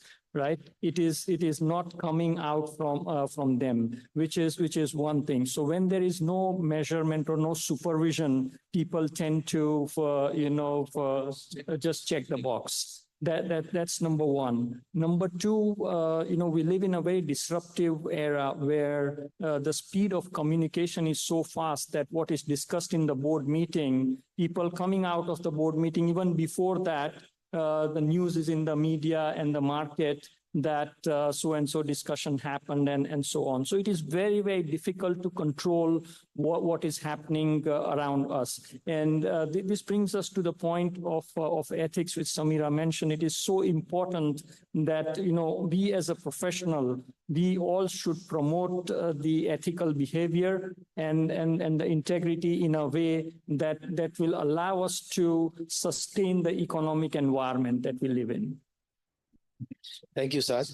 I wanted to actually come back to you on the comment on the need for standardizing stewardship and reporting formats. Is it, in your opinion, feasible? Is it necessary? Or is it a must-do? Yeah, it is necessary, I would say. We need to form a global body in order for us to bring in the harmonized, principles or the framework. And once we are able to form such a body, then it becomes easier for the companies to adopt. I think the starting point has to be with the G20, G21 countries. And, once they initiate such a process, then it's a matter of just getting things implemented in those big countries, and the rest of them will just follow. That's my personal opinion. Yeah, I think even when I was answering your first question itself, I was referring to those reporting formats which we released today. As Saj just rightly said, I think initially these reporting would be voluntary in nature, because we may not be able to put it as a compelling report or for that matter. Slowly, the acceptance should start coming in the global society. Maybe perhaps, as you rightly said, G20 could be a option where the group of nations come out with a consolidated format. So more is required from the voluntary nature and how the respective jurisdictions start accepting these kind of reporting structures. So I feel that it would be a gradual process, because if you see, even in the listing agreements across the world, there was a time when just like a concept of diversity in the board, women directors, for example, it was just a recommendation. But today's it has become mandatory in almost many of the jurisdictions. Say a concept of lead director, lead independent director also. So today you see slowly the acceptance has come, and these are forming part of the listing agreement. So I think we need to give some amount of time, and slowly at some point of time, these reports, there would be some kind of unification of these reports coming. Thank you. Thanks, Ashish. Question to each of you, in your own way, you can respond. What role can each of you or your organizations play in promoting stronger stewardship principles? So in terms of, I'll just answer this question in two parts. One, we have very strong values. Our values of care, share, invest, and grow, allows us to do things in a responsible manner. And then the second pillar is a very strong ethical foundation. So these two things put together, makes us or gives us a good governance framework in order for us to develop and grow our business and practice our business in a responsible manner. So at Century Financial, our focus has shifted from just the foreign markets, the forex markets, to sustainable investments. And why I bring this into context is because we are now collaborating with different experts in the Sustainable Finance Working Group. And we produce a series of research and white papers. So this is one area of collaboration where we can all come together and see through some of the examples, how can we further enhance and improve? That's number one. Secondly, we are also part of the Sustainable Investments Forum, a forum that brings together investments from the GCC region. Mind you, it's not just the UAE, from the GCC region to come together to express their concerns, areas of interest, how to accelerate growth, because this is the future of finance, and see how we can take it forward. And I think third, if you ask me, I would say setting a framework in place, which might not be a global framework, but something that is more localized, something which is the need of the hour based on, different sectors, for example. What might, be of a European standard, the CSRD framework might, for some reasons or many reasons, might not be integrated or be relevant to the UAE to start with. I'm sure India and UAE, we put our minds together, we collaborate. There is so much we can develop. Don't you all agree with me on this? Yes? Can I have a show of hands if you are open for a UAE-India collaboration? Thank you. I'm really honored. I think we should look at collaboration, and I think that could be one of the main takeaways of this conference. It shouldn't be a conference just for us to meet, network, and share ideas, right? It should be an actionable initiative. And this is what the 3,500 companies of the investment sector at Dubai Chambers have committed towards. And just imagine if we can get the ICSI to look at holding hands, joining hands, and collaborating so that next year when we come together, hopefully with the same panel, we have great achievements to share and memories to cherish. So I do hope that we take this collaboration to the next level. Yeah, I think I'd also like to add on there. Definitely, we would take up those suggestions, and collaborative efforts would always be there. From the institute's point of view, if I can say, our role would be a little different, because today itself, we have started off our responsibility in releasing the principles and the voluntary format. We feel that on two aspects, the institute's role would be very important. One is on the advocacy part of it, and second is the toolkit for engagement. So what we are looking at is definitely advocacy. We would be definitely carrying on with a lot of our initiatives with regard to handholding and the kind of the programs and the other, the collaborations with the investors and the upgradation or whatever is required. But on the toolkits in the institute, we have already started working on it, on the engagement toolkits. And I think in a few months' time or in a year's time, I think we would be able to bring out further material on it. Thank you. Thank you. I have one pet peeve, which is aligning long-term compensation of executives. What are the challenges faced in compensation alignment to reflect long-term value creation, either in your portfolio company or in your own company? And you can start with whoever. I think that question relates to both of them. Ashish says effect of. I make long-term investment in people. Okay. Want to go first? Yeah. Okay, so I'm just going to share an example because, I'm also an educationist. And for me, it is always companies that show us what to do and what not to do. So I would like to, how many of you here have heard of Wells Fargo? Yeah, Wells Fargo in 2011 was a very different company, my friends. And you know what happened? The employees were pressurized to open accounts.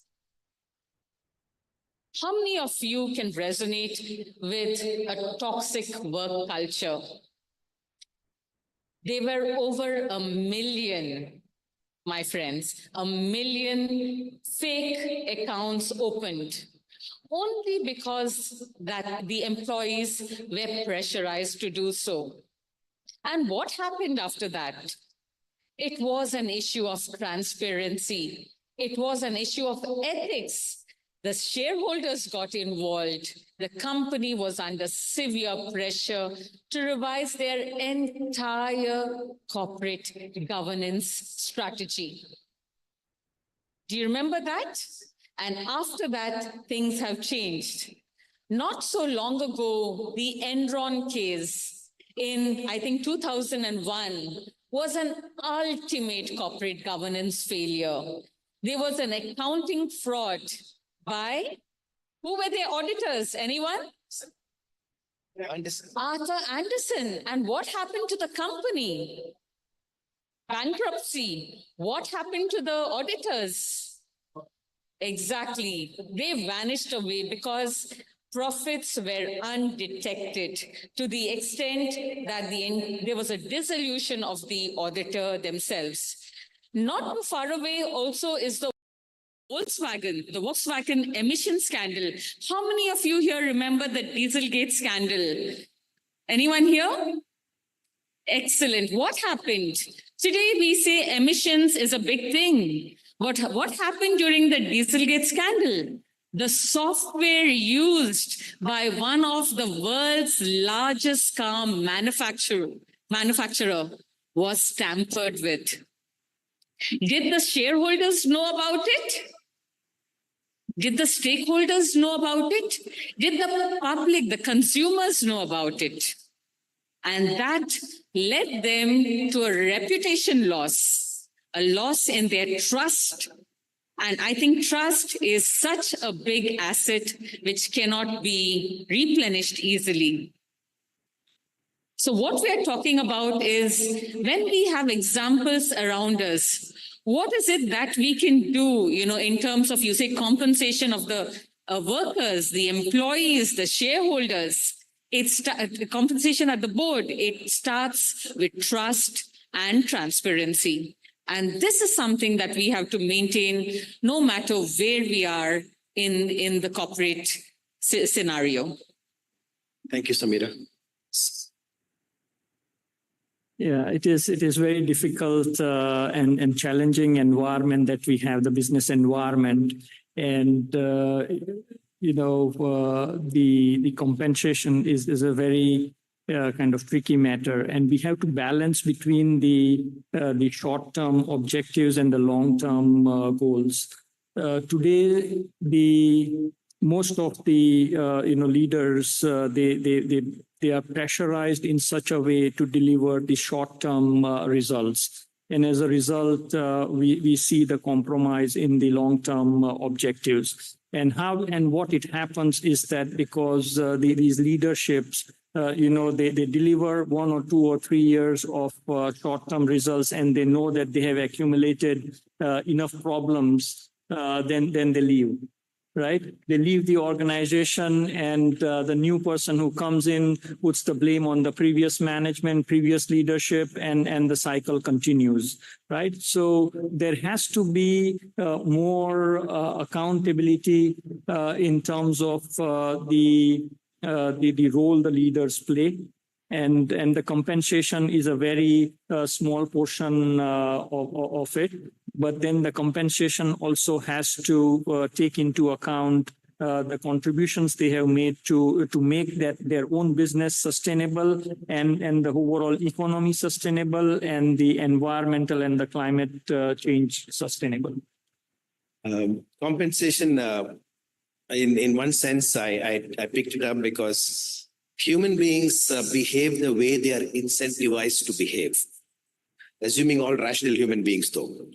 And with the examples that Samira stated, what comes to my mind is during the dot-com boom and in the last phase of exuberance in investment, what we found as investors is that because profits or cash flows was not the metric that people are investing against, in 2000, it was page views. Web 1.0.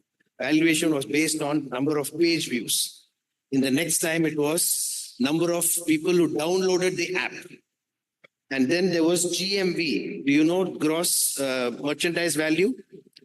I know companies which did not account for sales returns at all. And they had a very accommodative customer service return policy. You can return, but they will not account for it because their GMV will go down. What will happen if the GMV go down? The valuation goes down. So this is how these things are perpetrated. And it's not just compensation for us. Even entrepreneurs are driven by some stuff where people value. And based on what they are incentivized to do, they do the wrong things also. And we are the people who set those benchmarks and matrices for them. With that, I think we'll conclude. If there are any questions from the audience, we'll take one or two, and then Samira has to catch a flight. I don't assure you an answer. Right from the children, you pick up a certificate, pick up something. To the extent of fit farmers today, they're extent you want to benefits or respect benefits. The larger question is long-term management of incentives. We are all wired today short term. And today, I think that is what we have been rewarding in the stock market in terms of compensation as companies. Is there going to be really a change? A fundamental question? I think this is part of human behavior. We have known the marshmallow experiment. We've also known investment, the power of compounding. Even if you buy a lousy stock but hold it for 25 years, you make decent money. At least that's been my experience. Way back in '88, I had applied for a non-resident quota. It used to be 2,500 rupees was the application value. 1,000 rupees for residents and 2,500 for non-residents. I applied for a company called Suraj Diamonds because in NRI quota, you had a higher chance of getting it. 1988-89. 20 years later, I found that certificate and it was worth 2.5 lakh rupees. And Suraj Diamond is not the best in governance or business or accounting or anything. So it's the power of compounding. And I think power of compounding, deferred compensation, all of it, Lakshman, is like God. Blessed are those who believe in him without having seen him. I completely resonate with you, Subbu. I think good governance is the foundation of success in whatever we do, personally and professionally. And I think that is the only way to be. One more question.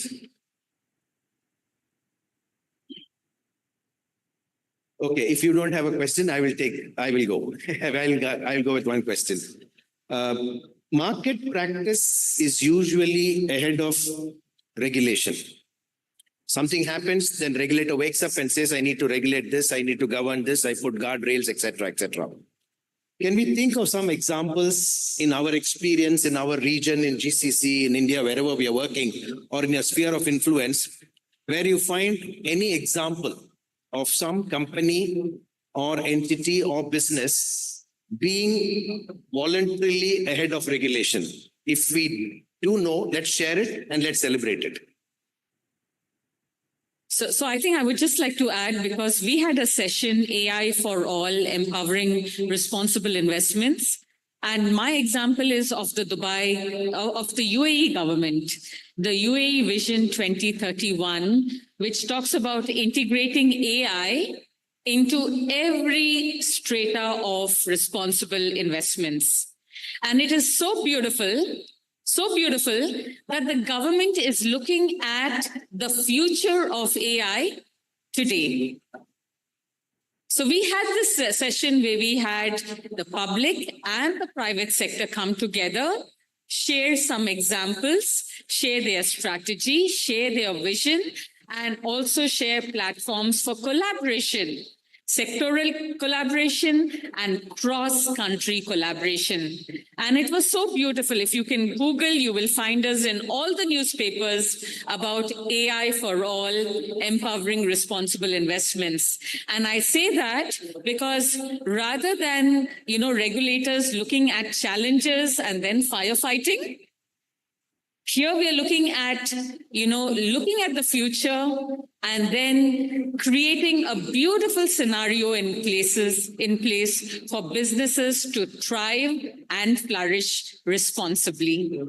So I commend the UAE government for their vision in AI, the AI strategy Vision 2031, which is not too far away, to ensure that we have equity for all right before we start. Yeah, just very quickly in terms of the voluntary disclosures and the requirements, we as a firm here, we are not mandatorily required to publish any report, but we do publish the transparency report. And this is the global best practices, and we have kind of adopted it here. So in terms of the details, we every year we keep on improving in terms of transpiring the way in which we responsibly operate our activities. Great. Stewardship is also about managing conflicts. And Samira having highlighted it, and I can't resist commenting or observing on it. AI for the future is all about managing employment versus loss of employment in the long term. Thank you all. Thank you, Samira. Thank you, Saad. Thank you, Ashish. Thanks for being a wonderful audience. Thank you very much.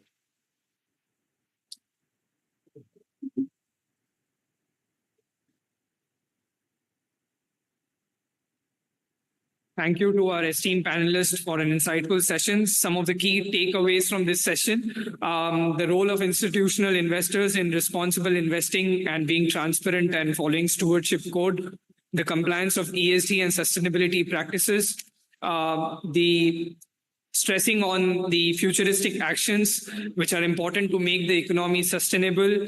Benchmarking to the best of the class is also quite impactful. Promoting ethical behavior right from the from the management level is quite important for the company and the economy as a whole.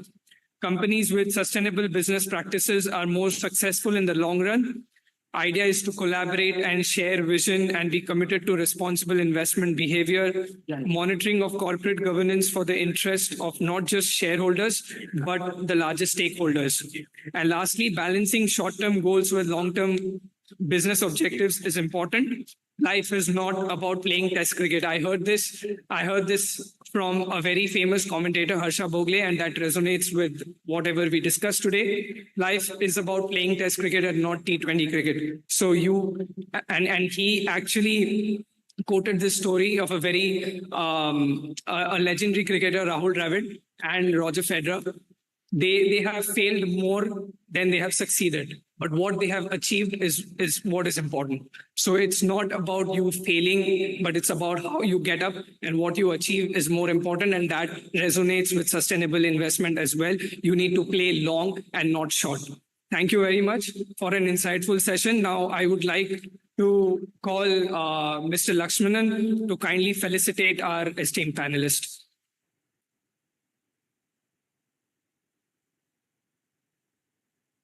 Mr. Saad Manyar.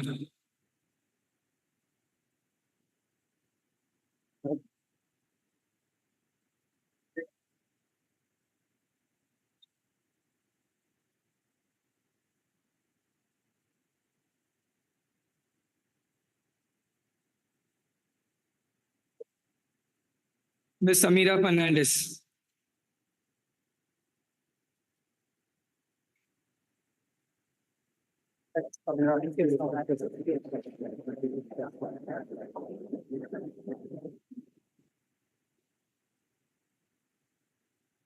Our very own Mr. Subbu Subramanian.